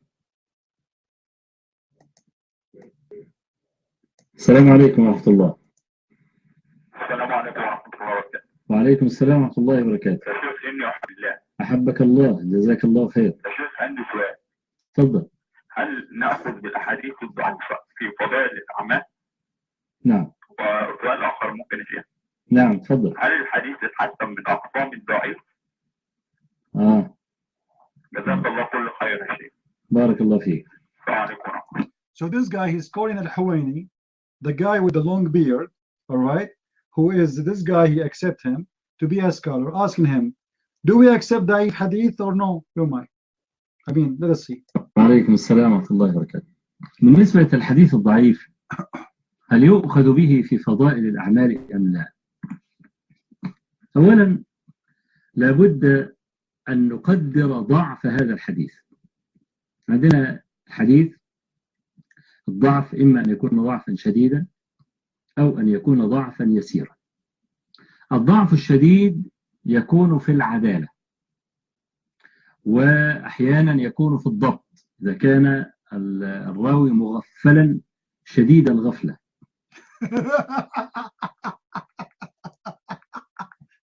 I should translate this one. Guys, he's asking him, do we accept the da'if hadith? He said, the da'if hadith, there's two kinds. There's very, very, very, very weak, and there is weak. The very, very weak is something reported by someone is stupid. Or someone, he is like a drunk, someone he says things which doesn't make sense. So even that one, they cannot really reject it, but because the story is crazy, so he's saying, in this case, this guy, he's obviously is a mughaffal. He's a stupid. Let's continue.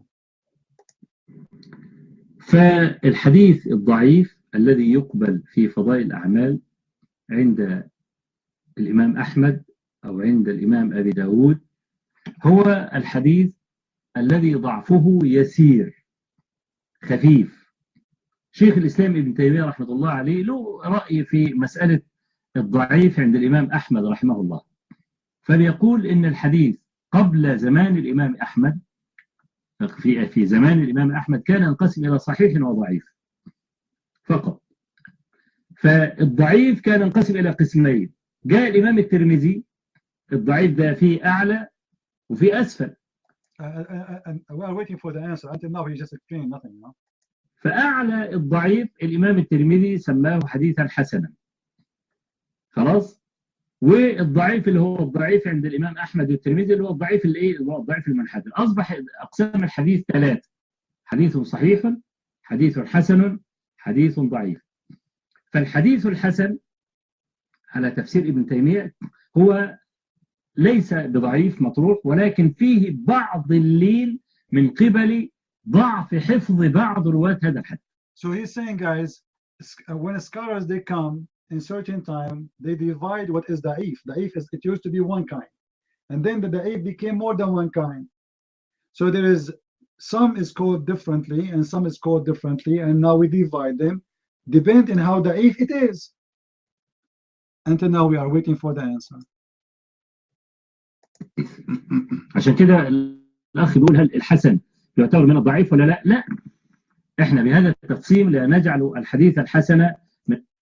He just said that the hadith which is Hasan is not da'if, but a second ago he was saying before the da'if was the Hasan too. أقسام الحديث الضعيف وإن كان فيه ضعف يعني يسير في حفظ الراوي. حديث الضعيف الحافظ بن حجر العسقلاني جعل له شروطا ثلاثة حتى يعمل به في فضائل الأعمال. حقيقة لو أردنا أن ننفذ هذه الشروط التي ذكرها الحافظ بن حجر لن نعمل بالحديث الضعيف. أول حاجة قال لك ألا يعتقد عند العمل ثبوتا. نمرة 2 أن يكون مندرجا تحت أصل عام. نمرة 3 ألا يكون شديد الضعف. طب مين اللي يعرف ان الحديث ده شديد الضعف ولا خفيف الضعف؟ أهل الحديث فقط. أما العوام فإنهم لا يعلمون شيئا من ذلك. فكأنني لو أردت أن أنفذ كلام. Okay, let us go by this. Guys, who is the one who decide if this is a weak or not? He said the people of the hadith, not the public.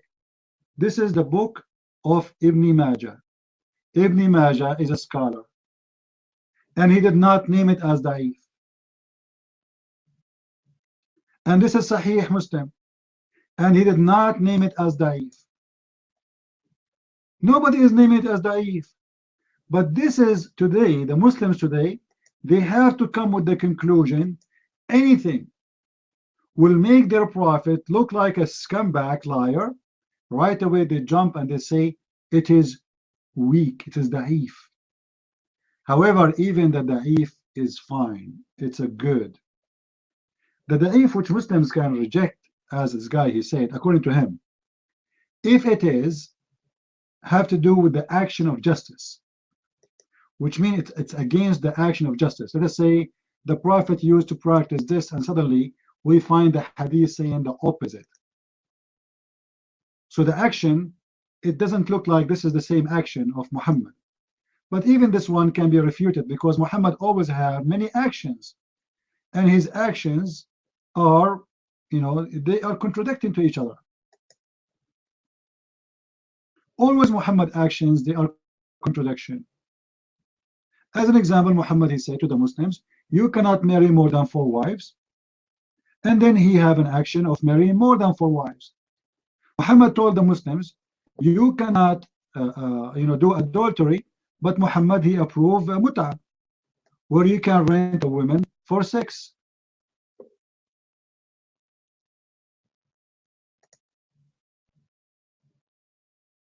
So since when the action is a reason for us to accept or not? But anyway, they have to come with their own conclusion.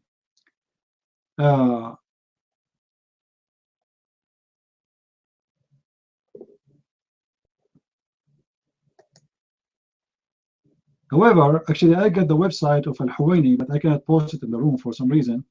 The link is not going through.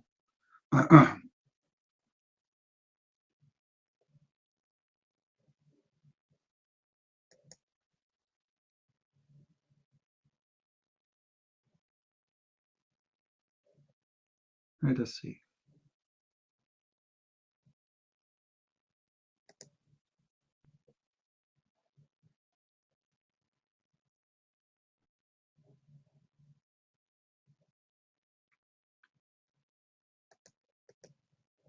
Nightmare. This is Ibn Majah, the book as it is. Oh, the link is so long. Do you see the link, guys, or not coming to? Do you see a link or no? No. All right. Let me make it short, maybe.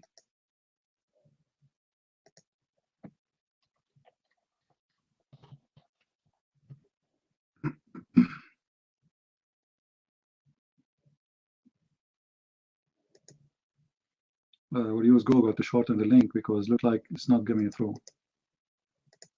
All right, shorten the link, copy. Do you see the link now? Oh, you didn't see it. You do? No? I don't know. I cannot. Okay, let me take the www off. Maybe that will make it go through.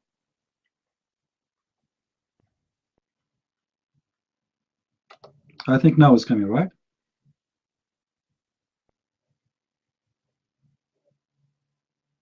No? Even now, no? I took that. Unbelievable.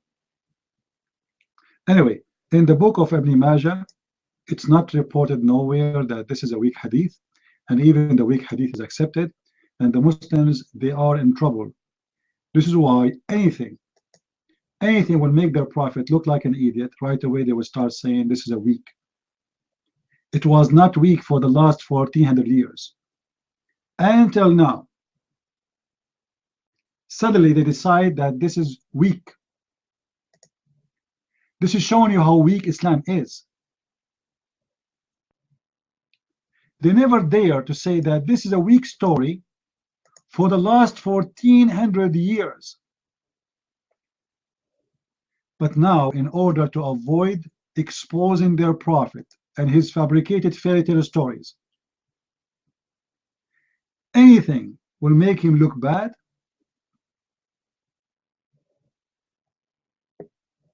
They will say it's weak.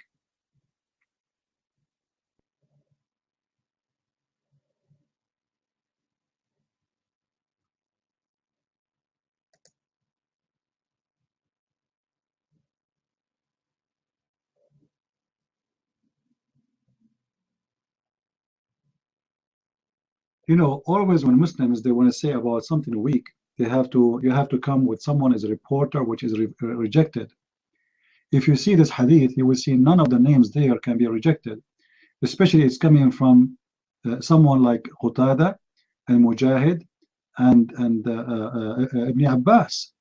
You know, all the reporters, they are very well trusted, worthy names. So how anyone can come with this except that they want to run away from it? So let's go back to our topic. We spent, just wait, Nightmare. We got your answer. Okay. You know, Nightmare, You can say whatever you want. You can say it's weak. You can say it's strong. You can say, I want to say one thing. It's very true that you Muslims, if this is not a true hadith and you fabricate it and you make it about your prophet, it means you Muslims are a bunch of scumbag. Correct, guys? Why the Muslim, they want to make a hadith, your prophet did not say it. And why your scholars want to collect the hadith which is not from your prophet, unless you are a bunch of scumbag. This is the truth. So either way,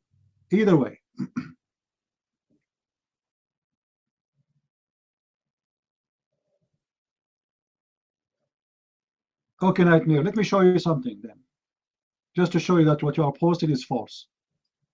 If we go right now and search for the authentic hadith in Muslim websites, let me get you busted.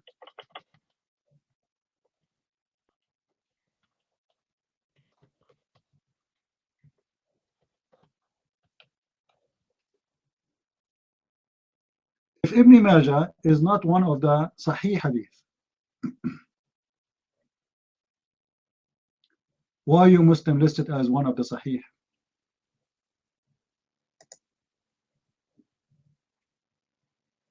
Let me get you busted.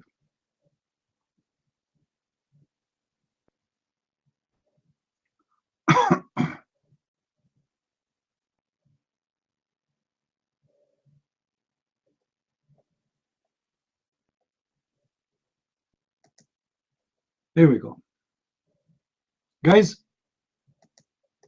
open this link.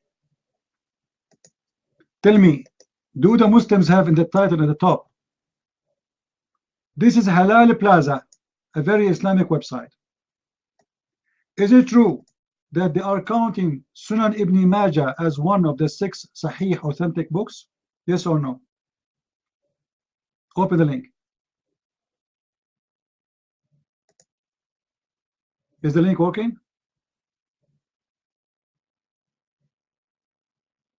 So how you call it Sahih if it is not Sahih, Mr. Nightmare? The top article is this Sahih Sitta, the 6 authentic hadith. The 6 authentic hadith books. And this is your Muslim website. Number 6 is Sunan Ibn Majah. So you want to fool who, Nightmare? This book was always and always will be a Sahih book. And now today, because we got your prophet busted, you want to say it is not Sahih. As simple as that. But who care? You accept it, you don't accept it, your prophet is getting busted with his fairy tale stories. Let us continue. So the angel Jibreel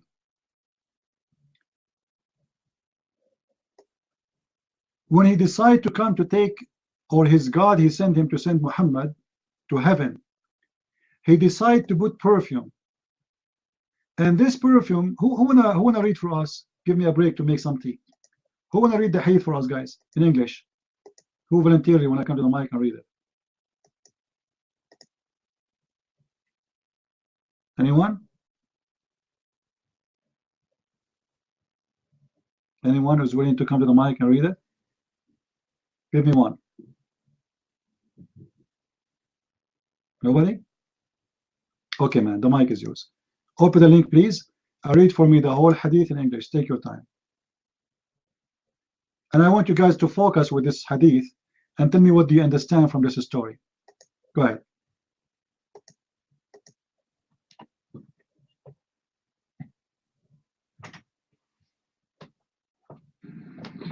Yeah, all right, CP. We go to the hadith.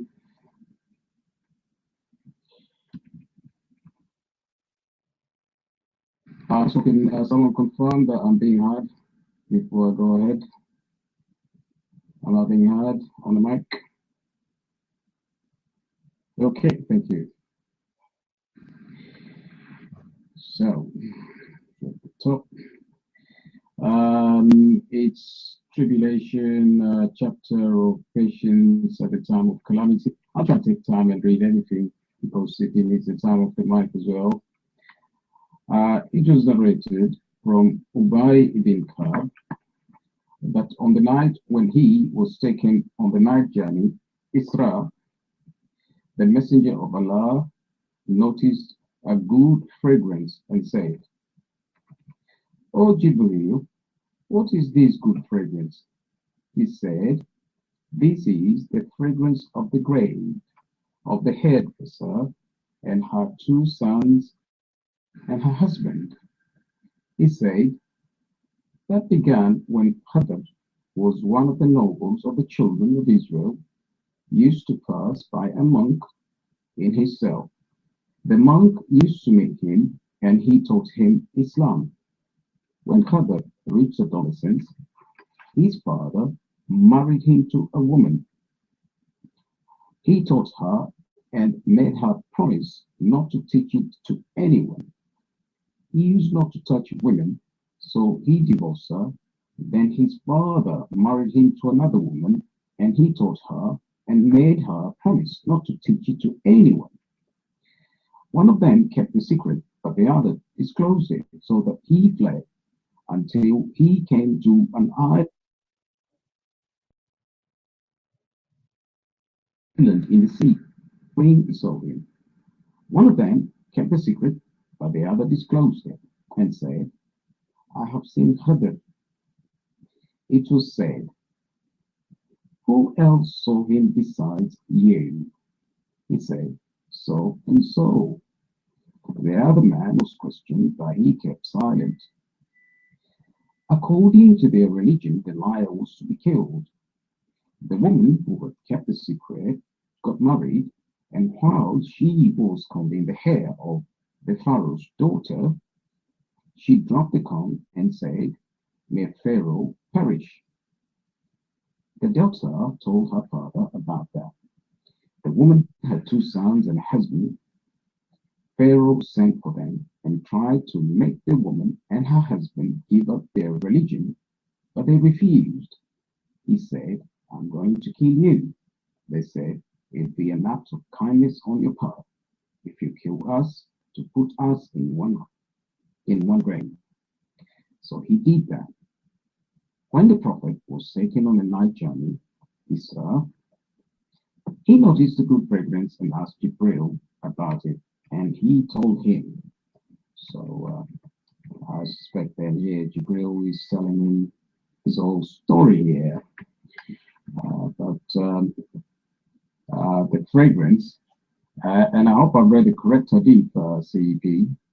I'd opened it earlier, so I didn't open it with the new link that you've given. I've just taken it from the earlier one.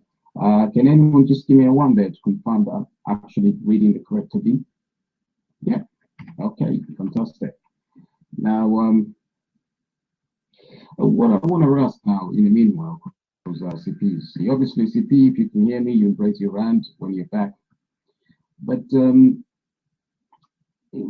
Nightmare, because I can see you here, Nightmare Baba.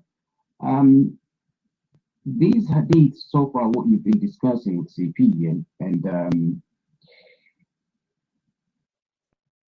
actually concerned about it being daif, but no earlier scholars, including the scholars who were actually writing down these hadiths, actually came up with these issue of daif or Hassan or so on. And if they did, it was only while they were now finally compiling all the hadiths that they had collected, and those that they found to be daif, they were kept off the book and they were not included in the collection. But then many years later, like for instance, if you mention Al-Albani, who is an Albanian for Albania, who was a refugee after the First World War into Syria. And at this stage, the Caliphate has finally allowed the photocopier to be used within the Caliphate, within the Muslim world. So books are now more available. And now people can read the hadith for themselves. And they're now finding out all these filthy stuff. But previously, they had not obviously only a few could have accessed the hadith before the printing press. But now more and more people can read the books for themselves. And now, in order to keep them from actually finding out the true nature of Muhammad and his religion, then people like Al-Albani now come and tell you 1300 years later that a particular hadith is da'if, or it's Hassan, or it's weak, or it's strong, or it's whatever classification that you give. Now, but even if you still stick to that and stick with people that came centuries later and said hadith is weak, what do you do then? Because even the Quran itself of Uthman ibn Affan, because there's nothing else that was retained other than what was commissioned by Uthman ibn Affan, and everything else was banned. And even that, then, with the scholars that Uthman sent out to, or the reciters, to recite the Quran, they came up with so many recitations, and in the end, the governor of Al-Basra at the time, Ibn Mujahid, had to then come up with seven, first of all, seven, because the Prophet claimed that the Quran was revealed in 7 dialects or 7 haruf, but there was no way of being sure of these 7, so eventually he allowed 10 Qurans to be written down. That same system had already been used in the Hadith, because now we're in the 9th century. Hadith started in the 8th century all the way to the 9th century. And so the Quran now, Ibn Mujahid is having to go through the chains. Like, for instance, the Quran you have today, the 1924 in Iran, the Hafs, how it came from the reciter of Medina, Ibn Kathir, sent out to Medina by Uthman ibn Affan, all the way down to Hafs, for you then to have it in the 9th century and actually be able to recite it. He had to check that chain the same way as the Quran and the Hadith are, for each and every verse. And some verses are rejected and some are accepted. So now you end up with a problem, because in this Hafs Quran that you accept, for instance, the translator Yusuf Ali, when it comes to Surah 21, does not accept the Hafs, even though the entire translation of the English of Yusuf Ali is based on the 1924 Hafs Quran. He rejects verse 112 of Surah 21. Now here's a link to Surah 21 verse 112 of Yusuf Ali. And if you look in the same link, if you open the link, you will find other translations like Pictorial and so on. And you will find they're all different. All the other English translations are different from Yusuf Ali, who went to the Warsh Quran for that particular verse. All the other verses he translated using the Hafs, but for that particular verse, he did not accept the Hafs Quran, and he went to the Warsh Quran. So now, is the Hafs Quran, Surah 21, verse 112, Da'if? Hassan, can you give us a classification why that verse is being rejected by Ahmed Yusuf Ali and other Muslims who do not accept the Hafs version of that, and they go to other Arabic Qurans like the Warsh? I don't know whether CP you're back, but maybe Nightmare, if you wanna tell us, do you reject that? Did Ibn Mujahid approve Surah 21 verse 112? Did he not check the chain of narrators all the way to Hafs properly? Was he a broken chain? Or why did we end up with two versions, whereby in one verse, in one Quran, the Hafs Quran, it is Allah who is speaking, and in the Warsh Quran, it is Allah who is speaking, whereas in perhaps it is me speaking. Which one is correct? Which one? Because one of them has to be Daif, and that's why Yusuf Ali dropped it. My fault.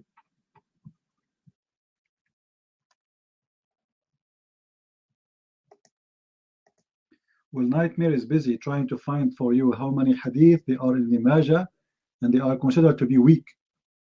Well, Mr. Nightmare, I can show you Muslims' website saying that Sahih al-Bukhari have weak hadith. Sahih Muslim have weak hadith. And my friend, I can show you Muslim website saying Quran have weak hadith. Even Quran. I have in this room here Muslims who debated me, and when I showed them how stupid the Quran, they said, well, you know what, all of us, we agree that the Quran have a lot of corruption, and this is not how it used to be. So what is left?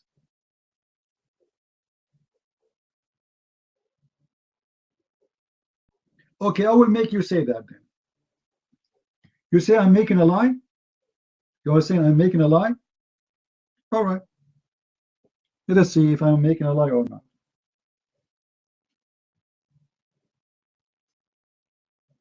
Let us see. Where we can find the chapter of Al-Wilaya in the Quran, Nightmare. Al-Wilaya, where we can find it. Remember, you are the one who before you said to me, your scholar is Yasser al-Habib.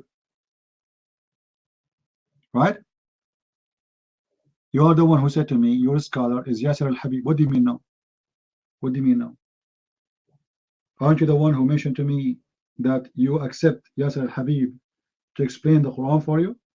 Now, no? What do you mean no? It's recorded. What do you mean no? Isn't it you who told me Yasser al-Habib is your scholar? Yes or no? Oh my. No, I never said yes, Habib is my scholar. You asked me about a particular verse in the Quran, a particular chapter. You know, I heard him saying that the Ar-Rahman was addressed the jinn and ins. That's it. I never said. I said to you, name the scholar which you accept to explain that verse. You gave me the name of Yasser al-Habib. That's it. If he is not a real scholar, how you accept his interpretation? You're mine.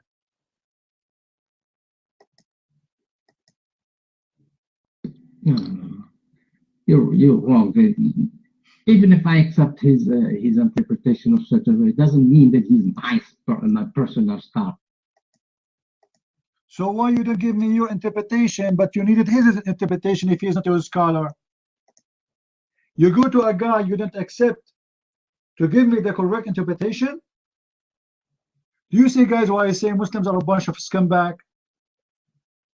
Yesterday, he was his scholar. Today, he's not.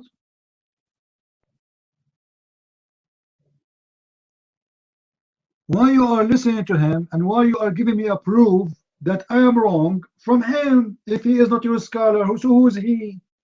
Who is he for you? You're mine.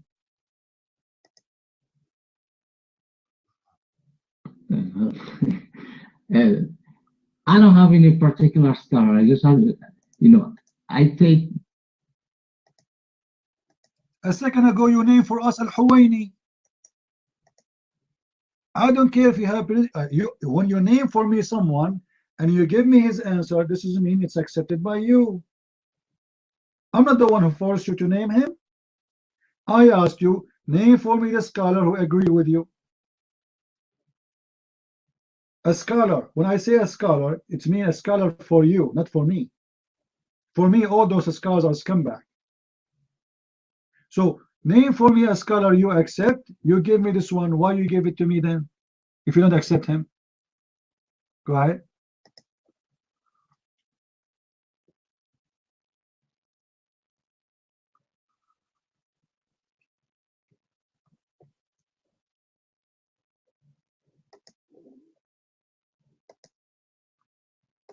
Oh boy.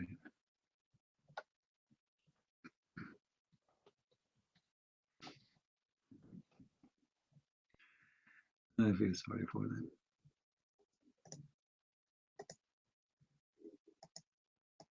Nightmare, are you there? Are you there?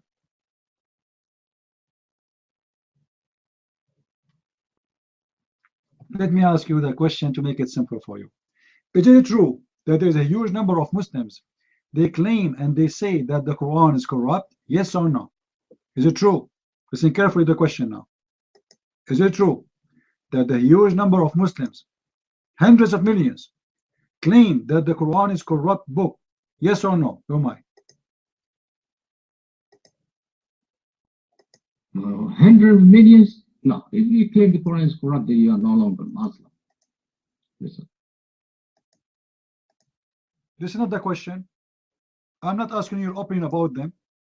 No, they are Muslims. The question is, if there is hundreds of millions, yes, how many Shia there is? How many Shia there is? All the Shia accept the Quran to be corrupt. All the Shia, with no exception. How many Shia there is exist in this earth? Hundreds of millions. All of them, they admit and they say the Quran is a corrupt book. Yes or no, you mind? Wrong. No. It is a lie. Not all the Shia. It's totally wrong. I heard their scholar, Yasser Habib, he said the Quran is not corrupted. I heard him, I watched him. You heard Yasser Habib? Now Yasser Habib again is coming back to the picture. A second ago he was not a good guy. Listen, Nightmare.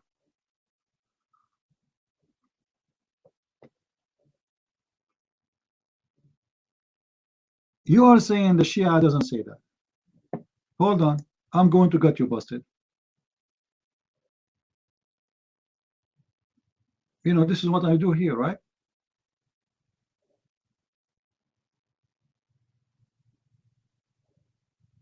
This is what I do. Is that a Shia website or a Sunni website?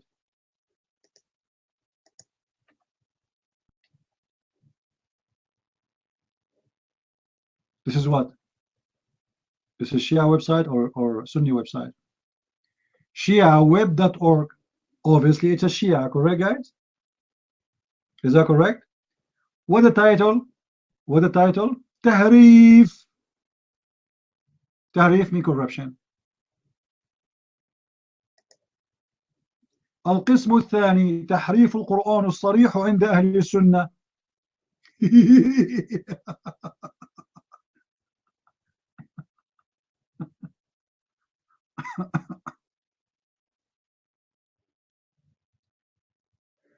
And in this book is showing you how many Islamic sects they teach that there is corruption in the Quran, and they are giving you proofs even from the Sunni.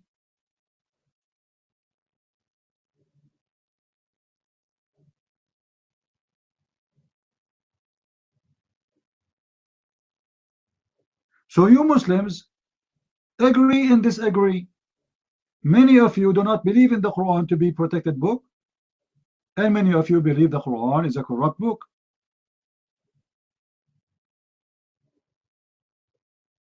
Do you agree? Never mind. I have to use Shia scholars to prove to you that that they don't say the Quran is corrupt. So why are you complaining if I use Yasser Habib, Khomeini, or Enoch Shia? Okay, give me the video of Yasser Habib saying the Quran is not corrupt. Give it to me. I want to see it. Because I have a million websites of Shia saying the Quran is corrupt.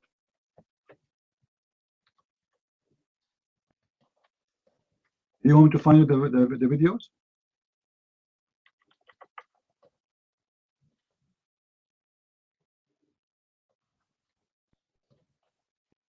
I can go and look for it.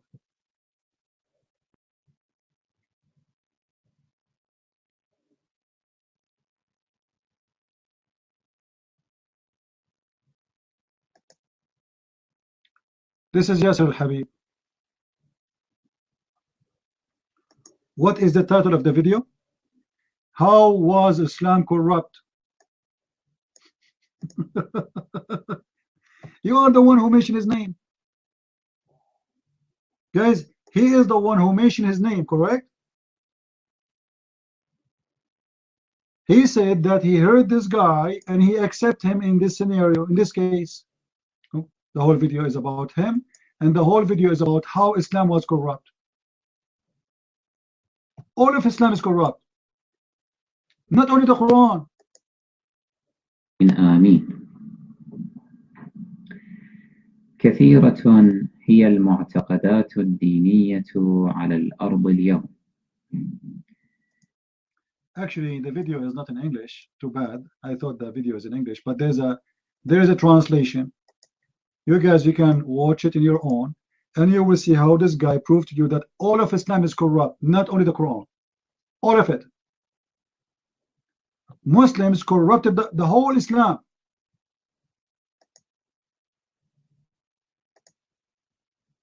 Starting from the Quran.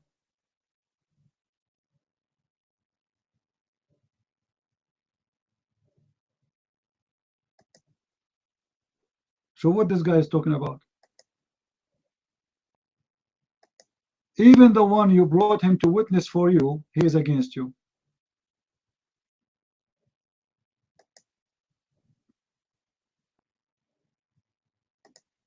What do you want to say, Nightmare? You're mine.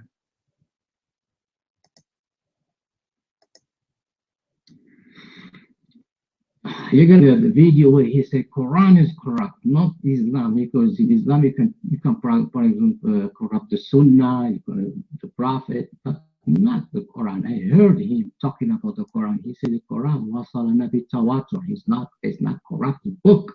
Yes, Habibi said that, and Khomeini also he said that we are using this Quran. And yes, Habib he said some Sunni they accuse us of saying that Fatima has its own Quran. He said, no, we don't believe Fatima has a Quran. You use the same Quran that the Sunni uses. I heard him, he's saying that. Yes, Hadith is saying that.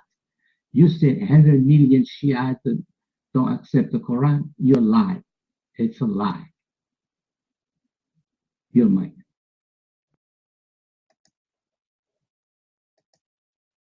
Well, Abdul, did I give you just a website from the Shia? Guys, did I give him website? There we go. Let me post it again. And this is the scholars' names. And this is Shia.org, official Islamic website. Come to the mic and read for us. I challenge you. Read it. It's in front of you. How the Shia, they are against anyone saying that the Quran is corrupt, and the website saying clearly the Quran is corrupt. Look what they are saying.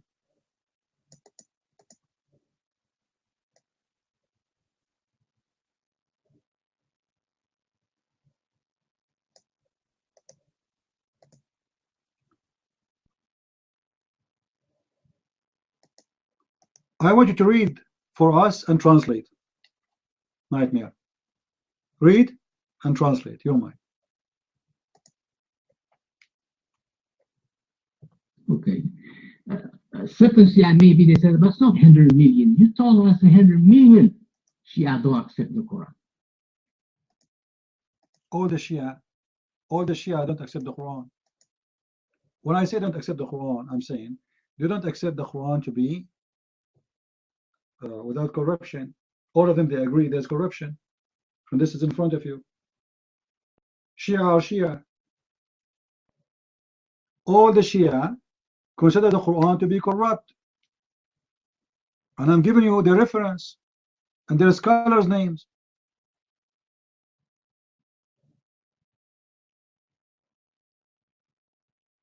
And they are giving you the logic, they are giving you the proofs.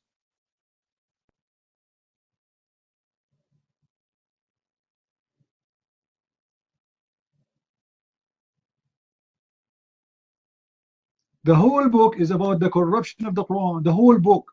This is a book, by the way. The website there is posting a book. This is a book, Shia scholars books.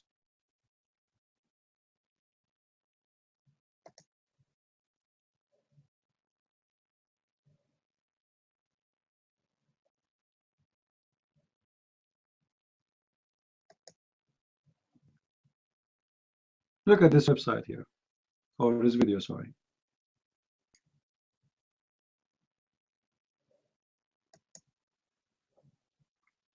Let's see if we can play it.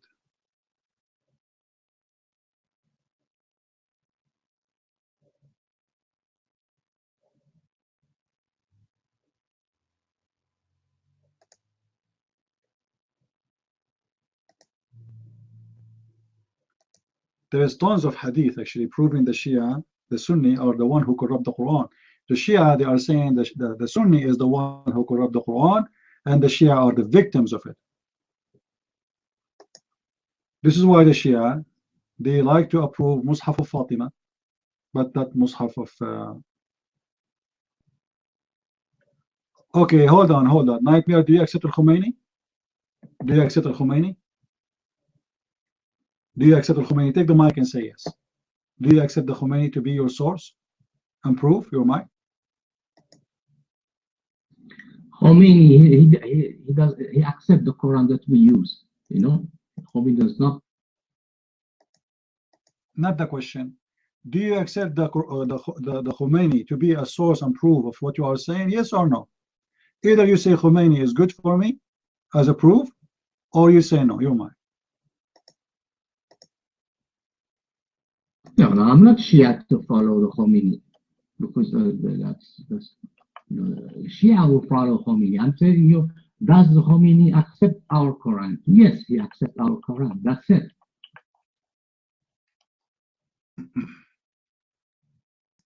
Let us see.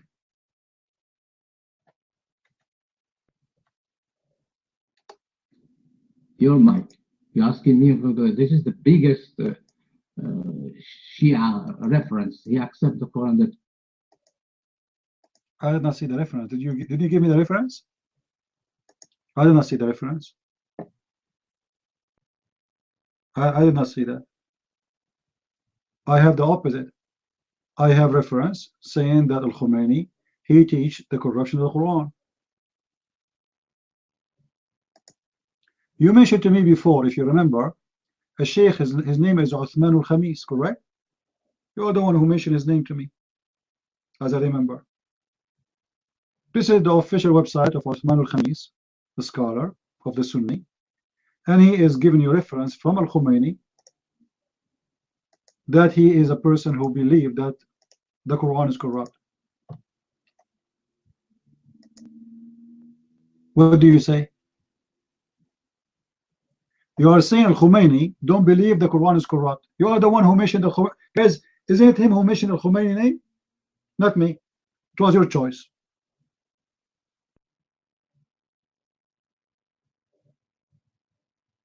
The whole article there is about Al-Khomeini stating that the Quran is corrupt. How you answer your Muslim Sunni scholar? Nightmare, your mind.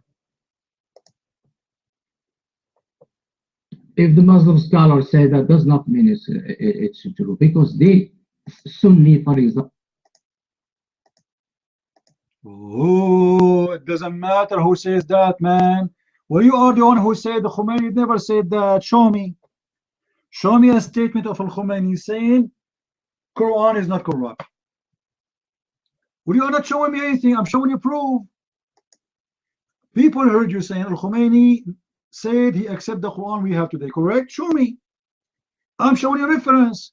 You see the article there? They give you the page of the books. They give you the chapter number, the page number, the article number. The book of Al-Kafi, volume number 2, page number 261. The book of Anwar al-Nu'maniyya. The book of Fasl al-Khitab fi Ithbati Tahrif al-Kitab. The book, guys, the name of the book is The Proof of the Corruption of the Book. The name of the book. The final decision about the corruption of the book, which means the Quran. Al-Imam An-Nawawi At-Tabrasi, page number 227.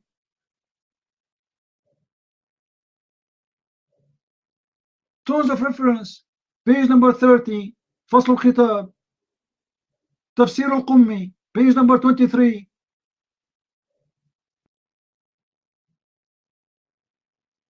It's endless reference. All of them, they confirm the false Quran you have in your hand today. So you are lying to us saying the Shia don't believe in that.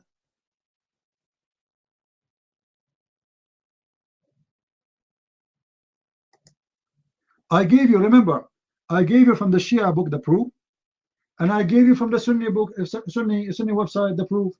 What is left? What is left? I gave you two. The opinion of the Shia saying the Quran is corrupt with the proofs and the reference. I gave you the Sunni saying the Shia believe in the Quran is corrupt with the proof and the reference. What do you want more?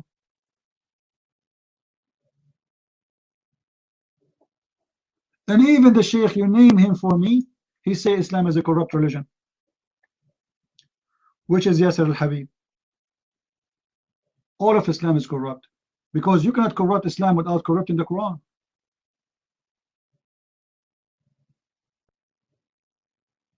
To start to corrupt the religion, you have to corrupt the holy book. As long as they have a holy book to follow, it's not corrupt.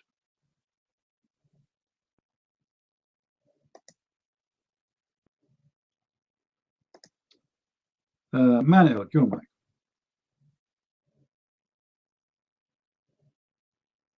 You should have been a dentist. Oh boy, that's a business I hate.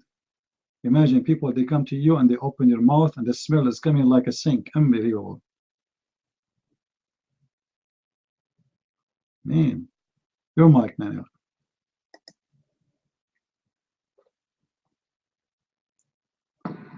Yeah, thank you, CP.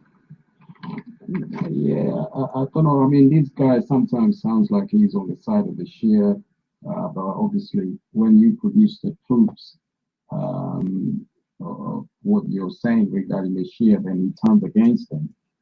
But I believe strongly he must be from a sect that is more on the side of the Shia than this Sunnah. But in regards to the Quran, the Shia are very clear about it, that the Quran is corrupt and is even missing verses like the Surah of Nihaya and Nurain. And they believe that the Imam Mahdi will come back with the true Quran that was originally written down by Ali ibn Muttalib. But they have no option at the moment because they were subdued by the Ahl Sunnah to accept only the Quran that we have today. They have no option.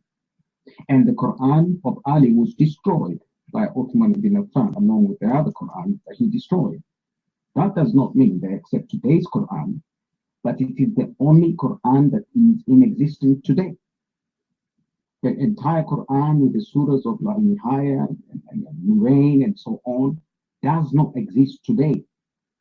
So they are accepting a broken Quran only because there is only in existence today a broken Quran. My friend.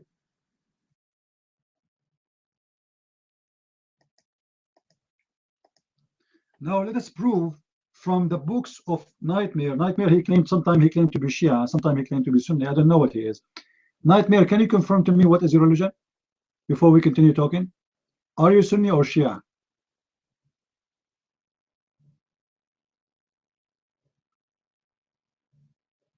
Nightmare, are you Sunni or Shia? No, I want to hear it from him.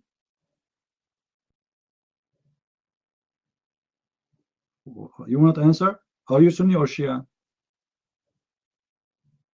You are mixed. Oh, mashallah. This guy is mixed.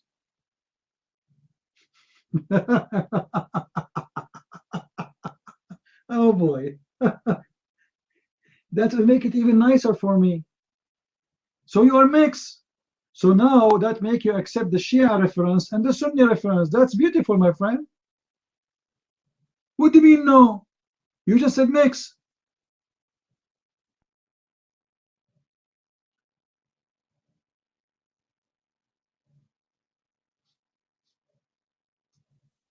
Are you Shia or Sunnah? Give me an answer. Say mixed one more time and that's it. You're mixed. So what are you?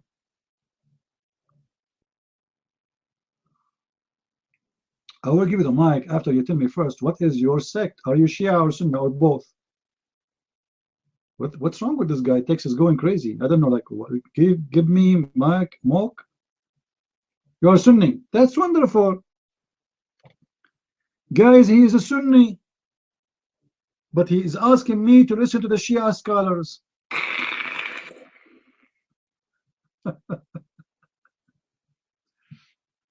Okay, let me ask you, Mr. Sunni. As long you are a Sunni,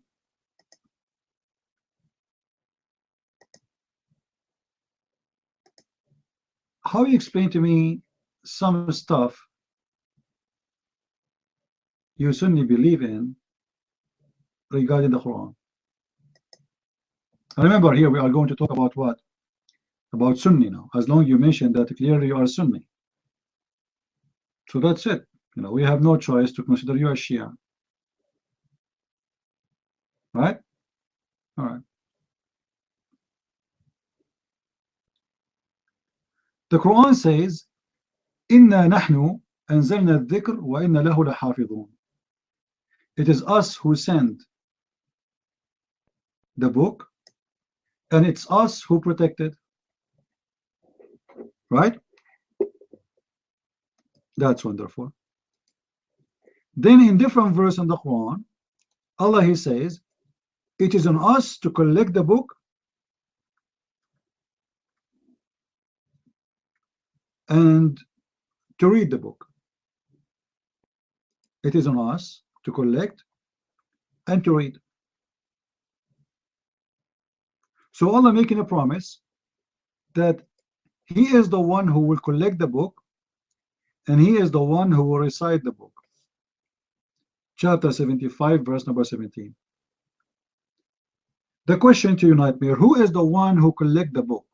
Is it Allah or Uthman ibn Affan?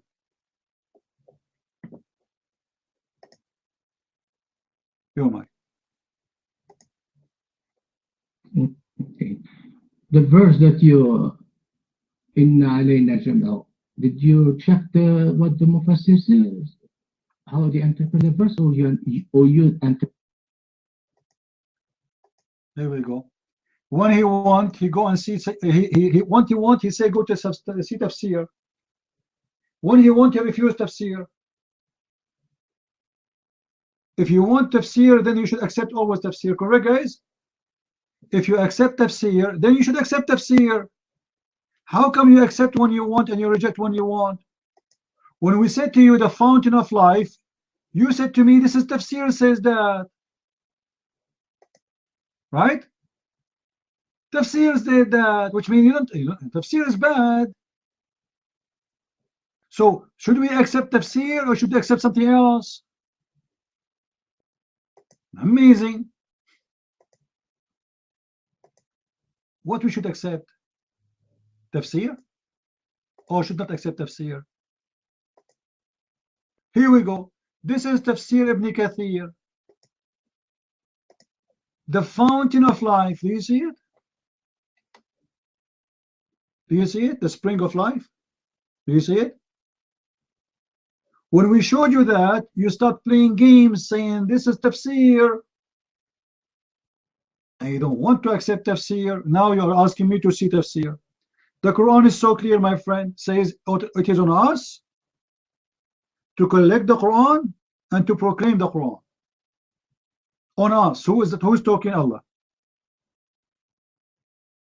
Now you tell me, what does that mean? Your mind. I mean, I heard you many times saying, I never interpret the Quran now. I always use tafsir. Now you're crying like a baby. Now why are you going to tafsir?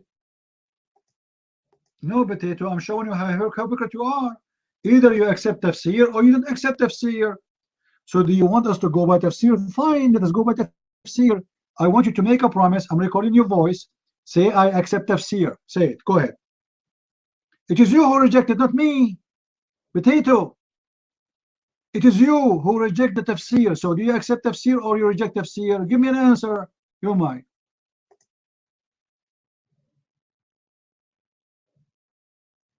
I don't know what to tell you, man. What accept the tafsir or reject tafsir? It depends on what verse, because if it's the verse.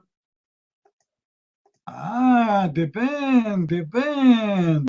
Yeah, depend how idiot is the guy. When he says something I like, I say, yeah, that's fine. The same guy, he says something I don't like, I say he's an idiot. Hypocrite, liars. It's not me then who reject the tafsir, it's you. I interrupt you because I'm getting you busted. Hypocrite, you are a hypocrite. How you accept this guy to explain the Quran for you when you want, and you reject him when you want? Either he's a qualified or he is not. Is he qualified or he is not a qualified? Yeah, man. You need to embrace Islam right now. I want to embrace Islam right now, Abu Samra. Can you help me? I want to embrace Islam the same as your prophet was embracing the breast of the women when she have her period, and he put his penis between her legs. That's amazing, my friend. This is very beautiful. The women, she have her period, and he is embracing her chest, and he is fondling her and by his penis between her legs. Do you embrace Islam the same way, Abu Samra? How we can embrace Islam? Put your hand up, teach us. How we can do that? Have you ever heard of a guy? His wife, he had many wives, not only one, and he is horny. And instead of waiting for him, telling me this is J-rated, well, tell your prophet he is not J-rated, man. What I can do? I mean, seriously, Muslims, if your books is not J-rated, why you teach it to kids? You are telling me this in J-rated room? The Abdul is worried about J-rated room, but he teaches those stories to his children. May Allah guide me in what? In learning how to embrace women breast? I'm not sure what do you mean. Explain please to me. Guide me in what? I don't think it's hard to learn how to embrace women breast. Is it hard? Well, you are the expert. You are a Muslim. What do you mean guide me to Islam? You need to teach me. The Prophet, he used to fondle a woman by putting his penis between her legs when she had a period. Allah guide him to do that? When Muhammad, he did such a thing, he was guided by Allah? So let us imagine this. Muhammad was guided. He was like, he don't know what to do. His wife, she have a period. Muhammad, he closed his eyes and Allah was guiding him. Walk, walk, walk, walk. Okay, hold on. Hold her breast. Here, yeah. Put your hand there. And the other hand here. Muhammad is like a blind man now. He's guided. He's holding the boobs of his wife, and now she have a period. And then he said, Allah told Muhammad, he guided him, told him, tell Aisha to put a cheek between her legs. And Aisha, she pushed a cheek between her legs. And then Allah guided Muhammad more. He's guiding him. And now he said to him, unzip. Okay? So Muhammad, he hold his dress, Arabian dress, in his tongue, in his mouth, between his teeth. And now he have his penis free. And now Muhammad is fondling his wife by the guidance of Allah. I mean, this is amazing. The women, she have period. And Allah guide Muhammad to fondle her. And not only this, the hadith says Muhammad, he washed his clothes from the blood. Is that correct, Abu Samra? Did your prophet, after he did that, he washed his clothes from the blood of that woman, from her period? I mean, seriously, your prophet must be guided very much. A lot of guidance there. Who can do that unless he is very much guided? This is serious, man. Are you there, Abu Samra?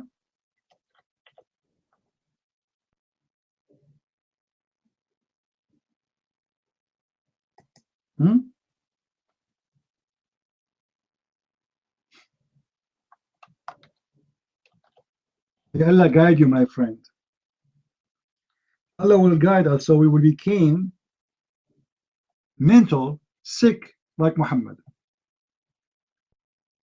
So we go after women when they are having their period, and we have sex with them, and the blood of the women from their private part will be covering our clothes. And this is supposedly the act of a guided man.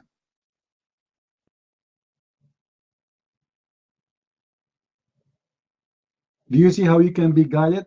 Remember, guys, Muhammad, he had many wives. Like, you know, if this guy is a Christian guy, he have one wife, and let us say he's crazy about sex, you know, he have to do something, he's getting sick. We can let it go. But this guy have a lot of women to sleep with. If one of them, she is having her period,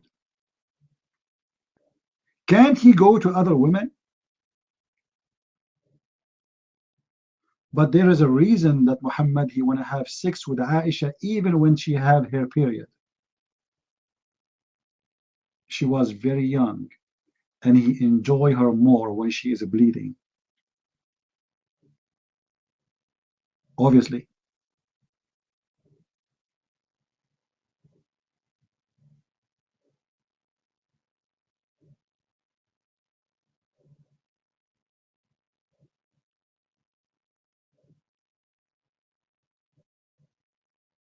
What kind of a prophet this prophet is?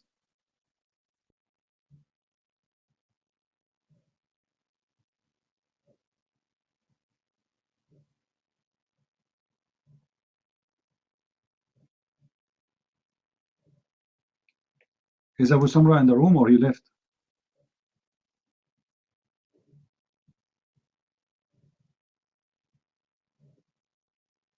You find the reason?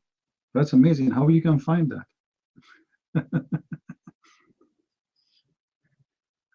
Why talking about stupid things? I don't know, guys. Look what Nightmare he said. I'm talking about stupid things, which means you Muslims are stupid, because what I'm reading for you is from the hadith. You're Aisha saying that.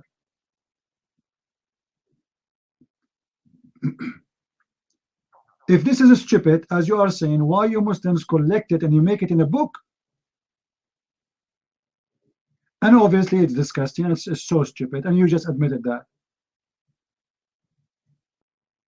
You Muslims, you spend your life reading after a woman talking about her menstruation, the prophet he used to touch her, the prophet he used to hold her breast, the prophet he used to play with her vagina, the prophet he used to order her to put a sheet, the prophet he used to kiss her between her legs. I mean, what's the point of those things?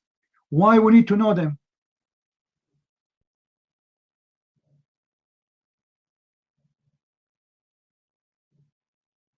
Why public they need to know that?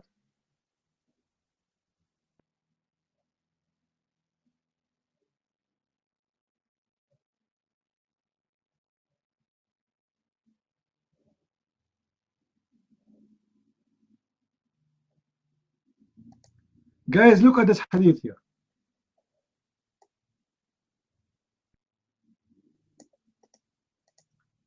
Aisha, she is describing how the prophet used to do it to her when she have her period, and she's saying, if the blood of my blood come on him, he wash. Do you see it?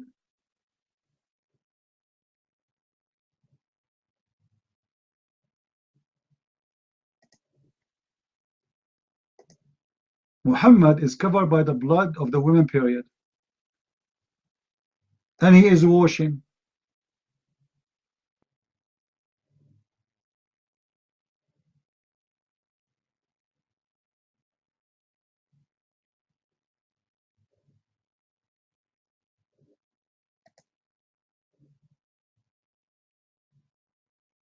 Okay. Well, let us give the mic to Nightmare. He want to destroy me, guys. Let us give him a chance.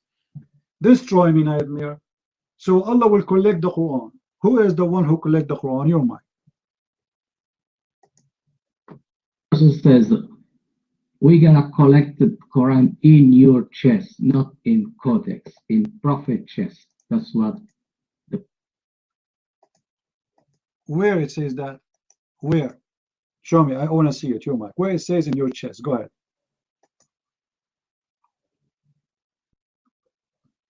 Yeah, that's what the Mufassirin are saying. They said in your chest, not in codex. But this is false. That's false. Because every Muslim have different Quran. And he have different version of the Quran. This is why Uthman, he burned all the other Quran. Because they are different. So it's not in one chest. Which chest of who? Of the Muslims. That's wonderful. How come the Muslim, they have different Quran? The verse saying, it is us who collected. Not in your chest. He did not say in your chest. Where he said that? Where? So it's false statement. Secondly, hold on. Because you want to talk forever saying nothing. Name for me the Muslim who was the Quran collected in his chest. Give me name. Who? Your mind. Don't interrupt me. Don't let me finish what I'm trying to say. In your chest, in the prophet chest, not. That's why he was talking to the. Guys, take a note, in the prophet chest, but the one who collect the Quran is not your prophet. So Muhammad, his chest is dead, the Quran died with it? Allah will collect the Quran in the chest of Muhammad. Muhammad died, his chest is gone. So where we can find the Quran? Your mind. When he was alive, he had a chest, and they wrote it down. The scribe wrote it down in the. Hold on. So according to you, during the time of Muhammad, the Quran was collected, correct, guys? The scribe write it down. So why Uthman, he made his own Quran? If we have Muhammad Quran, your mind. No, but if you keep taking the mic from me, you're not going to let me finish, because this is how you deceive people.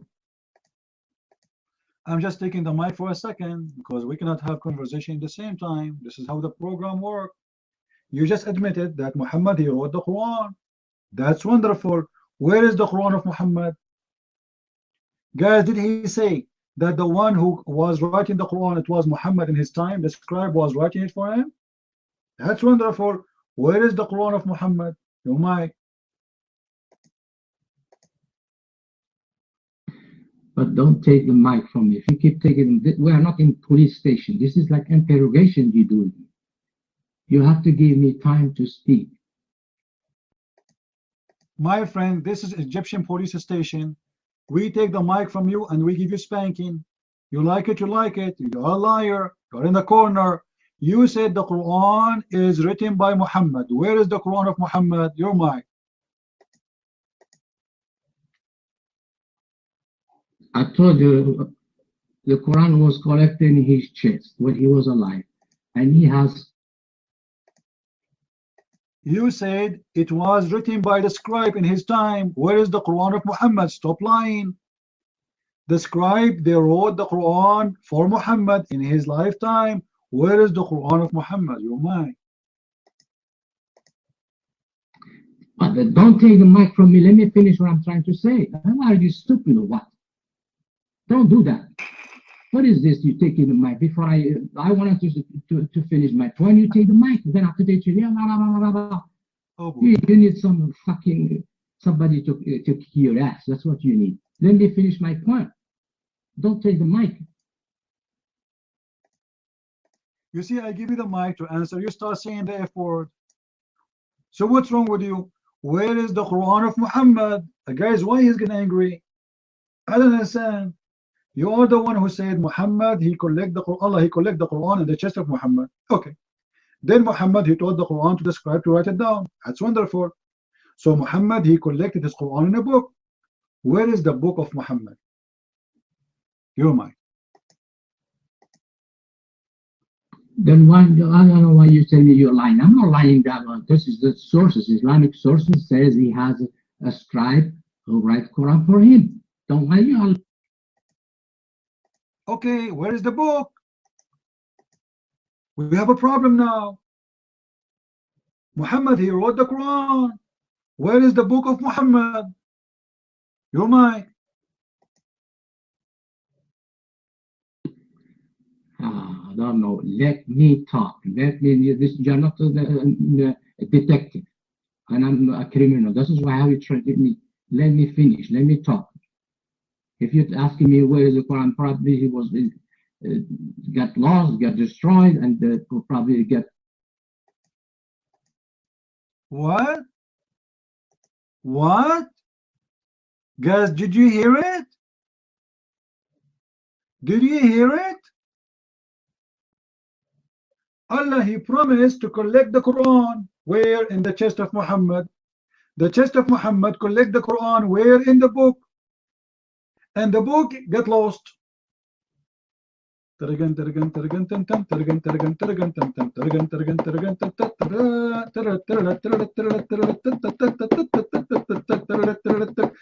Akbar, Takbir.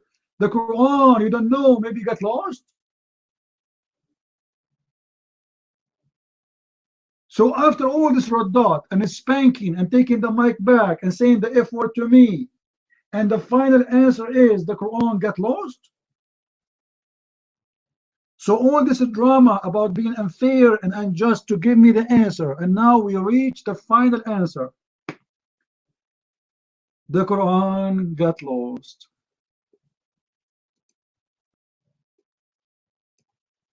That's amazing.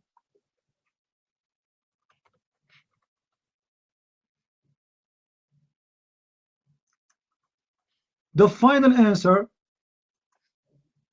Quran got lost.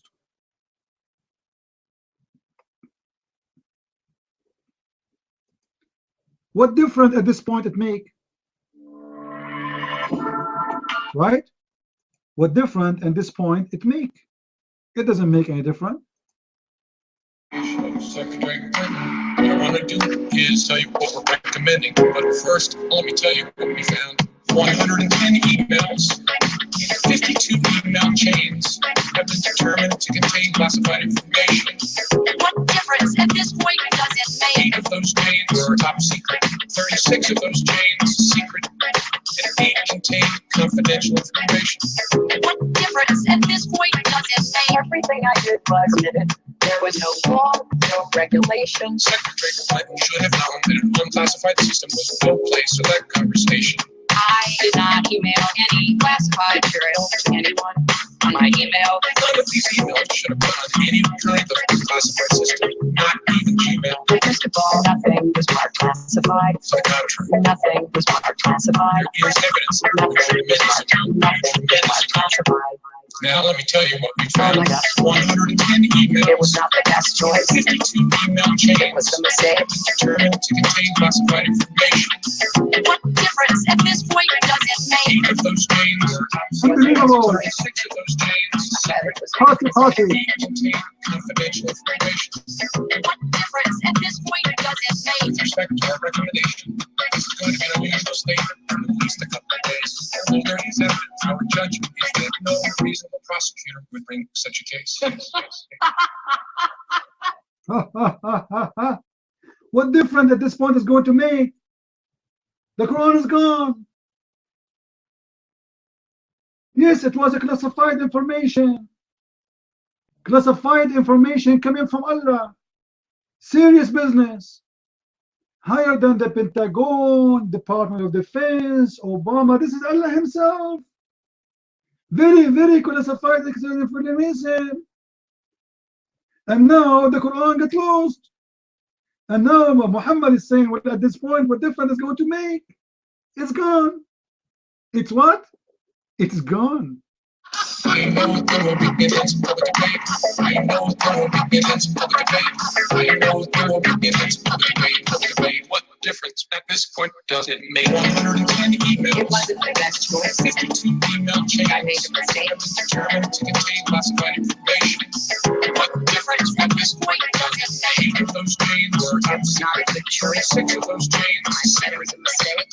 contained confidential information. What difference at this point does it make? Make. I mean, seriously, what difference at this point does it make? Think about it. Allah, He sent the Quran. Allah, He promised to collect the Quran. And we asked the Muslim where he collected the Quran. He collected in the chest of Muhammad. And then Muhammad, he wrote it in a book. And then the book got lost. What different at this point does it make? Your mic, Nightmare. Well, if you keep taking the mic, of course you're gonna declare victory. His personal copy maybe got lost, but it was written by other scribe. Ibn Mas'ud wrote Quran, Ali, Zayd ibn Thabit, and memorized by heart. So that's wonderful, guys. Did you hear it? There's many others. They wrote the Quran. Many. So why you burn all their books? If they are writing the Quran, why you burn the Quran? You Muslims, you get crazy when somebody decides to burn the Quran, when you are the first people in this earth who burn the Quran. So if there's many people who wrote the Quran, why you burn it? Your mind. But this is not something I can answer it. What you enter, if you keep taking the mic from me, sorry, I can answer. Hello, can I get a 1? We have a new Abdul. I can be heard. Okay, thank you. Very exciting. Very I exciting. took the mic by accident, I guess. I don't know what happened, but why are Muslims always all mad? Oh, he's not. Why are you guys always mad though? You know what I mean? I mean, it's not. I let you speak because I thought you are a Muslim, but you are not. Just take it easy, man. The Muslims have the right to be mad. What's wrong? I mean, put yourself in their shoes. You will be so upset from everything. Everything around you will make you upset. The life is screwed up for them. Those people, just to get bread in their Islamic countries, they have to wait for 10 hours to get bread. Seriously. Nobody go to the bathroom in the Middle East. They piss in the wall. Imagine you go outside your door, you find a piss in the wall next to your bell. It's amazing. And you are telling me why you're upset? You put for them a garbage can to collect the garbage. They don't throw it there. They throw it in New York. Come on. Everything in the Islamic countries is going wrong, and you don't want them to get wrong. I mean, to get upset.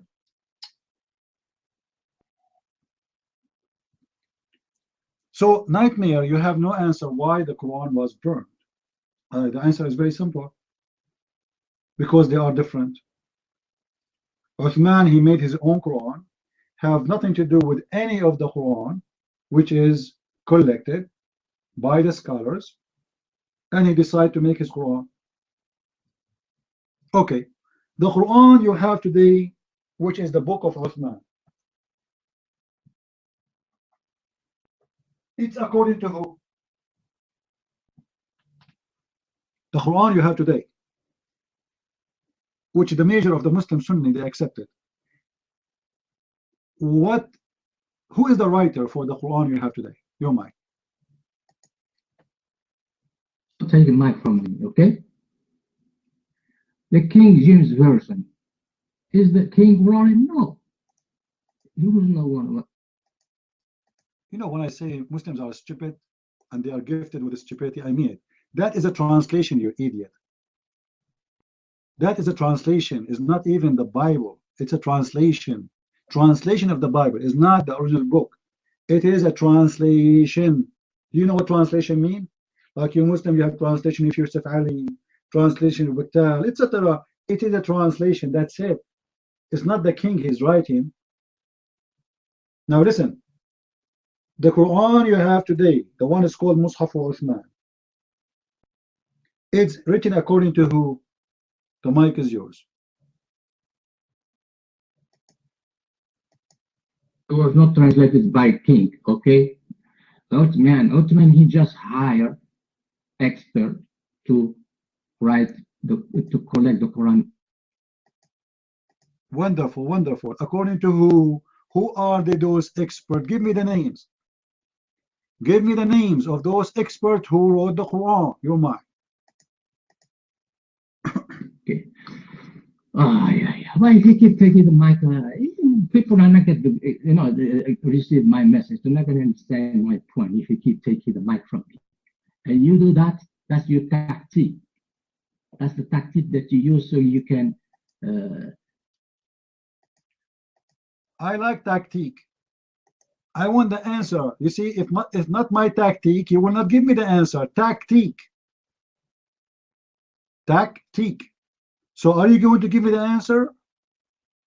Because of my tactic, I get you busted always. So my tactic is very simple.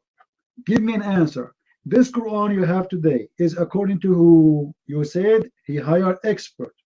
Who are those experts according to the tactic of Uthman? You're mine. Before Uthman, he was Abu Bakr who did the first collection. Idiot, stupid, ignorant. You see who is the stupid one? It is you, because the Quran today you call it Mus'haf Uthman.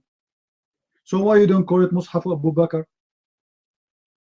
Why you don't call it Mus'haf Abu Bakr? You call it Mus'haf Uthman. And you are the one, you idiot, you just told me that Uthman, he hired the expert. So if Abu Bakr, he did it already, why you need Uthman to do it again? Why? Abu Bakr, he did it already. So you are just admitting now that there's differences between Abu Bakr book and Uthman book. So the book we have today, the book of Uthman, is written according to who? You said the expert. Who are the expert? Tactic, you're mine.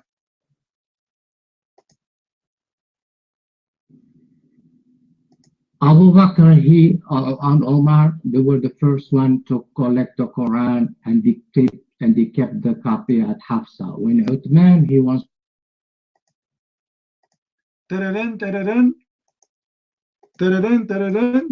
Assalamu alaikum. Hafsa, how are you, Hafsa? How are you doing? We want our copy, the one we give you of the Quran. Sorry, I was washing my bra and I washed the Quran with it because I used to keep the Quran in my bra. What do you mean with Hafsa? Do we have the Quran of Hafsa today? Are we going to go back to zero? Okay, the Quran of Hafsa, where we can find the Quran of Hafsa, you might. Don't take the mic. Are you not going to let me speak? The Quran that was collected by, the first collection was done by Abu Bakr. You don't know the history. And they copy every verse until you have two witnesses. They say, yes, we heard the Prophet say that. And they copy the verse. And this copy was left at Hafsa. When Uthman, he wants to do the second, to put it in codex, he asked Hafsa to give us those manuscripts. And he asked Zayd ibn Thabit and I think Abdullah ibn Zubayr and two others to put it in codex. There were 4 people work on it. Then he was double checked by the rest of the Muslims like Ali and Abdul, give me the answer, final answer. This book you have today is collected according to who?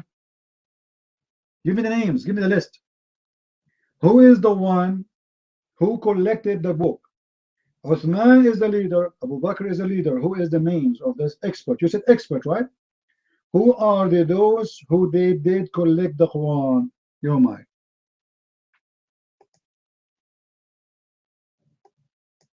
There were 4 people that they worked on the project. 4. It was Zayd. Are you sure? Are you sure? There are 4. I will commit suicide if there are 4. I will go to the high mountain and jump from the top of a high mountain and commit suicide.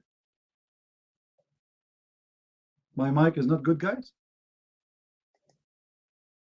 Guys, he said that they are four. Okay, tell us who are the four.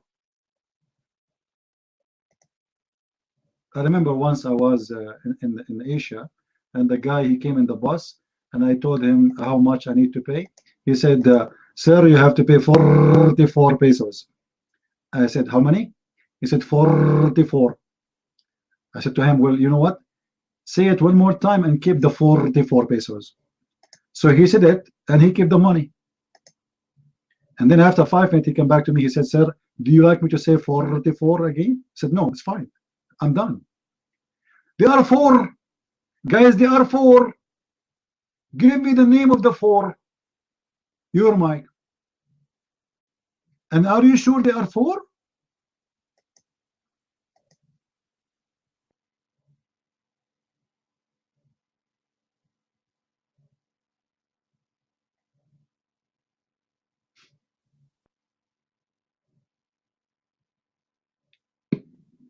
Well, I'm sure. Yeah, I remember there are four. I can remember just the name of two. If you want me to look up for the other ones, I can do that. But hold on, let me get you busted. Open your Quran. Do you have your Quran in your hand? Do you have the Quran you have in your hand in Arabic? Open it. Everybody heard you saying four. Go to the end of the Quran.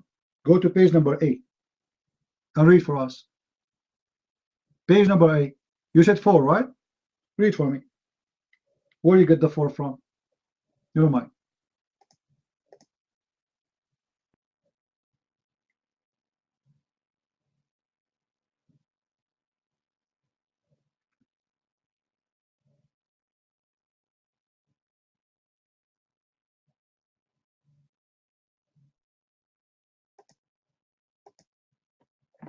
Like, come on, don't do that.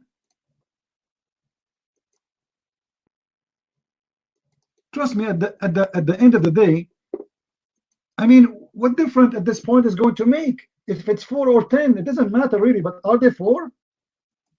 Contain classified information. What difference at this point does it make? 8 of those chains are top secret. 36 of those chains secret. And 8 contain confidential information. What difference at this point does it make? Everything I did was admitted. There was That's it. Abdul, what you are posting for me from a website, you idiot. In your Quran, don't you have the Quran? In your Quran, open your Quran right now, page number 8. Don't tell me you don't have a Quran at home. Don't tell me you are doing what Muslims do in Saudi Arabia. They use it as a toilet paper. Guys, do you know what Muslims do in Saudi Arabia? Who knows? Go right now and search in Google, Quran found in the sewage. Do you know why it's in the sewage? Anyone knows why? Because they wipe their ass with it, because it's a free. The Saudi government, they print Quran for free. There's books all over the Quran, all over the street. So they take it home and they use it for white paper, for toilet paper. Now let us see what he's posting. Look what he's posting for us. He's saying that there is many untrustworthy stories regarding who is the one who collected the Quran. What is the answer?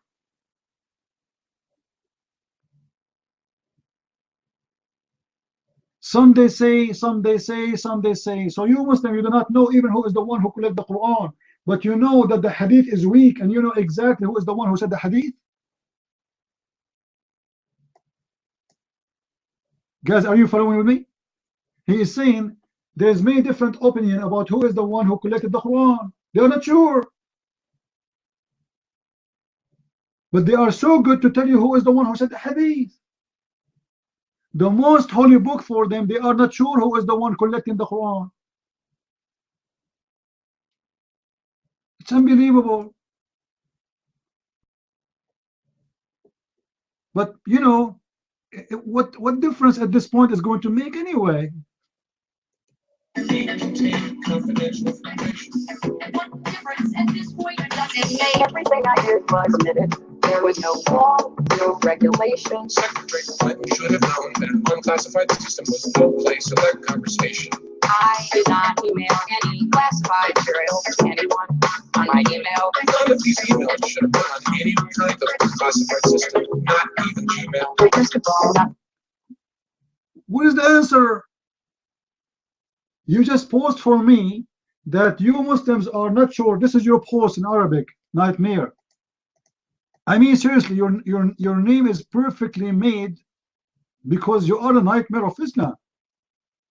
Look what you post for me, nightmare. You know what? I want you to come in the mic and translate what you posted for me. What do you think, guys? This is your post, isn't it? Translate. Okay, go. Take the mic and translate. We are listening. Go ahead. Let's laugh together. This story and I like it is مضطربة and has some problem بالتعيين to nominate who wrote the Mus'haf, the Quran. وكذا الذي تولى who is responsible for the dictation. فصريح بعض الروايات من the authenticity of some stories. Now it's authentic that Uthman nominate for the writing Zayd وابن الزبير وسعيد وعبد الرحمن. So I told you for. Did you get that? Ignorant? Because you never been in school. Islamic school don't accept Christians, liar. Potato Abdul. First of all, you do not know how to read Arabic. Let me read for you again, Potato. Here we go. You just said in these stories there is problems with those stories reported about who is the one who collected the Quran. Number one, take note. The Quran of Uthman, not any Quran, only the Quran of Uthman. And this is regarding to the one who did the dictation of the Quran, as you translate. And what we learn from this story, فَصَرِيحُ بَعْضِ الرِّوَايَات, that Uthman, not the authentic, you liar, doesn't say authentic, you are a liar. فَصَرِيحُ بَعْضِ الرِّوَايَات, صريح, not صحيح. You do not know how to read Arabic, Abdul. فَصَرِيح. So the meaning of this, that Uthman, he hired some people to write the Quran. One of them is Zayd and Ibn Zubayr and Sa'id wa Abdul Rahman. And in other story, continue, بعضها الآخر أنه عين زيدا. And other story says it was Zayd who made the writing. And then he ordered another one from the tribe of Hadith, we do not know his name, dictation. And from Mujahid, that the one who did the dictation was Ibn Abu Ka'b, and the writer was Zayd ibn Thabit. And so what is the four? In the first one, read with me, Abdul, read with me. They differentiate about who are the four, who are the three, who are the two, who is the one who wrote the Quran, who is the one that dictated the Quran. They do not know. This is your text. There's many opinion about who. From the same text you are posting for me, where is the authentic answer? So you lied when you say this is authentic. It doesn't say authentic. Same time, if you open the Quran with me, open the Quran, nightmare. Look like you don't have a Quran at home. كتب هذا المصحف وضبط على ما يوافق رواية حفص بن سليمان ابن المغيرة الأسدي الكوفي لقراءة عاصم بن أبي النجود الكوفي. Let me translate. This Mus'haf is written according to Hafs, according to Asim, according to Abdul Rahman, according to Uthman, according to Ali, according to Zayd, according to bin Abi Ka'b, according to the Prophet. What is the four? Those are not four. How many according to? Same time, you are the one who said your Prophet, Allah, he collect the Quran in his chest. Guys, did he say that? Did he say that? All right. Your prophet said, and we spoke about that before, me and you, Nightmare, if you remember. Your prophet said, take the Quran from 4.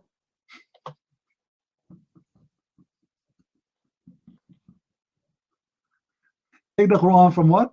From 4. Who are the 4? None of those names who you have right now in the Quran collection is of those 4. What happened? Let me give you the hadith.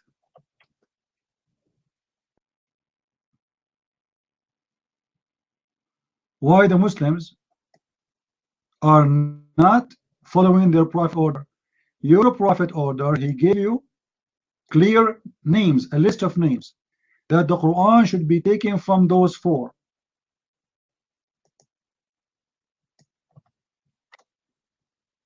Hold on, let me clean it.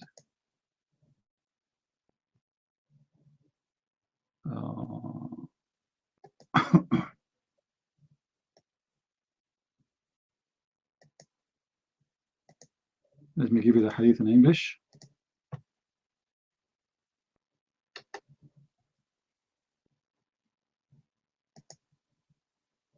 Here we go. This is your prophet naming the 4, the majestic 4. There's a movie, right? It's called The Majestic 4, or the, I don't know what they call it. None of the names you gave me is listed there. The Fantastic 4, sorry. Your prophet, he named Fantastic 4. None of them is in the list. So the Quran you have today is not made by the one your prophet approved. No, my.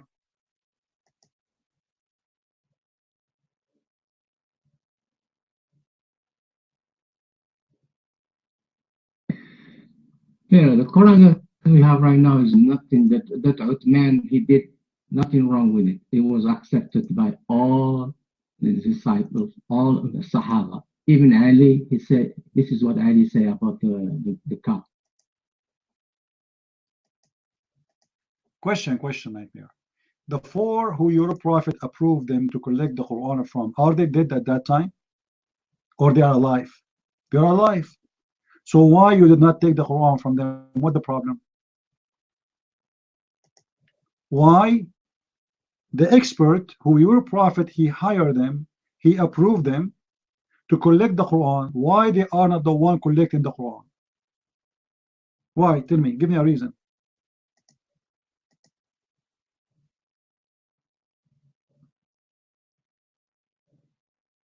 Okay.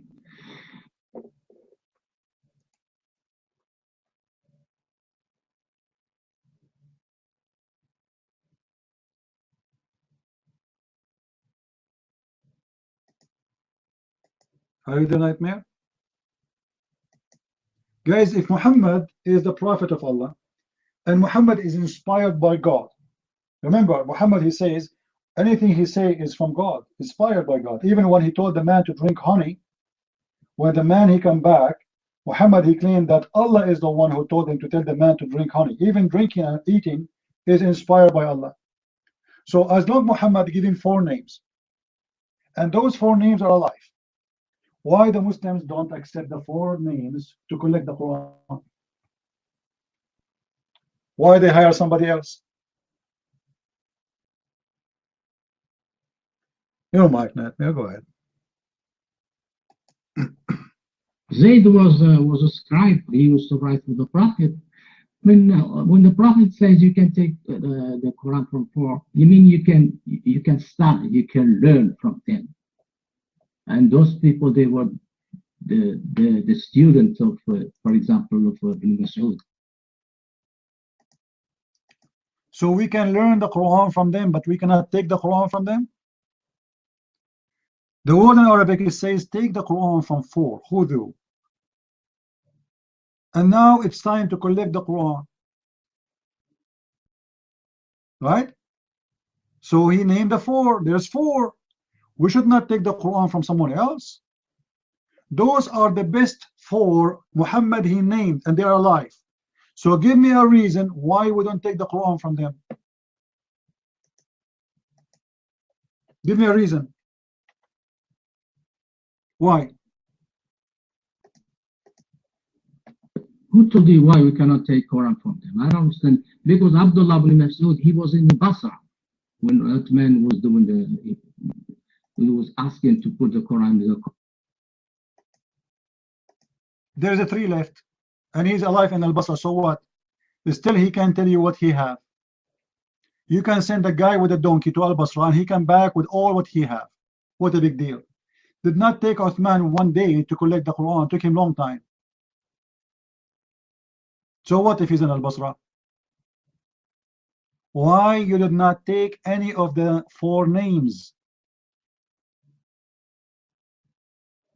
Scary Thought is here. That's amazing. He will tell us why. Scary, how are you? You're mine.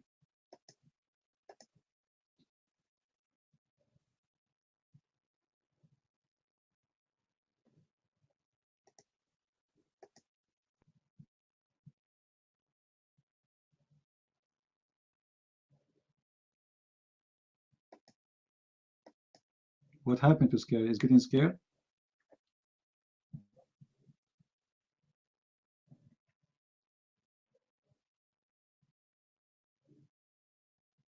So what? So what? Guys, look what said. Ali, he said, don't say in Uthman anything. Do you have a proof of that? Do you have a proof that Uthman he said that? Ali he said that? Do you have a proof? Nightmare, do you have a proof that Ali he said that? So you are saying we accept the Quran from Uthman just because Ali he said don't say anything wrong about Uthman? That's mean that the Muslim were saying a lot of wrong about Uthman. Correct, guys? Otherwise, why Uthman, why Ali, you need to say something like this? Your statement saying clearly that Uthman was a bad person and people, they say a lot of bad things about him. And this is actually why Uthman was killed by the Muslims.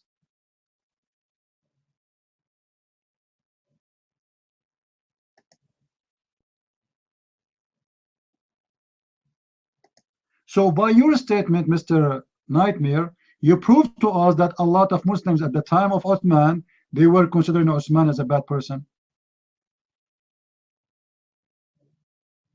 Otherwise, Ali, he will not need to say such a thing.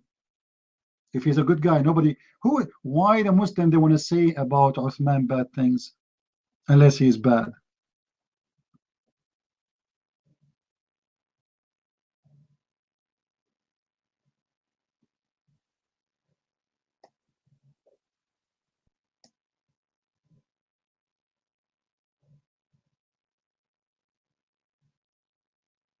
Right?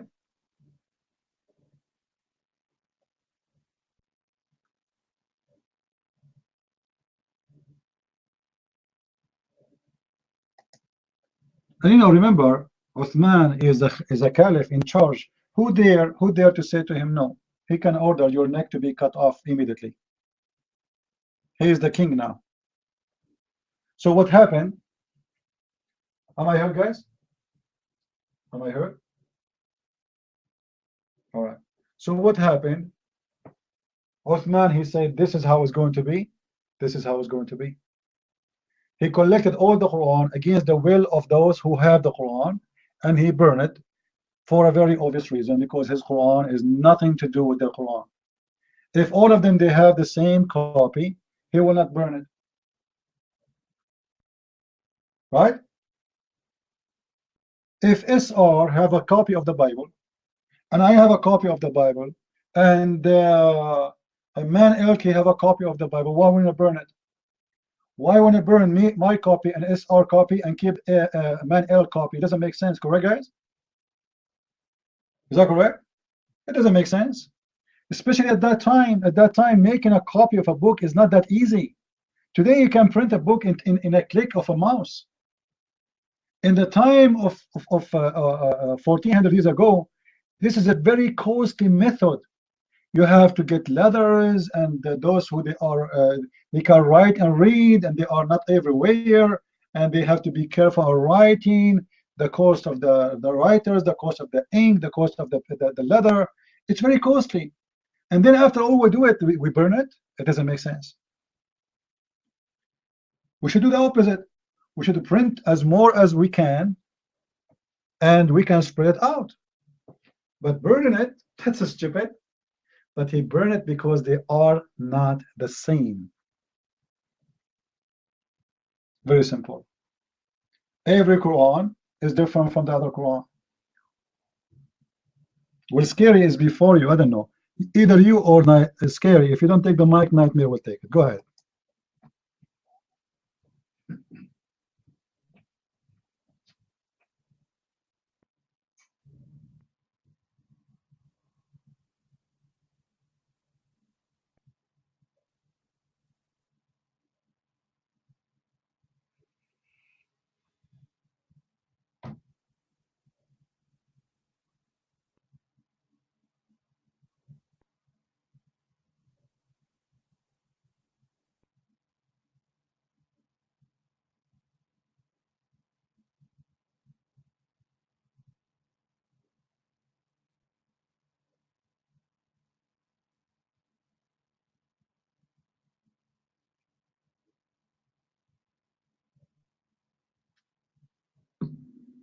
Okay, I take the mic.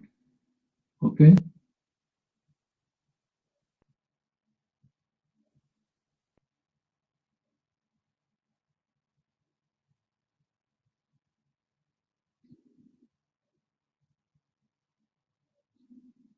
Okay, I don't know what happened to the liar city.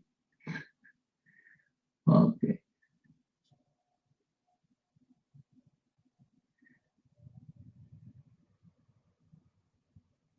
If the Muslims were not happy about the Quran that Ottoman wrote, they would have killed him right away. You think Ali is going to wait? He could have killed him in less than 24 hours.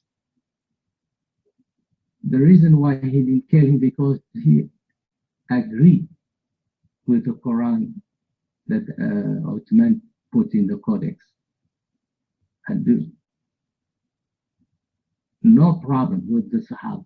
He destroyed the Qurans, personal copies, because some of the Sahaba, they had footnotes written in their personal Qurans.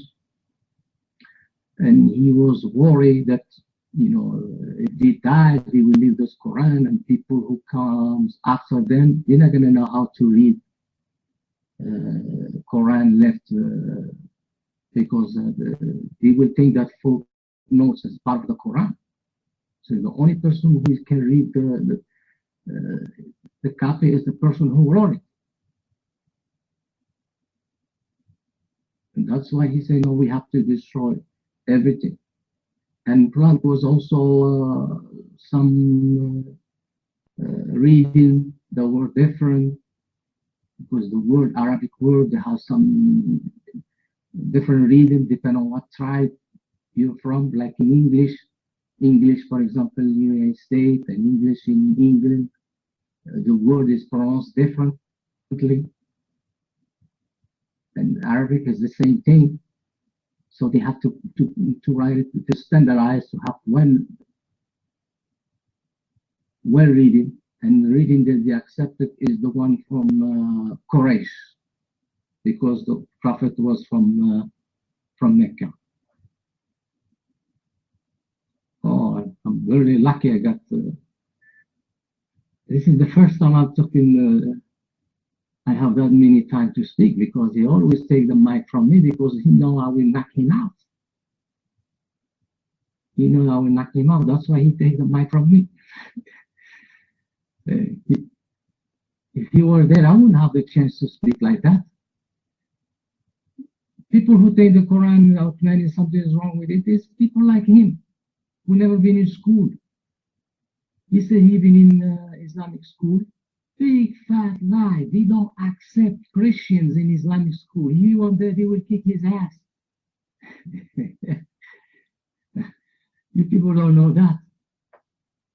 And to be accepted in Islamic school, you have to know Quran by heart. That's the test, entrance exam. That's a fantastic answer, Nightmare. Even though I wasn't here, I was in Allah room. But I will catch only the last 20 seconds I heard you. You have to know the Quran, to know Islam, you have to know the Quran by heart. Did he say that, guys? Did he say that? Okay. I want you to recite for me right now the chapter of stoning to death, or the verses of stoning to death. The Quran has verses stoning to death. Where we can find them, I'll recite them for me. You might.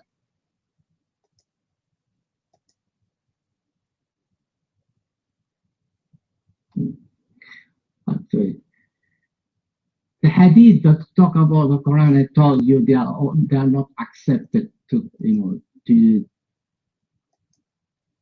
I did not say anything about the hadith. I said it is in the Quran. Your prophet, he mentioned Surah Al-Rajm. What do you mean not accepted? Who is the one who's not accepted? You? Huh? Who is the one said it's not accepted? Your Majesty. Let me get you busted.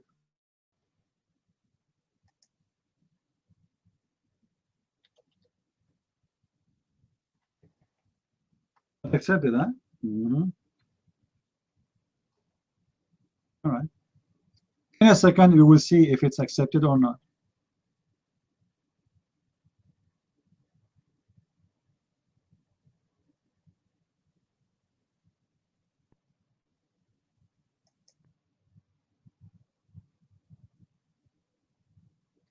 Is this hadith is a sahih hadith or correct hadith? Nightmare. And be careful, I'm going to spank you badly now. Is this hadith correct hadith or it's a weak hadith? Omar saying that stoning to death is in the book of Allah. Is that a correct hadith or it's a weak hadith? You might.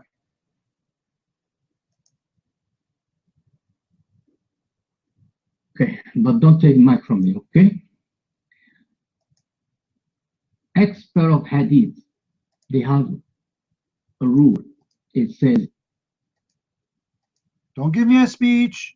According to the expert of the hadith, is this hadith is good or no? I don't want to know who they are. Is it a good hadith or it's a fake hadith? According to the expert of the hadith, give me the final answer. You might. No, man, this is what you don't let me speak. How do you get the answer? Do you think this is the answer, yes or no? Yes, it is yes or no, because they made a decision already. Is it accepted hadith by them or not? They are not going to send them letter to ask them to check it out. They already check it out. So is this one accepted or rejected? Your mic. This hadith is hadith ahad. You know what is hadith ahad, idiot? Show me the proof, idiot. The hadith in front of you, show me the proof, idiot. Your mic. Idiot, this is hadith ahad. Everybody knows this is ahad, not mutawatir. Show me. I just want to say a quick message to Christian.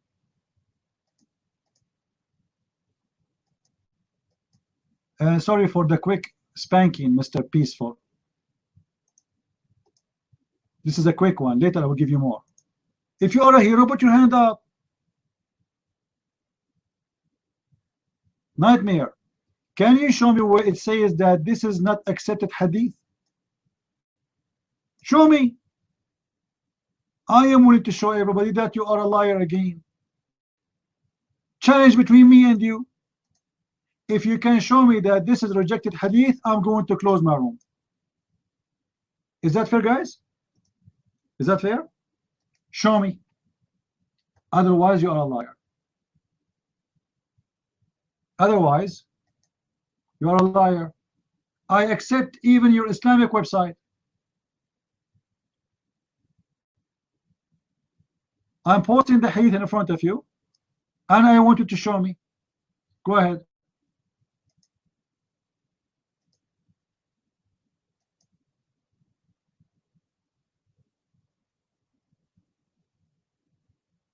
I can show you Christian Prince. You can show me what, peaceful, what? Just sit down, kid. Just hold on. Don't worry, we have a spanky for every Muslim here, one by one. Nightmare, take the mic and show me the reference that this is a rejected hadith. I'm posting the hadith in English again and again in front of everybody. Let me post it again. All right? Let us see what will happen to you.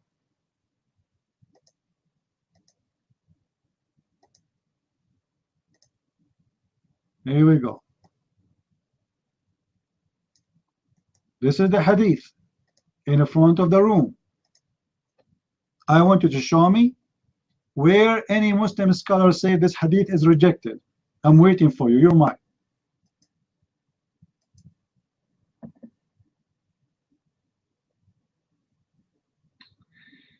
Let me finish my point, okay?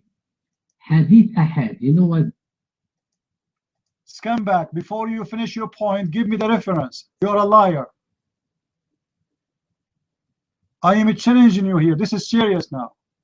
I will make your bum red like a monkey. Show me the reference saying that this hadith is fake hadith. You're mine.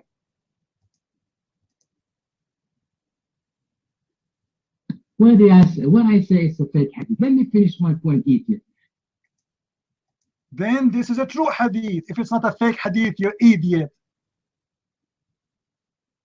So you accept it. So now tell me where we can find the verse of stoning. The hadith says there's a verse of stoning. It was in the Quran. Where we can find it, the mic is yours.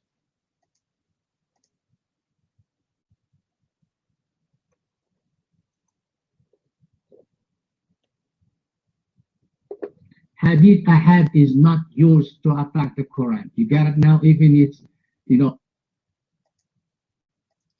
Potato, show me that this is ahad. I will go with you now. Let us play this game. Show me that this is ahad, Potato. I want to see it. I want to show you that you are dumb more than your prophet. You see how your prophet is dumb? You are a lot more dumb. You beat him, man. I will take the PhD in farting from your prophet, give it to you. Show me where this hadith is ahad. I want to see it. Here we go. Show me. You're mine. Hadith ahad. You have to. You see, the person who told the hadith is one person. I'm not the one who said that. You stupid. It's you who's saying that. You are the one who said it's ahad. Are you stupid or what?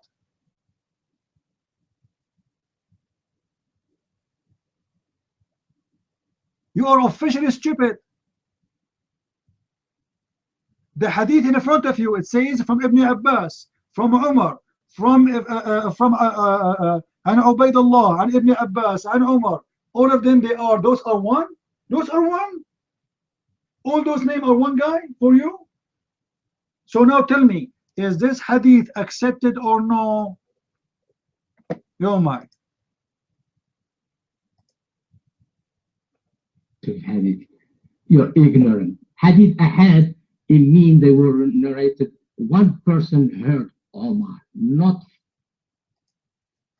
You are the one who said it's narrated from one person, not me. I'm not the one who said it's from one person. You are the one who told me it is narrated from one person. How stupid you are. I'm answering you about how many. You said it's narrated from one person. I said no, it's narrated more than one person. Now, is this accepted hadith or not? I want the answer. Give me an answer as a Muslim. Is it accepted or it is rejected? Either you say it's accepted or you say it's rejected. If it's rejected, show me the proof. If it's accepted, answer it then. You're mine. Let me talk, because if you let me talk, I destroy you and you get. Take your time to destroy me. I want the answer first. Is it rejected or accepted? Start saying it is rejected, or start saying it's accepted, and then destroy me. Your mic. No. I had in me one person heard. I don't care. Give me the answer. Don't waste my time. Is it rejected or accepted? Give me the answer. What's wrong with you? Is it accepted or rejected? If it is rejected, show me the reference. If it's accepted, give me the answer. You're mine. It's rejected to attack the Quran because it's ahad. Show me the reference. Prove it. I will give you 21 days. You know what? 21 years to show me a reference saying that this hadith is rejected. What do you say, guys? Is it a good challenge? I will give the mic to Peaceful Heart. He's a Muslim. He is so much. He have a diarrhea. He want to say something. He can't stop. And I will give you a chance to search for the reference. I'm waiting.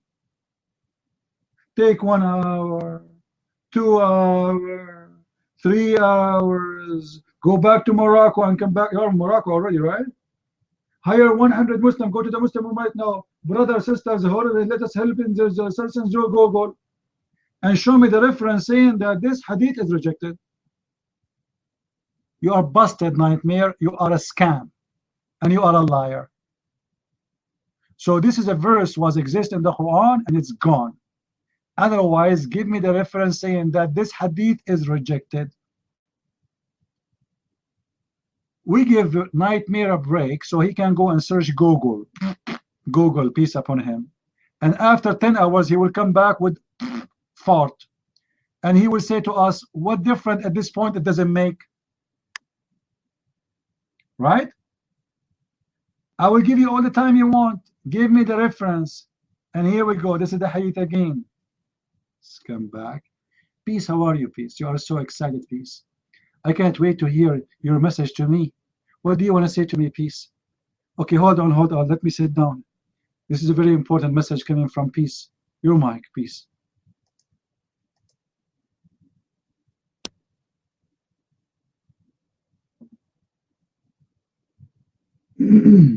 Assalamu alaikum, peace to everybody.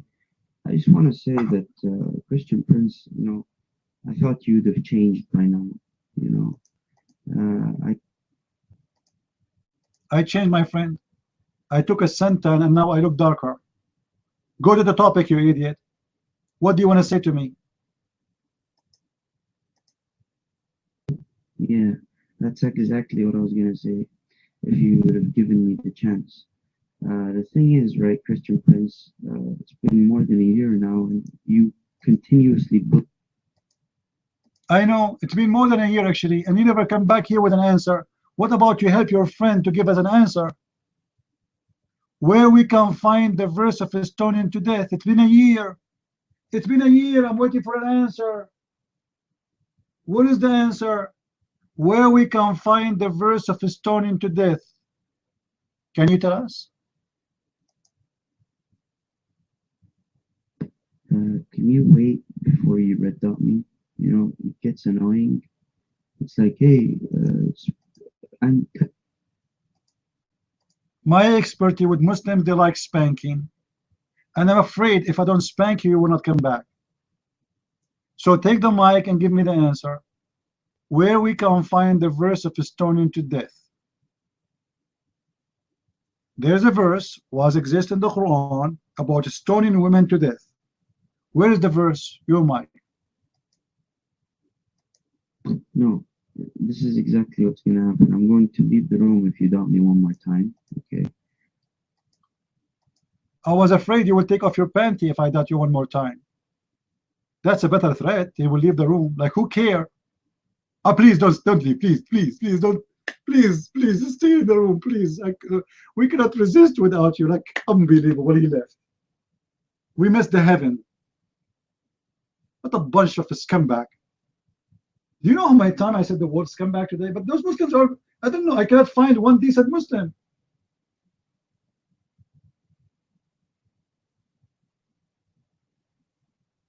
Not even one of them can give us a simple answer. Scary, put your hand down, man. Your hand is up just to get blessing from my shoes. Because I was visiting Allah yesterday. Actually, just on when he was talking, I was in the bathroom. So I got the blessing from Allah. Manuel, your mic. And now I telling you, Nightmare is searching hard, trying to find reference for the hadith I gave him. He is doing everything he can, and I will give him 21 years, not 20 years. Your mic, Manuel.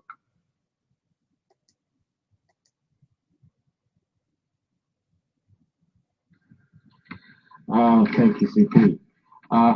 Definitely, you will never get the answer to that. And the lesson for us here is that, you know, it's more important for us to learn from the reactions of the Muslims. They don't have to admit outright that the Islam is false, that the Quran is false. These are the proofs of it. Him coming out and saying such a hadith and creating out of the blue that these hadith is not accepted, to try and wriggle out of it and try and make Islam look better. And you caught him with his pants down because he doesn't know where he can find the proof for that, because he just made that up to defend Islam. And that's what they do. They come into a room to speak, to raise their hands and speak, just to show that there's a challenge. The challenge doesn't make any sense, as you are proving over and over that the challenge makes no sense. But just because they have said something, it reminds me years back when Ahmed Didat had a debate with an Arab Christian, Soros, I believe was his name. He previously hadn't had any experience in debating Arab Christians, and Soros brought up the issue of the faults of the Quran in regards to Mary, the identity of Mary, and mistaking her to be the sister of Aaron and Moses. And people, during the question time, they insisted that Ahmed Didat had to answer this question, which he was avoiding because it showed the Quran to be at fault. And he came up and again started speaking up the Bible, just to seem like as if there was an answer. And the Muslims were very happy just to see him getting up to go and speak, because they thought he was actually going to come up with an answer. But he happened to have no answer whatsoever, and that's what they do. But it's a lesson for us. But in addition, though, this guy, Nightmare, was trying to say that Ibn Masud actually had no opposition to the Quran or Uthman. But in fact, he gave 100% opposite opinion than what he is actually saying, because Ibn Masud referred to the Quran of Uthman as being a forgery, being a deception, and asking Muslims to stay away from. You cannot disapprove of a book any more than Ibn Masud did. And we can find that, like, for instance, this is Kitab al-Tabaqat al-Kabir, and he said the people have been guilty of deceit. So deception, the Quran that is being written down by the orders of Uthman through Zayd ibn Thabit is a deception. So any Quran that the Muslim is via these writings, and it is a deception. It's not even the true Quran, because Ibn Masud supposedly learned 73 surahs directly from the Prophet, and he recited the 73 verses in front of the Prophet, and the Prophet approved each and every one of his recitation of all those verses. And also the fact that he was also in the presence of the Prophet when he made the final review of the Quran with Angel Gabriel, supposedly. So he knows both the Quran that he's heard from Muhammad and what he is saying that is coming from Zayd ibn Thabit, and he tells us that is pure deception. And in addition to that, what's his advice to the Muslims? He said, all you Muslim people avoid copying the Mus'haf. So anything that is written down by Zayd or recitation, because the Muslims will jump around and say, oh, it's actually not the written, it is the recitation. He said both. Either the writing or the recitation of Zayd ibn Thabit, stay away from it. But Allah, when I accepted Islam, he was in the loins of a disbelieving man, and it was regarding these that Abdullah ibn Masud said, "O people of Al-Iraq, keep the Mus'haf that are with you and conceal them." So there is no approval whatsoever of the Quran they have today, according to the experts that Muhammad himself said, "Love the Quran from him." He says, "Leave this Quran, stay away from it. It's a deception, my friend." And on top of that, he also said that Uthman agreed with Ibn Masud, whereas in reality, Uthman had Ibn Masud beaten until his front teeth were broken, and finally, 3 days later, Ibn Masud died from the injuries of the beating he received from Uthman ibn Affan, my friend. All right, thank you. Guys, I'm hungry, and I was telling the guys on YouTube I need a sandwich, and they asked me what sandwich I like. I said shish kebab. But those guys, they are not getting the point.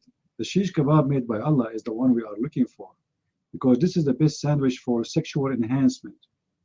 Remember the Prophet Muhammad, peace upon him, he used to have a whiner which never worked, unless like that doesn't move. So he invoked his God, and then the God, he went to his kitchen, and the God in his kitchen, he made him a shish kebab, and then he sent the shish kebab to Muhammad, and Muhammad, he ate it, and then Muhammad, his penis was like, wow. My friend, Allah is all wise, and it doesn't matter what man Elki told you about those guys. You cannot think about the wisdom of Allah. The wisdom of Allah is beyond anything. For you, it's a shish kebab. For Allah, it's a sexual enhancement. For you, it's a food. For Allah, it's a Viagra. I mean, seriously, this is deep. This is seriously deep. Cole, the mic is yours.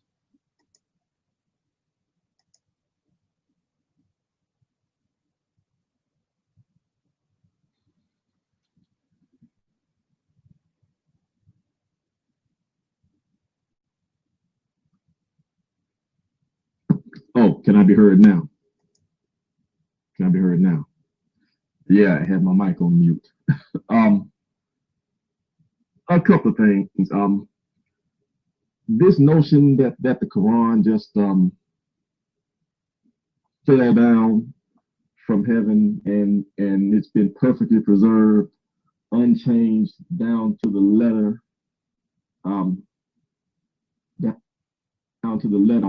that's just false. Yeah, that's what they believe, and we hear it time and time again, although it is demonstrably false. Several things here. When Muhammad was here, he said a lot of stuff, and the Quran was saved in oral tradition. They memorized it. So when he dies, you got a lot of problems. And the most important of which is what actually is the Quran. You know, I mean, if he said a lot of stuff about everything and people were asking him stuff left and right all the time, you know, it's clear to us he was making it up, but let's assume that you are a Muslim and you believe everything he says. How do you tell what's in the Quran and what's not? You know, what did he say is just his own opinion? What is supposed to be the exact word of God? How do you tell? Moreover, what if the reciters disagree? You know, the notion that, the notion that two men or actually every man, because it was more than two, that everybody's going to memorize the same exact thing, the same exact way, that's just nonsense. It's nonsense. That's not going to happen with any significant number of people. And that is exactly what we see from the evidence. So they got to decide what's in the Quran. And we know from the Hadiths that there were disagreements. The people that Muhammad told you to memorize it, to learn the Quran from, they weren't taken into account. And then we know that some of the people, like Ibn Masud, we know his Quran was different. Man, they'll just mention that, and not that it's new here, but we know his Quran was different. We also know that parts of it were lost. Some of the people who memorized stuff were lost. That I believe is in Sahih Bukhari, in several places in Bukhari actually. We know that the Hadiths say that what was it? Aisha had some verses on the stoning and the breastfeeding of adults that were eaten by the goat. That were eaten by the goat, which I will always be convinced that that is a case of the wives getting together, knowing what Muhammad was, and making a decision to cut that out. I mean,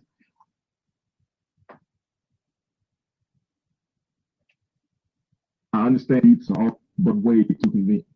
A tame sheep came in and ate it. The dog ate my homework. No, it was so ridiculous. and the wives made a decision. We have to get rid of this, to cut that out. I wonder if anybody ever asked her to show us the goat, or the sheep or whatever it was that ate it. The other thing we've got, we know that Uthman, when he compiled the Quran, he burned all the other Quranic materials. Like CP said, and it doesn't take a genius to know this, why would you burn it if it said the same thing as what you had? There's no reason whatsoever to burn it if it all agrees. You burn it because it's different, and you want to cut down on confusion. You want what you advance to be it, and you don't want any question. In essence, you want Muslims to believe what they largely believe now, contrary to the evidence. You want them to believe that it's all the same, that that's the only one that there was, when that's not the case. And we have the evidence to the contrary. Now, also, oddly, somebody else did that. It was, I think it was Al-Malik, I believe. He came up and he did it again, had the Quran canonized again, and gathered materials and had another burning, although I don't think it was to the same extent. Well, I don't want to say to the same extent, because whenever you burn everything else, that's a very big deal. But when I say it's to the same extent, I don't know if he put in the same degree of changes that Uthman put in, as in his version would be closer to Uthman than Uthman would have been to the, the original, to the original stuff. I would also take a slight tangent here to show that the way Uthman did it, to contrast that with the way the Christian New Testament came down. See, the way the Christians would have done that, and the way the Christians actually did do it, is we kept everything. Christians keep everything. And you can go back and look at all of it. So any of this criticism or whatever that you have, you can go back and you can pull up all the material. We're not ashamed of anything. Scribes make mistakes because the scribes are people, that happens, But when you have all the material, you can look at all of it. You can see the mistakes. If you got 1,000 manuscripts, and one of those manuscripts is missing the fifth word, and another one of those manuscripts is missing the 500th word, you can fill in the blanks because you've got everything. You know, you got everything there, and the evidence, you can check them against one another. You don't have that with Islamic text. Also, to back to Islam, the things we say about Uthman changing it, we've got evidence of that. You know, the manuscripts have been found. I believe it was the Sana manuscripts. Somebody mentioned that. Somebody mentioned that in the text. I'll post a link to it from an Islamic site here in a bit.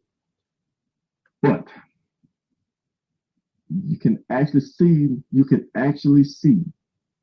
in the manuscripts where the original was erased and the quote unquote more Uthmanic Quran was written over the top of it. You can actually see that, you know, if you just look at it where it was corrected. Moreover, you can actually, you know, they can look at the erased text and pull it out and tell what it says. I mean, it's there for all to see, you know. So it was changed, pure and simple. When you look at the manuscript and you can age what was written, you can tell how old the document was, and you can see the erasure, and you can see the old ink, and you can see the new ink. I mean, it's just as plain as day. It was changed. It was changed. It said one thing, and they changed it to fit another, you know. So if you're Muslim, then you have to ask the question.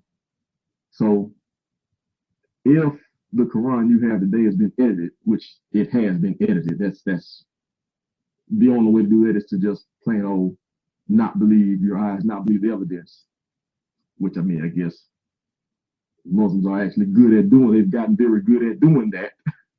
But that's where you are. You're at the point of having to ignore the evidence because people can show it to you. They can show it to you now. So if it's been touched by human hands, now what? You have to ask yourself, why did they do it? And what did it say at first? You know, why did Uthman burn that stuff? Why did Abd Malik burn that stuff? Why are there no hadiths to support Surah 4:157 and others like that?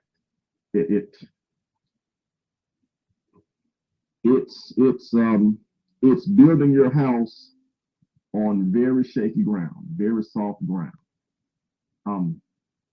And frankly, you don't have anywhere to go with it when you know that things were hidden from you. It's much, much better to go with the one who shows you everything, you know, who didn't hide anything from you, not even the mistakes, so that you can weigh those against the reality, against what came out, and then make a judgment call for yourself. That's all I've got for right now. The mic will soon be free in a moment. All right, just to make it clear, guys, we are not trying to prove that the Quran is changed because it's going to make a difference. Actually, me, myself, I wish the Quran never changed. Because if we have the original Quran, we can laugh more at the scumbag Muhammad.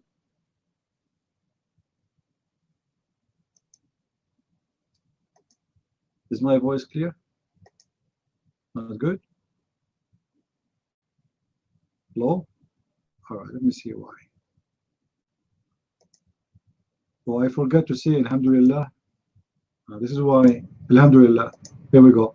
Is my voice better? Alhamdulillah. Okay, now it's better. MashaAllah. That's amazing, my friend. So,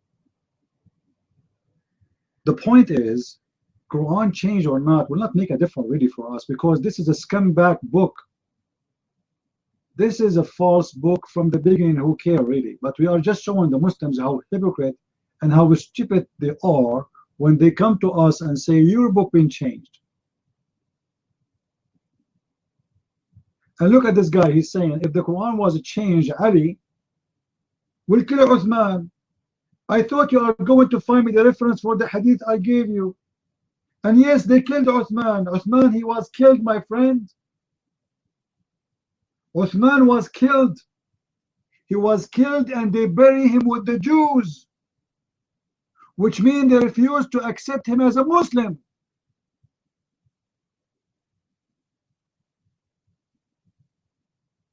Uthman was killed and was treated like a dog. And you are telling me they will kill him if he changed the Quran? So why they killed him? Not only they killed him, they refused to bury him with the Muslims.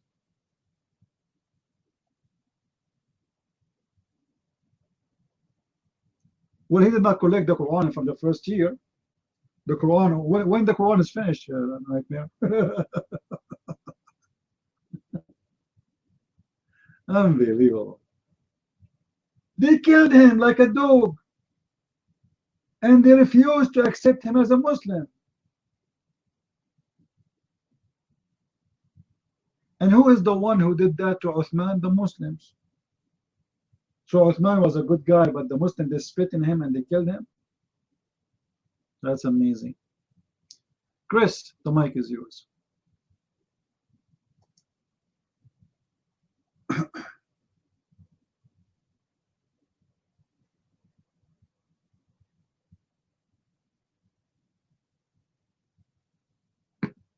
Okay, yeah, sorry about that.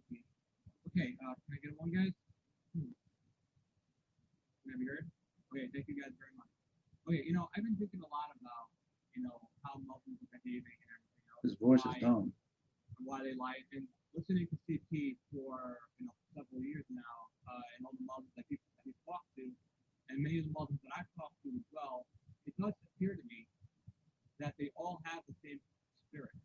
It's like if you talk to one Muslim, you talk to them all. You know what I mean? It's like one after the other saying, show me where in the Bible Jesus said I am God, or the Bible is corrupted, this and that. They all have the same argument. And, dealing with this election and everything, and seeing how a lot of these liberals are crying about this election and giving pretty much the same argumentation that Muslims do, I'm pretty much convinced that both the Liberal Party of today and Muslims are being influenced by the same Antichrist spirit. I really believe that, because it's like talking to a liberal, it's like talking to a Muslim. Exactly the same thing. So I'm really believing more and more that SJWs and Muslims, they have the same Antichrist spirit. So that's what I think. CPR. All right. Well, liberals, they like anything is sick. I saw a video today in Twitter. Liberals girls, they are giving sex toys in the school. Anyone saw the video? Imagine what kind of girls, those girls who they are, those are officially whore. When a girl, she sat behind a table in the yard of a school and she is giving dildos. She must be a whore, the son of a whore, her mother is a whore, and her family, all of them, they are a bunch of whore, to the point they reach that point, they do such a thing. So, my friend, the liberals, they are dildo people. They are a sex toy in the hand of anyone. You can play with them as much as you want. You can push them anyone you want. You can take them off. You can put them in. You can do anything you want with them. They are dildos. They have no value. They fit in every place. They are flexible because they have no value. Well, the school is liberals too. So the whore, she is in the yard of the whore. I assure you that the principal of the school is a dildo. The teacher of the schools are dildos because nobody complained. It's a dildo school. It's exactly as Islam. But by the way, do you know that the first one who taught dildo is Muhammad and his followers?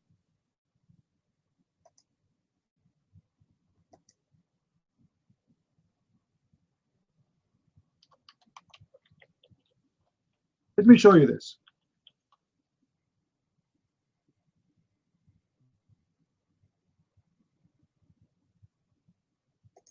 Hold on.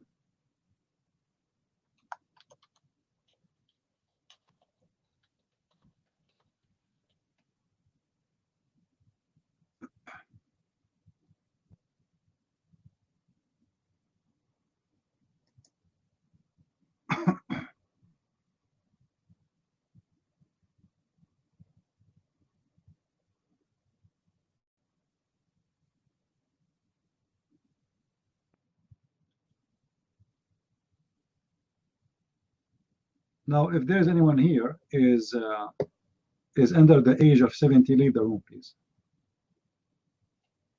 If you are a Muslim, you can be staying in the room even if you are 6, because according to Muslims, 6 years old, it's mean you are mature. Remember, Aisha, she was dating at the age of 4, according to Muslims. Look at this.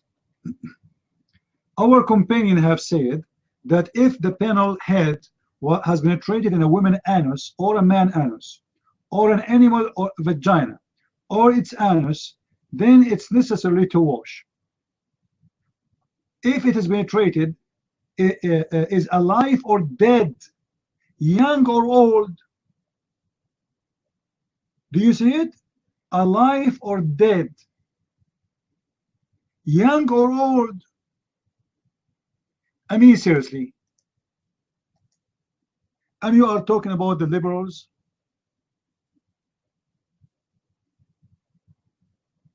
And not only that, let us go to the part where they speak about dildo. All right.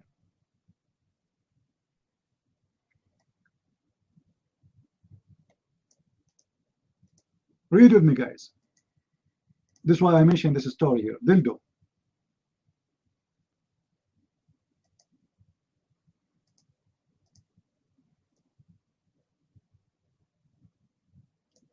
Let me pause this part for you.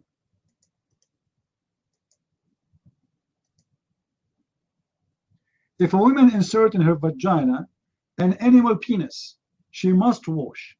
If she insert a detached penis, ذكرا مقطوعا, light is a feared member, or a material aid perhaps, there is two opinions, the most accurate that she must wash. What the women she is inserting? What the Muslims are worried about is to wash or not about inserting an animal penis. You see the dignity of the Muslims? They are not worried about the women inserting animal penis. They are worried about if she need to wash or not. Hold on, the story is not over yet. If a man warps a scythe around his male member and then ejaculate inside the women's vagina, the first condom in the history. You guys, you say the Muslim, they say to you, in America they give condoms to children. The first condom exists in Islam. Hold on, Nightmare. What the fatwa is it saying? This is false. Go and tell your imam, the one who made this fatwa, is an idiot. As you see, they are discussing if they should wash or not. Nobody is discussing should be killed or not. Now listen. The stupid Nightmare, he do not know that this hadith is speaking about your Prophet himself having sex with animals.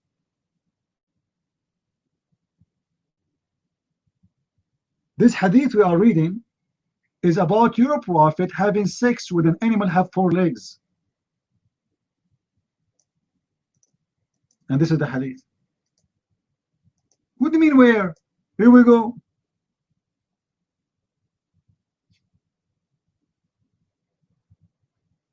The whole discussing about having sex with animals, we need to wash or not, because your Prophet himself have sex with an animal have 4 legs. They are not saying if it's a goat or it's a donkey. We do not know, or what we know, it's an animal with 4 legs. And this is why you see in the explanation of the hadith, they are speaking with having sex with animals.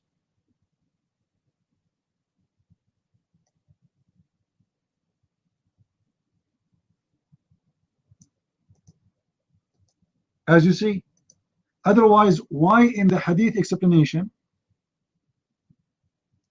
they are talking about women inserting and a man inserting and a woman having sex with, etc.? What does have to do with this? The explanation of the hadith is very clear. They are teaching you why you should wash, because your prophet, he did the same.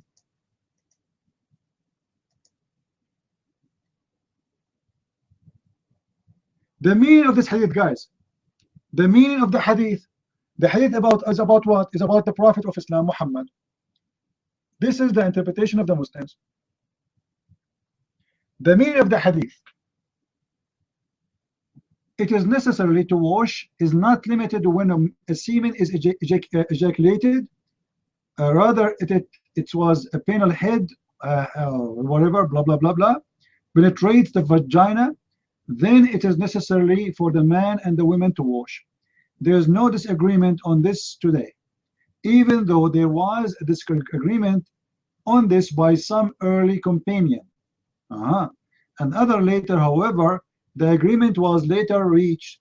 This is what we have shown and presented previously. And then they continue. This is all is the explanation of what Muhammad was doing with the animal with the 4 legs. They continue saying, read with me. Oh, hold on, just wait. They continue here saying, I pause this part. Let me pause the second part.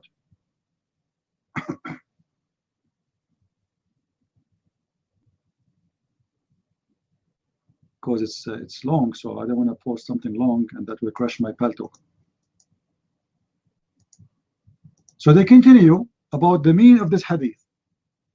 Our companion have said that if the penal head has penetrated in a woman anus or a man anus, guys, the Muslim, they say to you, it is haram to have sex with the man anus, correct? Is that correct? They say to you that it's forbidden for Muslim to have sex with men.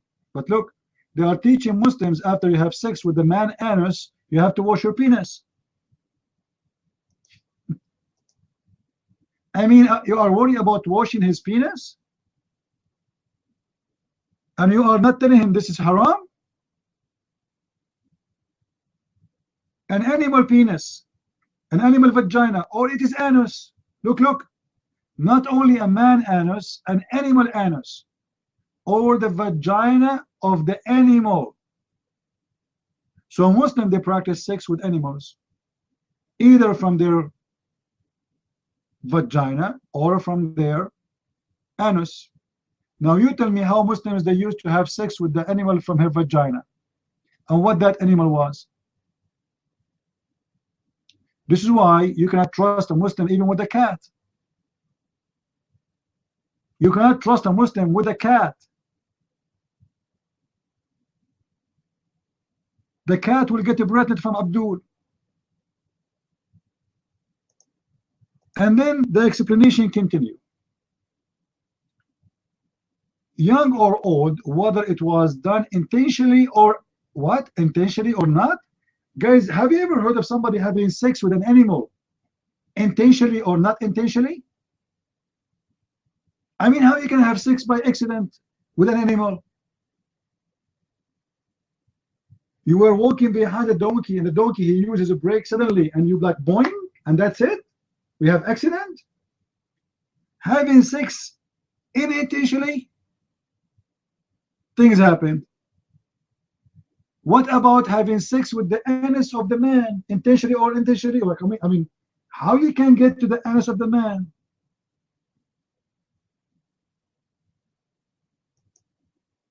But remember, they are just worried about, and look, this has happened. You have to wash even if you are circumcised or uncircumcised. Look what they are worried about. Look what they are worried about.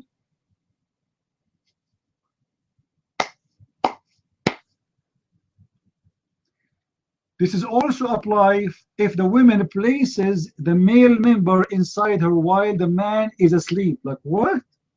What? The man is asleep and she is what? Guys, do you see what I see? You cannot sleep next to women. She is a Muslim and you stay secure. She will rape you, my friend. You sleep next to a Muslimah. When you are asleep, she will hold your private part and she will do things with her.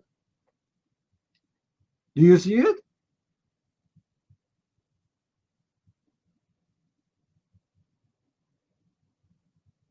This is amazing.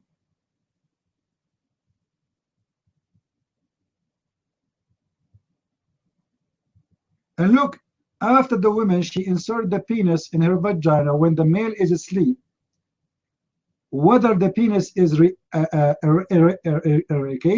erect or not, which means if he has like orgasm or not, still she have to wash. Circumcised or not, it doesn't matter.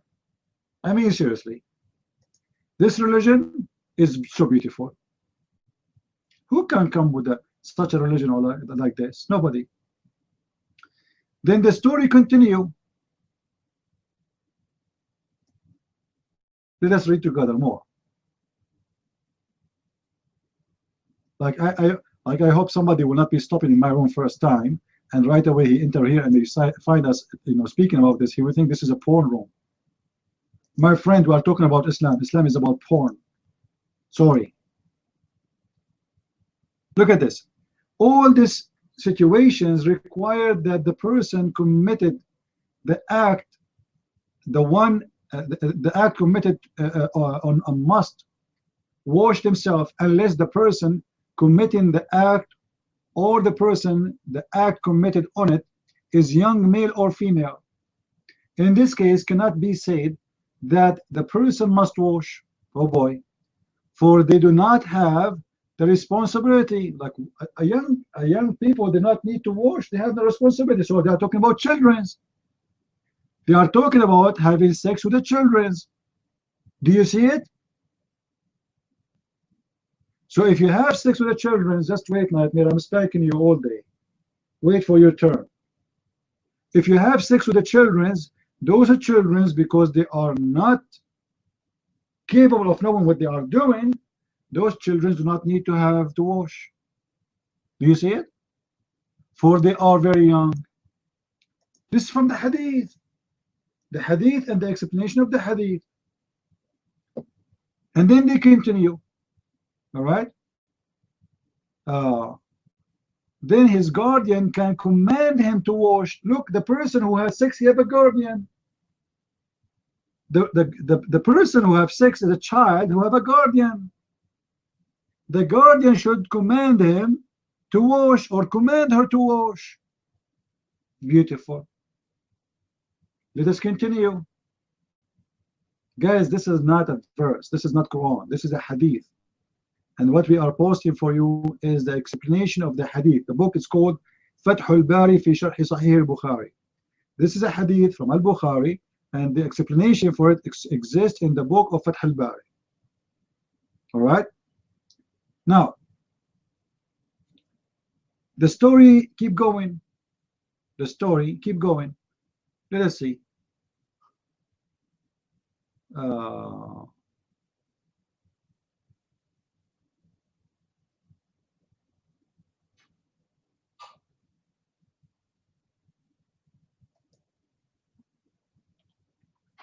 Where it says, let us see. Because then he said, if you insert your penis in a statues, here we go. If you insert your penis in the statues, or a piece of leather.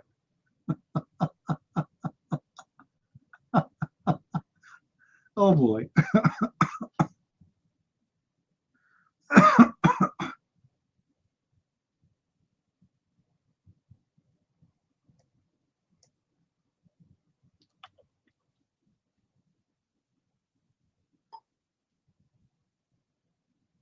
I'm trying to find where the story it says a piece of leather or dog, because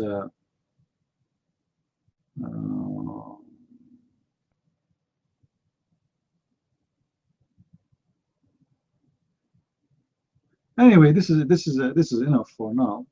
And Nightmare is so excited to take the mic, and he is going to destroy us. The mic is yours, Nightmare. Did you find the hadith reference saying that this hadith is rejected, the one I gave you about stoning to death? Your mic?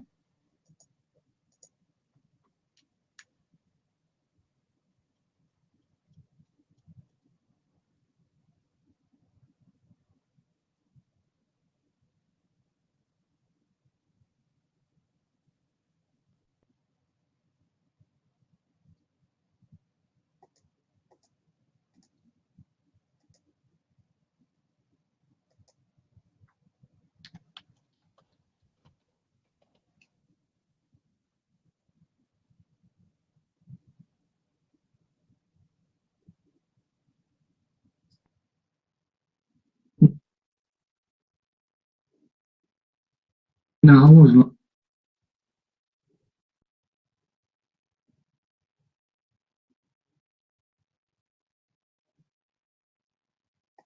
That's it. What? You were not looking? So what you were doing? We made a challenge, man. Guys, did I challenge him to show me the reference that this hadith is rejected? So now we gave you 30 minutes to look for it. And now you are saying to us you were not looking, you are a liar. If you want me to believe you that you did not look for it, swear by the fig that you did not look. Take the mic right now and say, I swear by the fig, the holy fig, that you did not look for the hadith I gave you. Your mic. With the animal.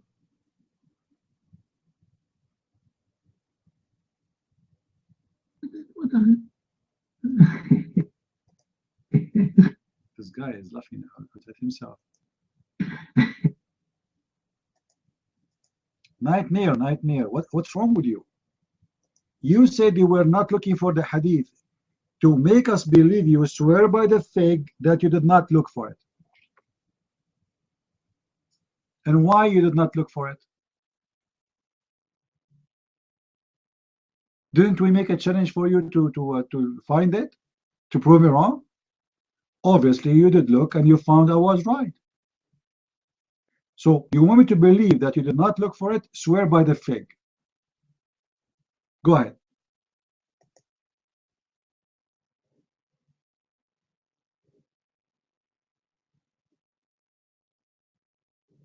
That's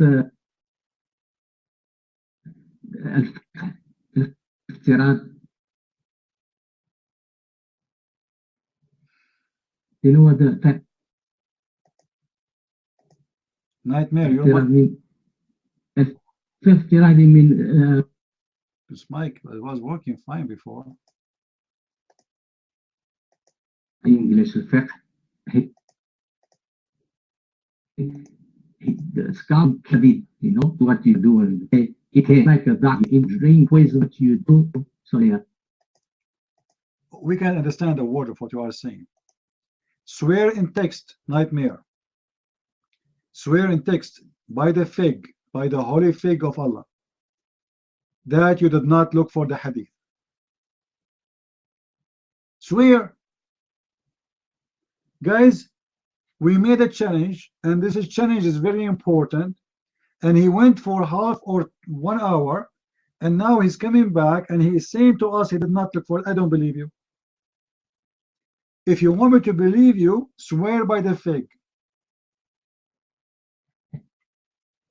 Swear by the fig that you never look for the hadith. You're mine. you stupid one. It's a shit to swear by the fig.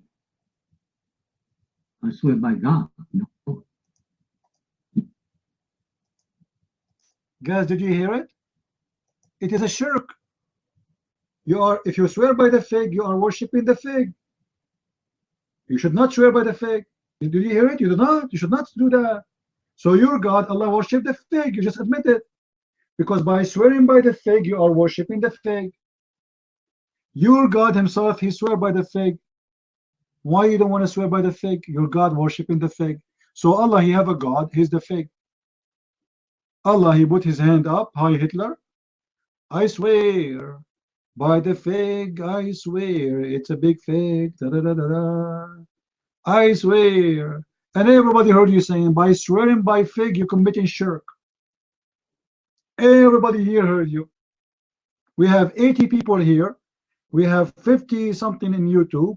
We have 70 something in Twitter. We have 80 something in my backyard. And you just said that if you swear by fig, you are committing shirk. So why Allah swear by the fig? Afraid about sex with animals? What do you mean? It's just we will talk about it. Don't worry.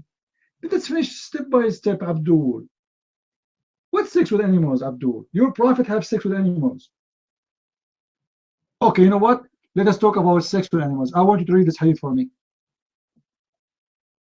I want you to read this hadith for me. Here we go.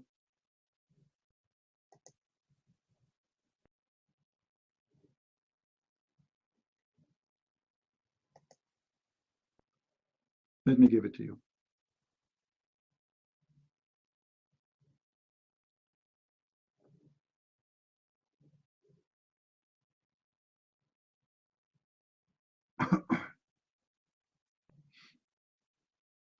Are you ready?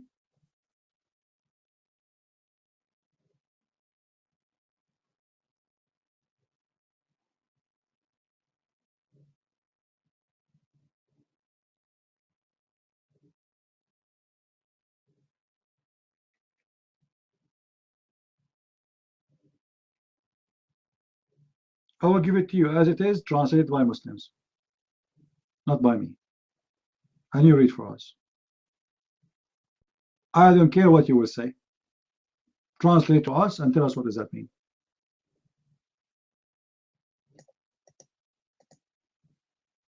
I will give it to you in Arabic. I will give it to you in English. Your prophet was having sex with who?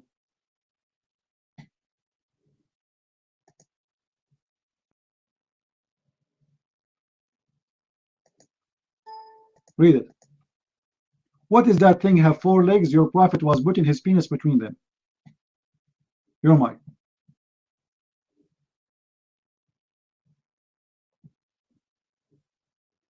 This is your Muslim interpretation, by the way. All right? The hadith is this one. Let me give you the hadith.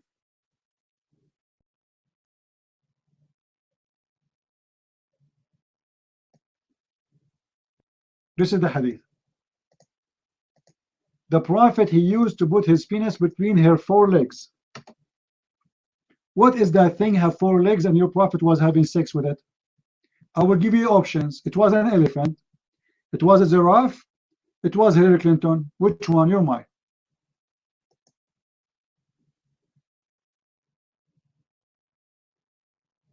They say if someone sits between a woman 4, what say the prophet used to have? Hey, Abdul, in the Arabic doesn't say women 4. What 4? Anybody heard women she have 4 legs? Guys, anyone heard that women she have 4 legs before? The word women there is not in the hadith. This is in the English Muslim translation. There's no word, there's no women, and there is nobody heard of a woman she have 4 legs. I'm just posting to you as it is, as Muslims they translate. It's false, my friend. Show me where is the word woman. It says بين شعابها الأربعة, between her 4 legs. Name for me one woman ever Muhammad he slept with, she have 4 legs. Go ahead.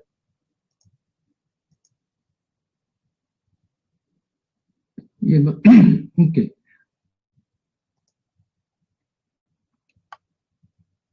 Okay. Prophet, peace be upon him, if one sits, but he doesn't say, I sit between woman 4 legs. If one sits, if some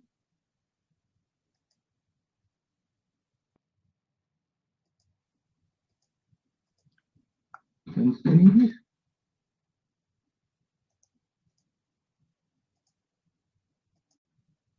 Abdul, your prophet never said between a woman 4 legs. He said, you just admitted that this is 4 legs, guys. Did he say 4 legs? Did he say that? Did you hear him saying 4 legs? So your prophet said, if you do that between her 4 legs, you have to wash. What is the creature have 4 legs? Women don't have 4 legs, my friend. Ladies in the room, any one of you have 4 legs?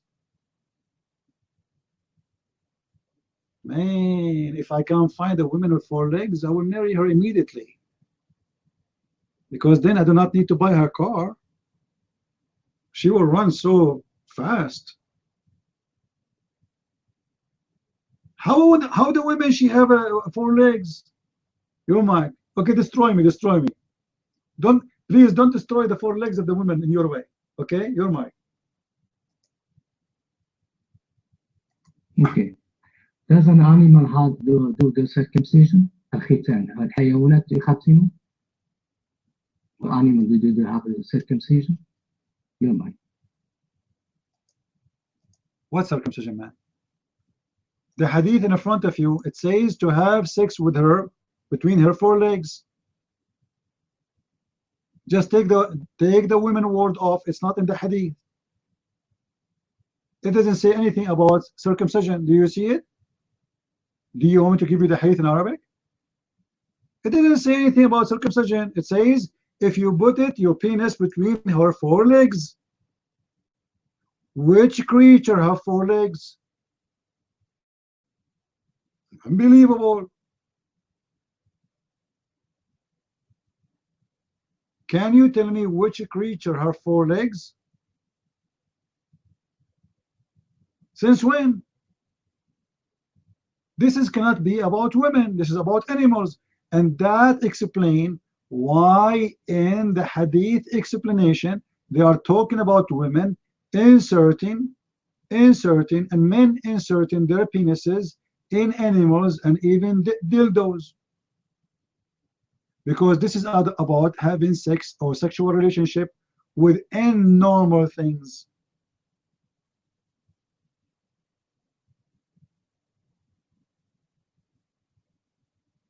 So the reason they say to you here in the explanation of the hadith that why they are saying a woman she insert or a man he insert his penis in the anus of a Muslim of a man or an animal, because the hadith is speaking about having sex with animals.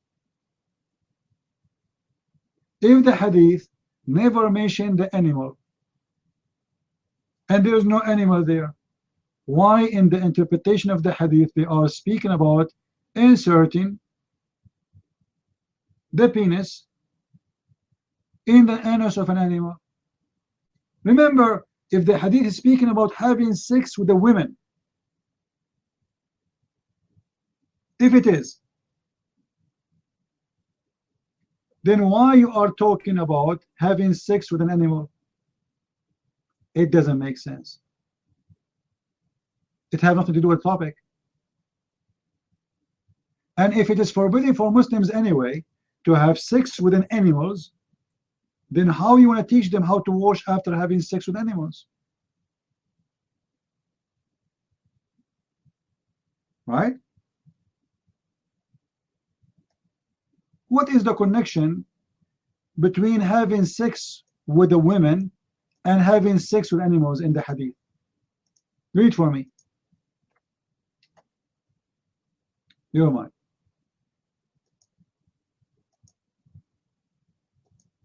But don't interrupt me because I'm gonna knock you out. Okay? If you take the mic, you're lost. The first one, the hadith, it's in Arabic. إذا جلس بين شعبها الأربع. شعبها is not leg. Okay? Translated as leg. Abdul, are you sure it is shabiha? Are you sure you are reading Arabic now? It is shabiha, right? Your mind?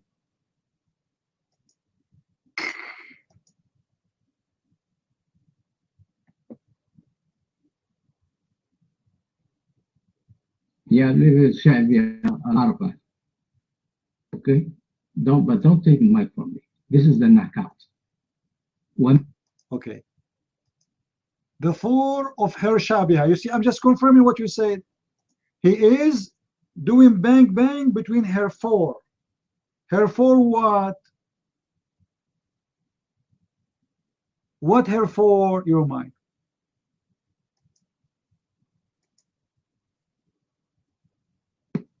It's not like, okay, listen to this. This is the nakat. وَمَثَ الْخِتَانُ وَالْخِتَانِ. Does the animal they have you can say it. You are not reading my hadith, my friend. This is different hadith. This is not my hadith. My hadith have nothing to do. Those words you are adding is not there. They are not there. Hello? What khitan or khitan? There is no khitan there. This is different hadith. This is different story. What's wrong with you, Abdul? Let me give you the hadith as it is in Arabic. This is why you see even your Muslim scholars are not mentioning that. All right? Here we go.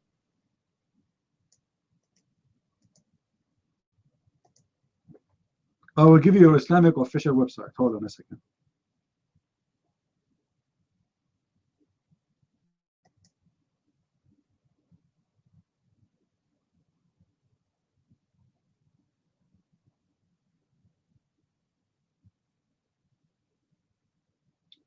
A Muslim website, a Muslim website. Let me try to find it from the government website.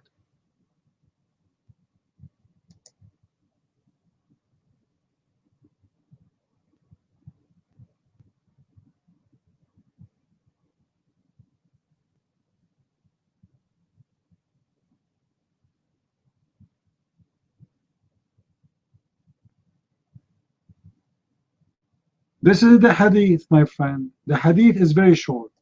There is no woman she is circumcised, and there is no such a thing. Here we go. This is the hadith as it is. If you do it to her between her four legs, you have to wash. That's it. There's no circumcisions. There's nobody circumcised. The word woman is not exist, and the mic is yours.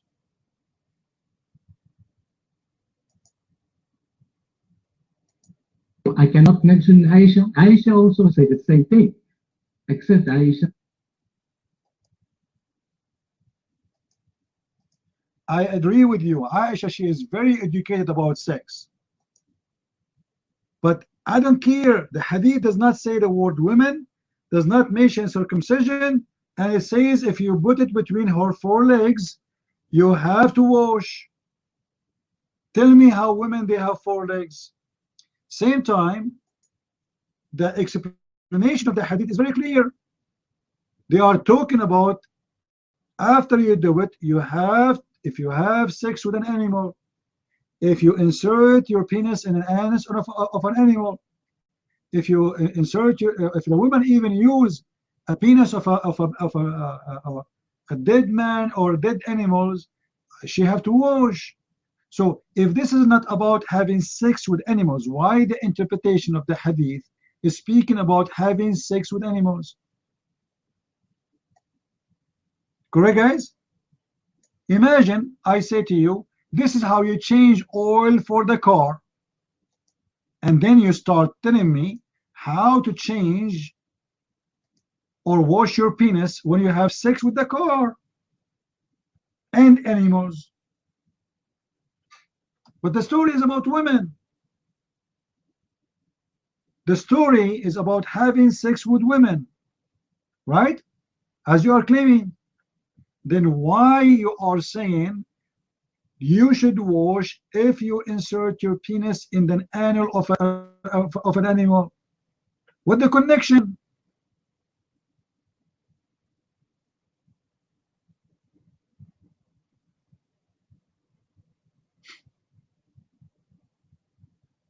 Anyone can give me the connection? Like what the heck?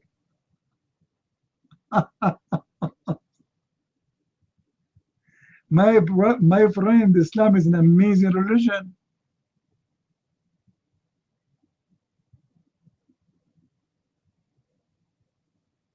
You see, when somebody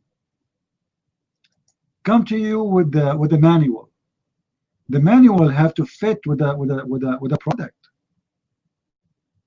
If the product is not talking about sex with animals, why you are giving me the manual speaking about sex with animals? How this come to this?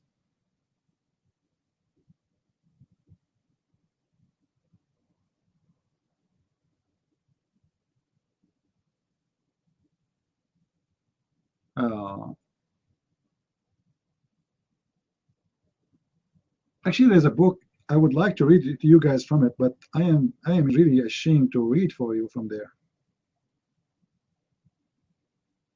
I should kick most of you out of the room in order to read it. I mean, seriously.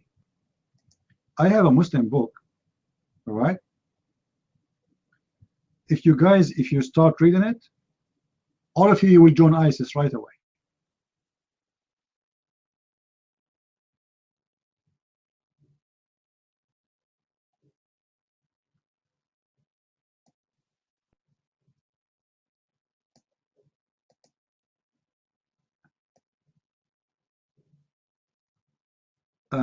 Nightmare, can you translate to the room what it says what it says in this book?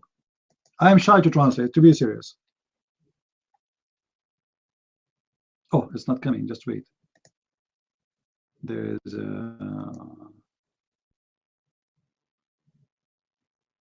no, you don't translate. You are a girl.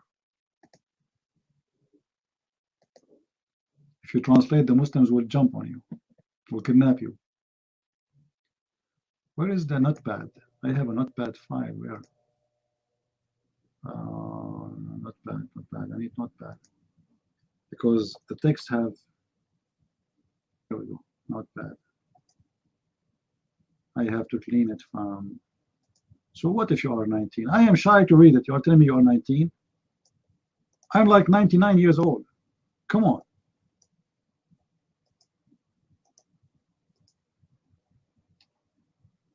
Oh boy, it's not coming. Let me try again. I don't know what's wrong. Those who are in YouTube, they can read it,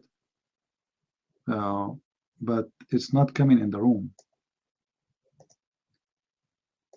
Let me pause part by part. Nightmare, do you see it now? Is it coming, guys? Do you see this part? Okay, tell me what it says there, Nightmare. What your Muslim books teaching the Muslims there? Your mind.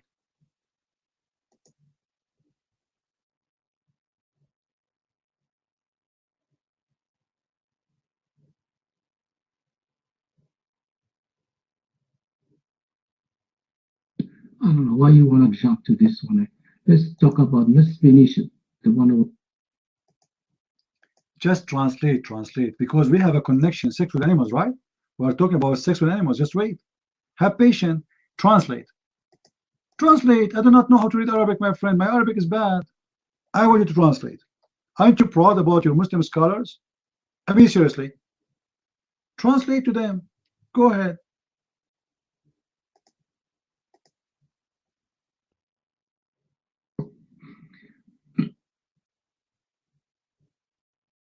I don't think so. That you got a problem. Like he's using there. It's not the language of God. Your mind. Okay, what is the bad word there? They use it. You don't agree with it, guys. He's saying they are using a bad language. What is the word there is a bad language? Can you tell me? Your mind.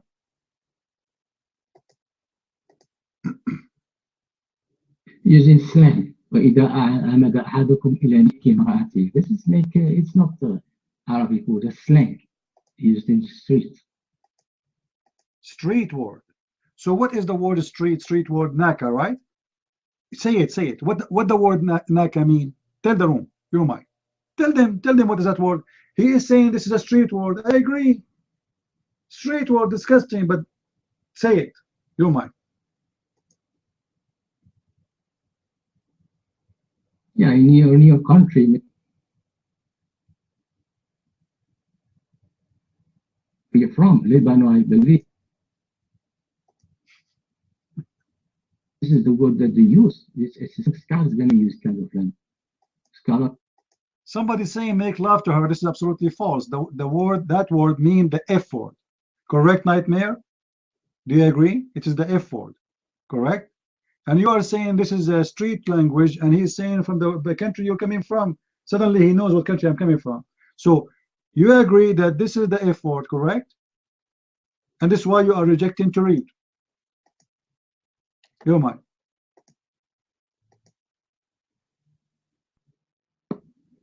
This is a word probably it's not scholar who's saying that. If a scholar is saying that, he's a stupid scholar. Thank you.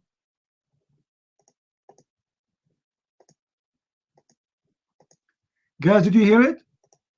Did you hear it? This is not a scholar saying that, and if it is a scholar, he is a stupid, which means a scumbag for using such a language. What if I show you that your prophet is the one who said that word?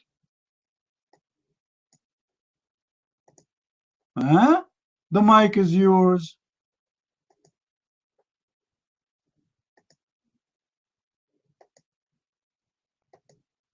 Show me the hadith.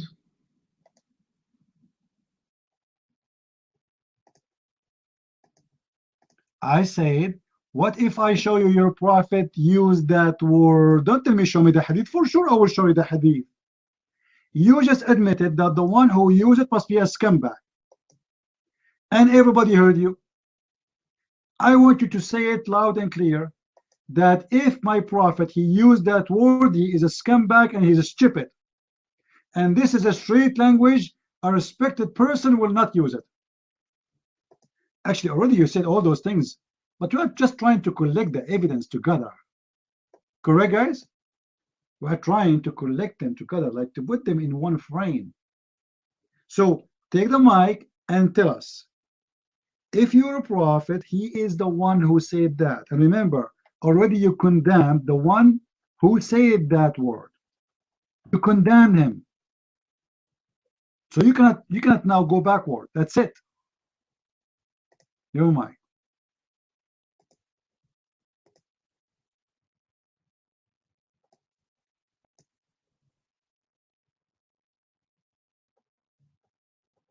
This is a true, I mean, hadith, because that's المرأة maybe was wata'a, jama'a. This is what I believe is that language. Nick, we don't use in my country that word. Well, a second ago it was a dirty word. A second ago it was a scumbag who said it. A second ago it was the one who will use it cannot be even a scholar. Correct, guys? A second ago it was disgusting, it was garbage, it was no way, it was like unbelievable. And now Turkey, Mr. Turkey, we ate you just 2 days ago.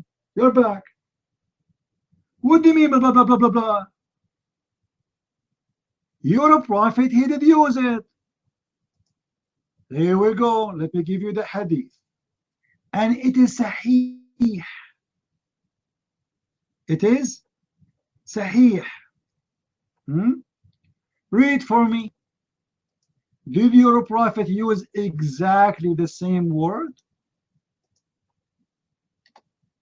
You might.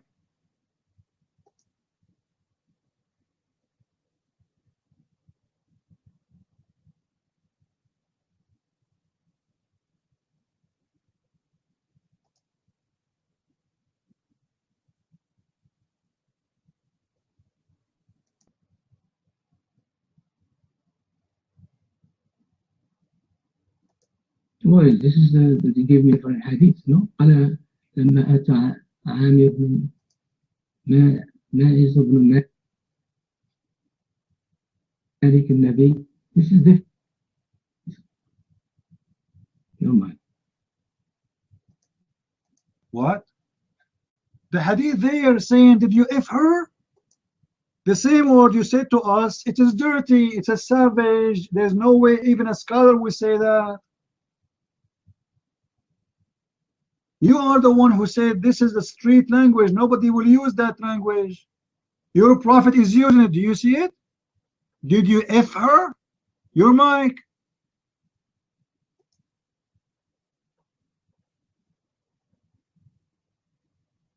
No, you told me that the hadith, the one that you showed me first, you told me that's hadith. That's what you said, right? Abdul, you refused to read what I gave you because you said this is no way is going to be accepted by any scholar. I said a scholar, I don't say hadith. Guys, did he say there's no scholar will say such a thing? Did he say that? You did not say that my prophet will never say such a thing. You said no scholar, which means you refuse even a scholar to say it. You refuse even a scholar to say such a thing. And why? We ask you why. You said because he is using the word, the F word. It's a street language. You explain. Now your prophet is using it. So why you refuse the scholar to be a scholar for using that word, and you don't refuse your prophet for using the same word, which is the F word? Your mic.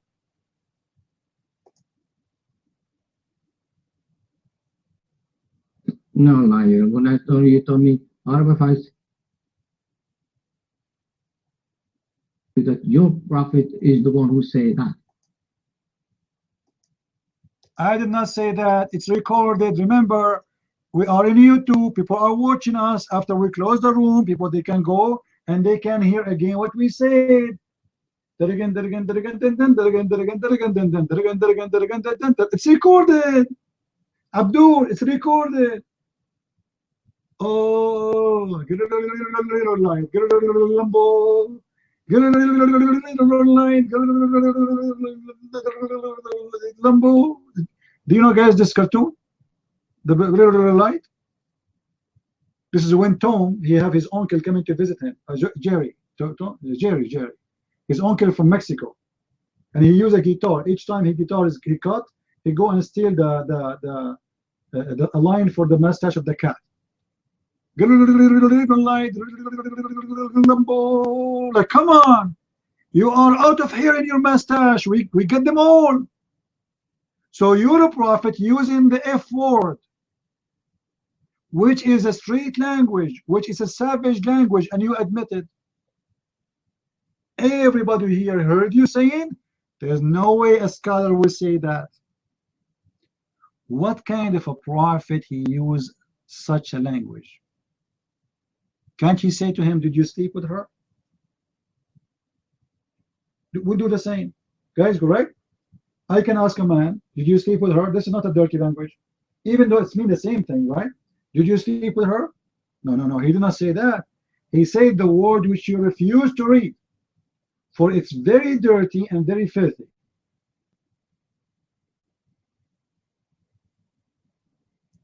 What kind of a prophet he used such a language? Your mom is Mexican? Okay, I'm going to go to Mexico tomorrow. I want to marry a Mexican girl. I like Mexican food, really. I like Mexican food. I love it. So I wish to have a Mexican wife. She can cook for me Mexican food, and then I open the room and she bring me Mexican food when I'm cooking the Muslims, and that will be amazing, beautiful. Any Mexican girl here? No Mexican here? Oh boy, I'm not lucky. Yeah, Mexican women, they are beautiful and they are nice and they are very good women at home. You know, what's wrong? I had no problem to marry a Mexican. The problem, maybe she will not marry me, because if I tell her, she will ask me, where are you from? The second I will tell her, he will say to me, Lambo, I have to go right now. Lambo. So nice to meet you. I have to go. Like, this is what will happen. The problem is not she is a Mexican. The problem who I am coming from. Immediately she will say to me, I have to go. Unbelievable. Oh, nightmare.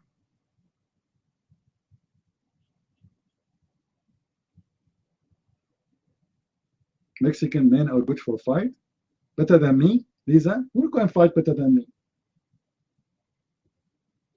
Once a woman, she came to my mom's house and she knocked at the door like crazy. They opened the door to her. She said, tell your lady that her son is fighting with like 10 guys. And my mom, she came, she said, which son? She described, so then she know it's me. So my mom, she said to her, oh, don't feel sorry for him, feel sorry for them. Let us drink some coffee. Come on. So nightmare. How you're a prophet teach such a thing? Let us go back to zero. If you put your penis between her fore, your prophet is speaking about what? We are listening carefully. Go ahead.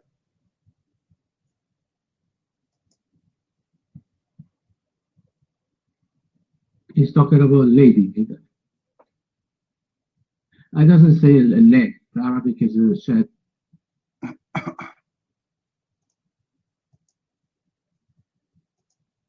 I don't know. Your voice is cutting.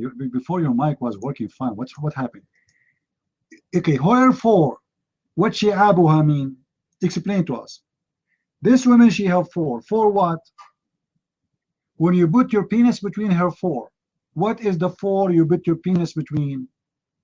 Explain to us. Sorry guys for the language. We are speaking about Islam, so you know. So you put your penis between her for what? For breast? For teeth?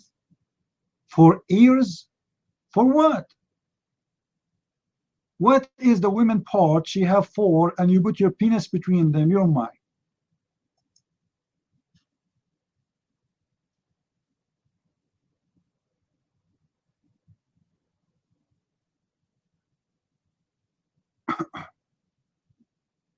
Okay, the hadith that you show, the first one, they were talking about the four. They were saying her vagina, her this and that, you know, but it's not an animal, you know. Between her vagina and his and that. What is that? What is that women she have four, man? What do you mean between her vagina and this and that? What is this and that? If you put your penis between her four, you must wash. What is that for?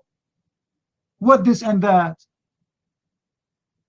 Guys, did you hear the explanation? The explanation alone need a book. No wonder the Muslim, they have interpretation for the interpretation for the interpretation for the interpretation of the interpretation, and after all the interpretation, they need interpretation for the interpretation, and nobody say no. Because their interpretation is the following. If you put your penis between vagina and this and that, what is this and that? Have you ever heard a woman she have part, it's called this and that? You women have four this and that? You women are disgusting. You have four of this and that? That's really sick. I will never get married again from any Abdullah except Aisha, my favorite wife. This and that? Oh boy. My first wife Aisha, she never told me that she have vagina and this and that. She showed me only the first one. You know what I'm missing now? I never saw this and that. Oh boy. What's happening? I feel like I'm dizzy now. Women, they have this and that, and the first wife, she did not show me. The second wife, she did not show me. The third wife, she did not show me. Can you imagine how many this and that I missed? What is that this and that nightmare? The women, she have four parts. What are they? You call them this and that. Mean the arm and the legs? You put your penis between her arms and her legs?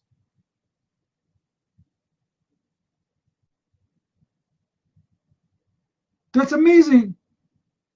What do you mean you put your penis between her arms? You are putting your penis between her arms?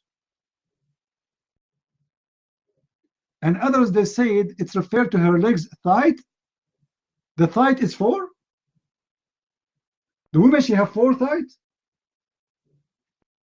Abdul, the women, she have 4 thighs. She have 4. Are you sure? I thought 2. This is what you are posting for me. This is what you are posting for me in Arabic. What's wrong with this guy? Oh my. You know, guys, from now on, please, if you want to get married or something, don't trust. I've been married for like 16, 17 women before as a Muslim, mashallah. And I discovered that they lied to me. They did not show me all of this and that.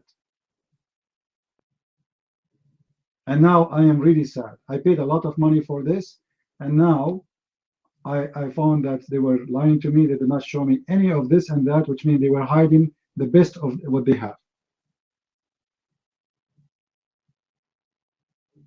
You've been married for 42 years? Are you still alive? Seriously? That's amazing, man. You're lucky. But you can. Yeah, but did she show you this and that?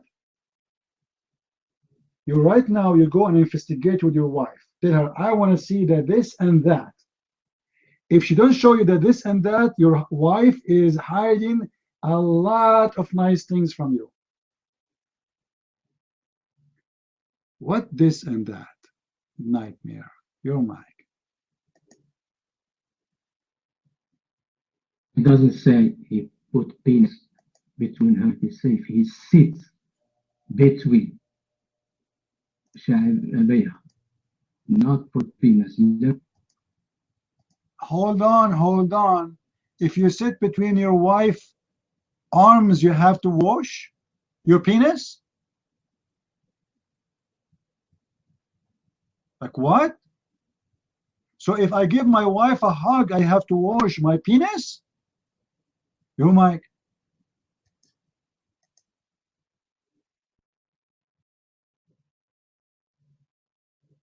Idiot, learn how to read.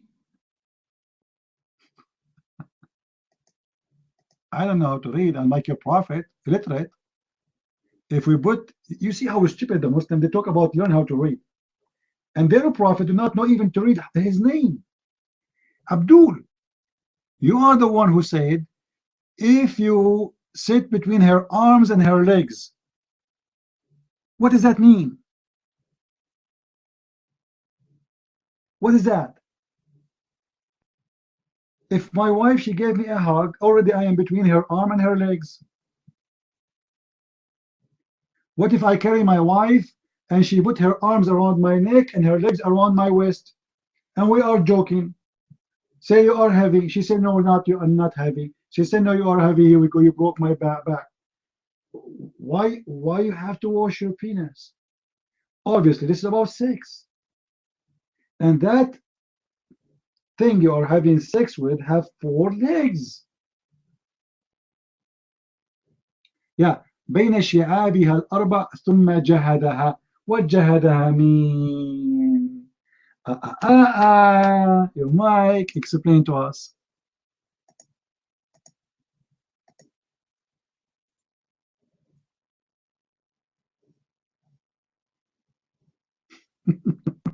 جهد penetration ختان, نفس ختان الختان. الآن من ضمنها ختان. It doesn't say that. The hadith doesn't say there is a circumcision. Don't lie. So jahadaha, it's meaning he if her. So if he sit between her four, and he if her, he have to wash. Now, in order, no, there's no hadith like this. This is a lie. My friend, it's a lie, my friend. Listen, now in the hadith interpretation, they explain to us what is that mean. It means if you have sex with a human or even animals. And because if you have sex with animals you have to wash, it means you have sex with a human you have to wash too. Look what it says in the interpretation. Who is better? Who is a scholar here? You or the book of Sahih al-Bukhari, Fath al-Bari? Fath al-Bari is a scholar, right? In the book of Fath al-Bari, he said, our companion said,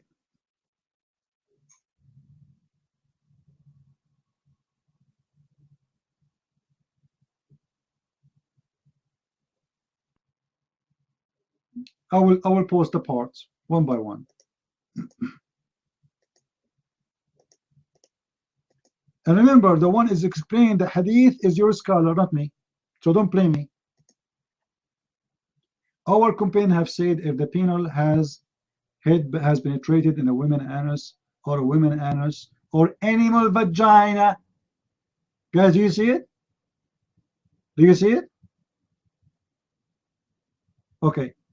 Nightmare.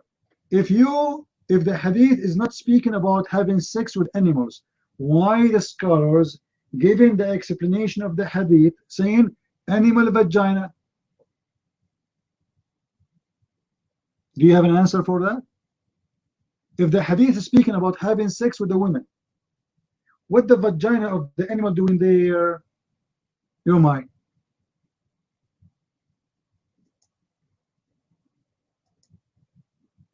You're trying to tell me the hadith, the part of the hadith, you have interpretation of the hadith, that's what you say? No, I don't think so. This hadith is talking about something else.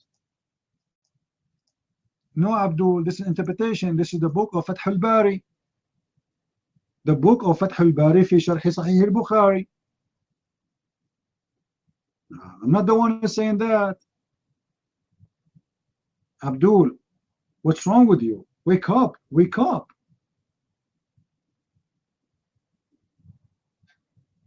This is the interpretation of the scholar for the hadith.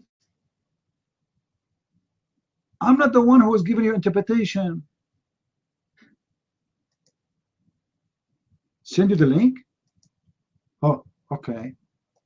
So if I send you the link, what you will do with it? You promise me you will not do anything bad? You promise? All right. Okay, hold on, hold on.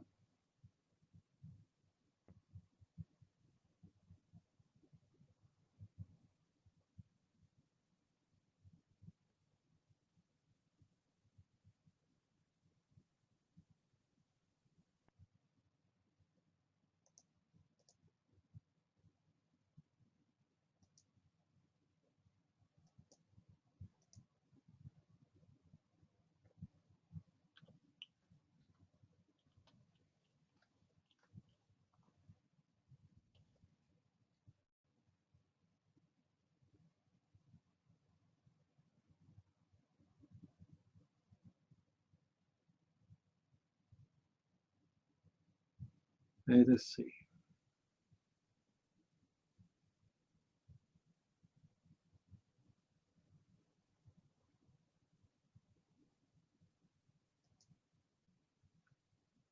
You want the link, guys? What we can do?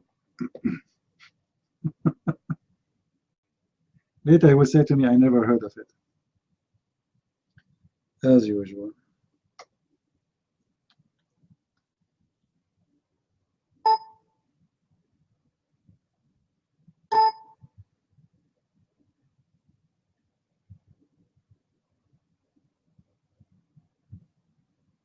All right.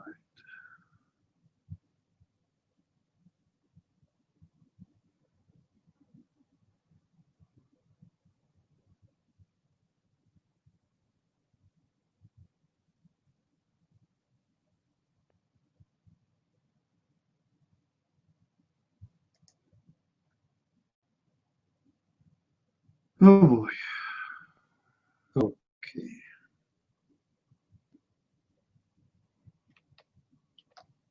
You see how much I work to help the Muslims? I mean, seriously. And at the end of the day, they don't even appreciate. Unbelievable. Find us the hadith, find us etc. They are never satisfied.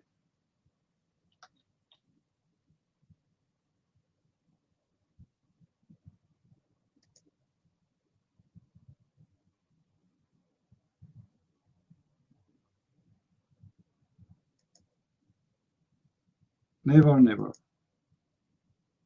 And now I have to find him a website he accepts, not just any website, because if I give him just any website, he might say to me, I don't accept this website.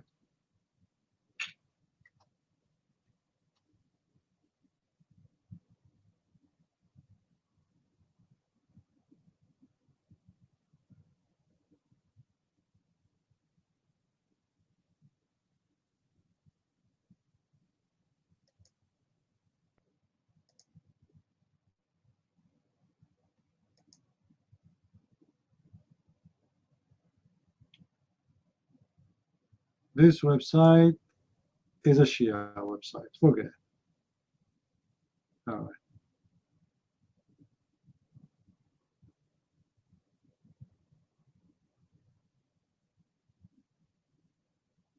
Let us see if we can find the official government website of Saudi Arabia.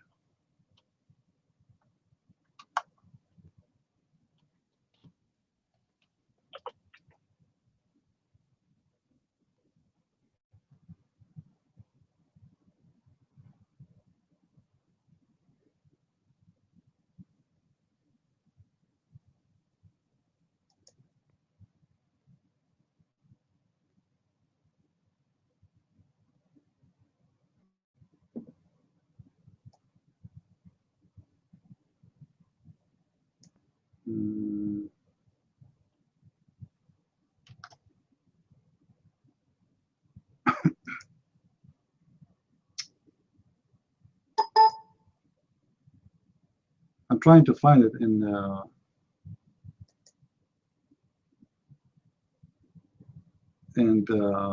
Saudi website, the government website.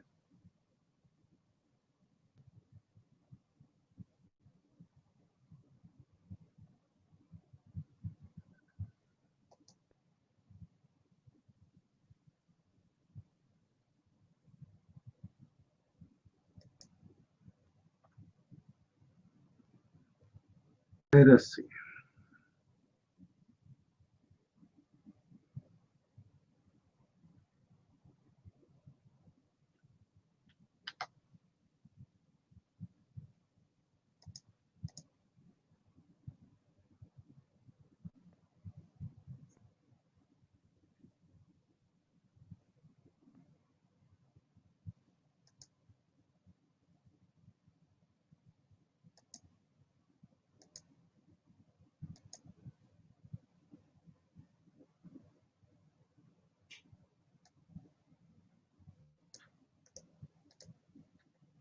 You know, I used to have the link for the Saudi government before, but they changed their website design, and since then I cannot get it. But anyway, just wait. This is not the hadith, man. This is not the hadith. This is not the one we are looking for. Stop being an idiot. And look, now they are saying you have to register to enter. We can't even search on their website. I'm not sure why. Now we can search.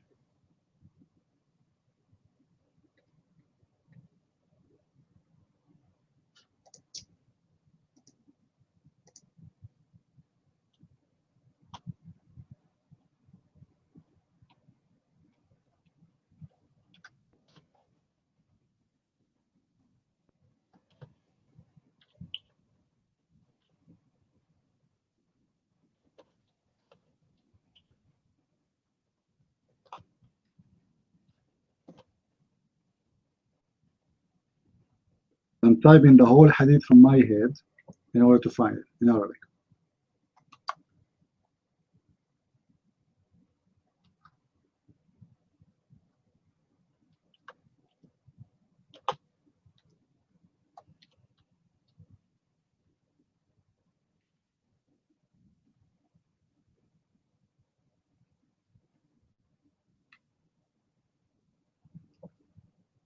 You Muslims, you see. Now, when I found it for you, you should be really, you should show appreciation. Abdul.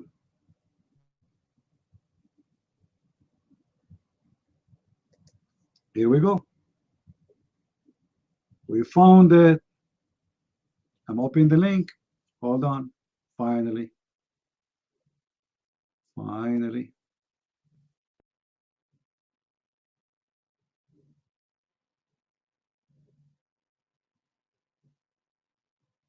All right.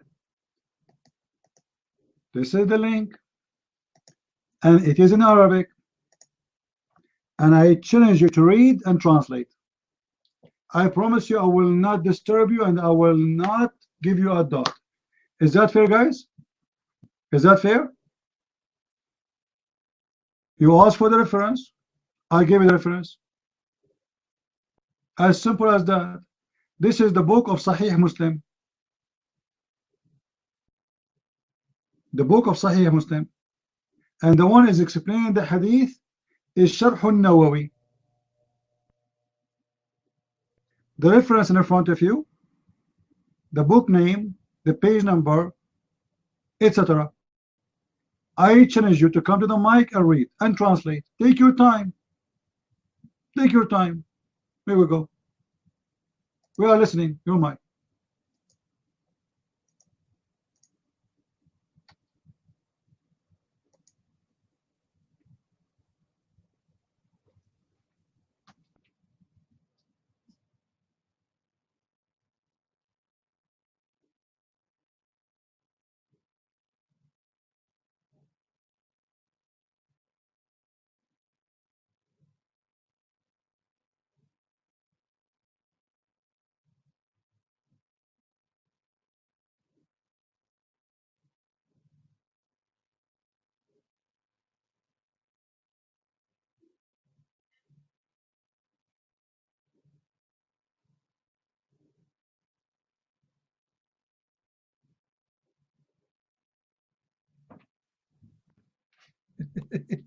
He's ashamed.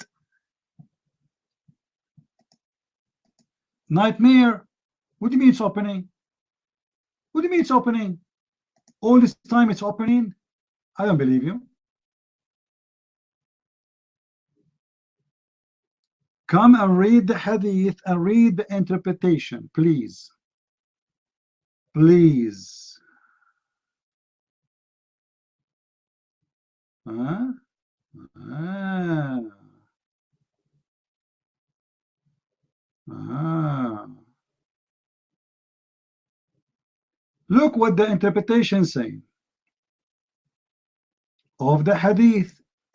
If the link is not opening for you, no, here we go. I will give it to you. Give it time, but you can start reading. Take the mic and translate. Go ahead. Let the link open in your page, in your browser. In the meantime, you can read for us and you can translate. I challenge you to translate. Your mic.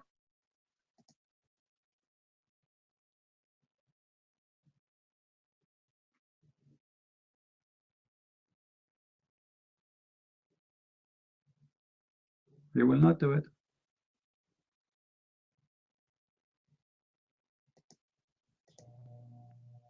Why you want to wait? Come on, take your time. The link will open, guys. It's very slow for him. The link is not opening. Usually the link open in a second, but now it's not opening. I just posted text for you. I want to translate. Come to the mic and translate. Go ahead.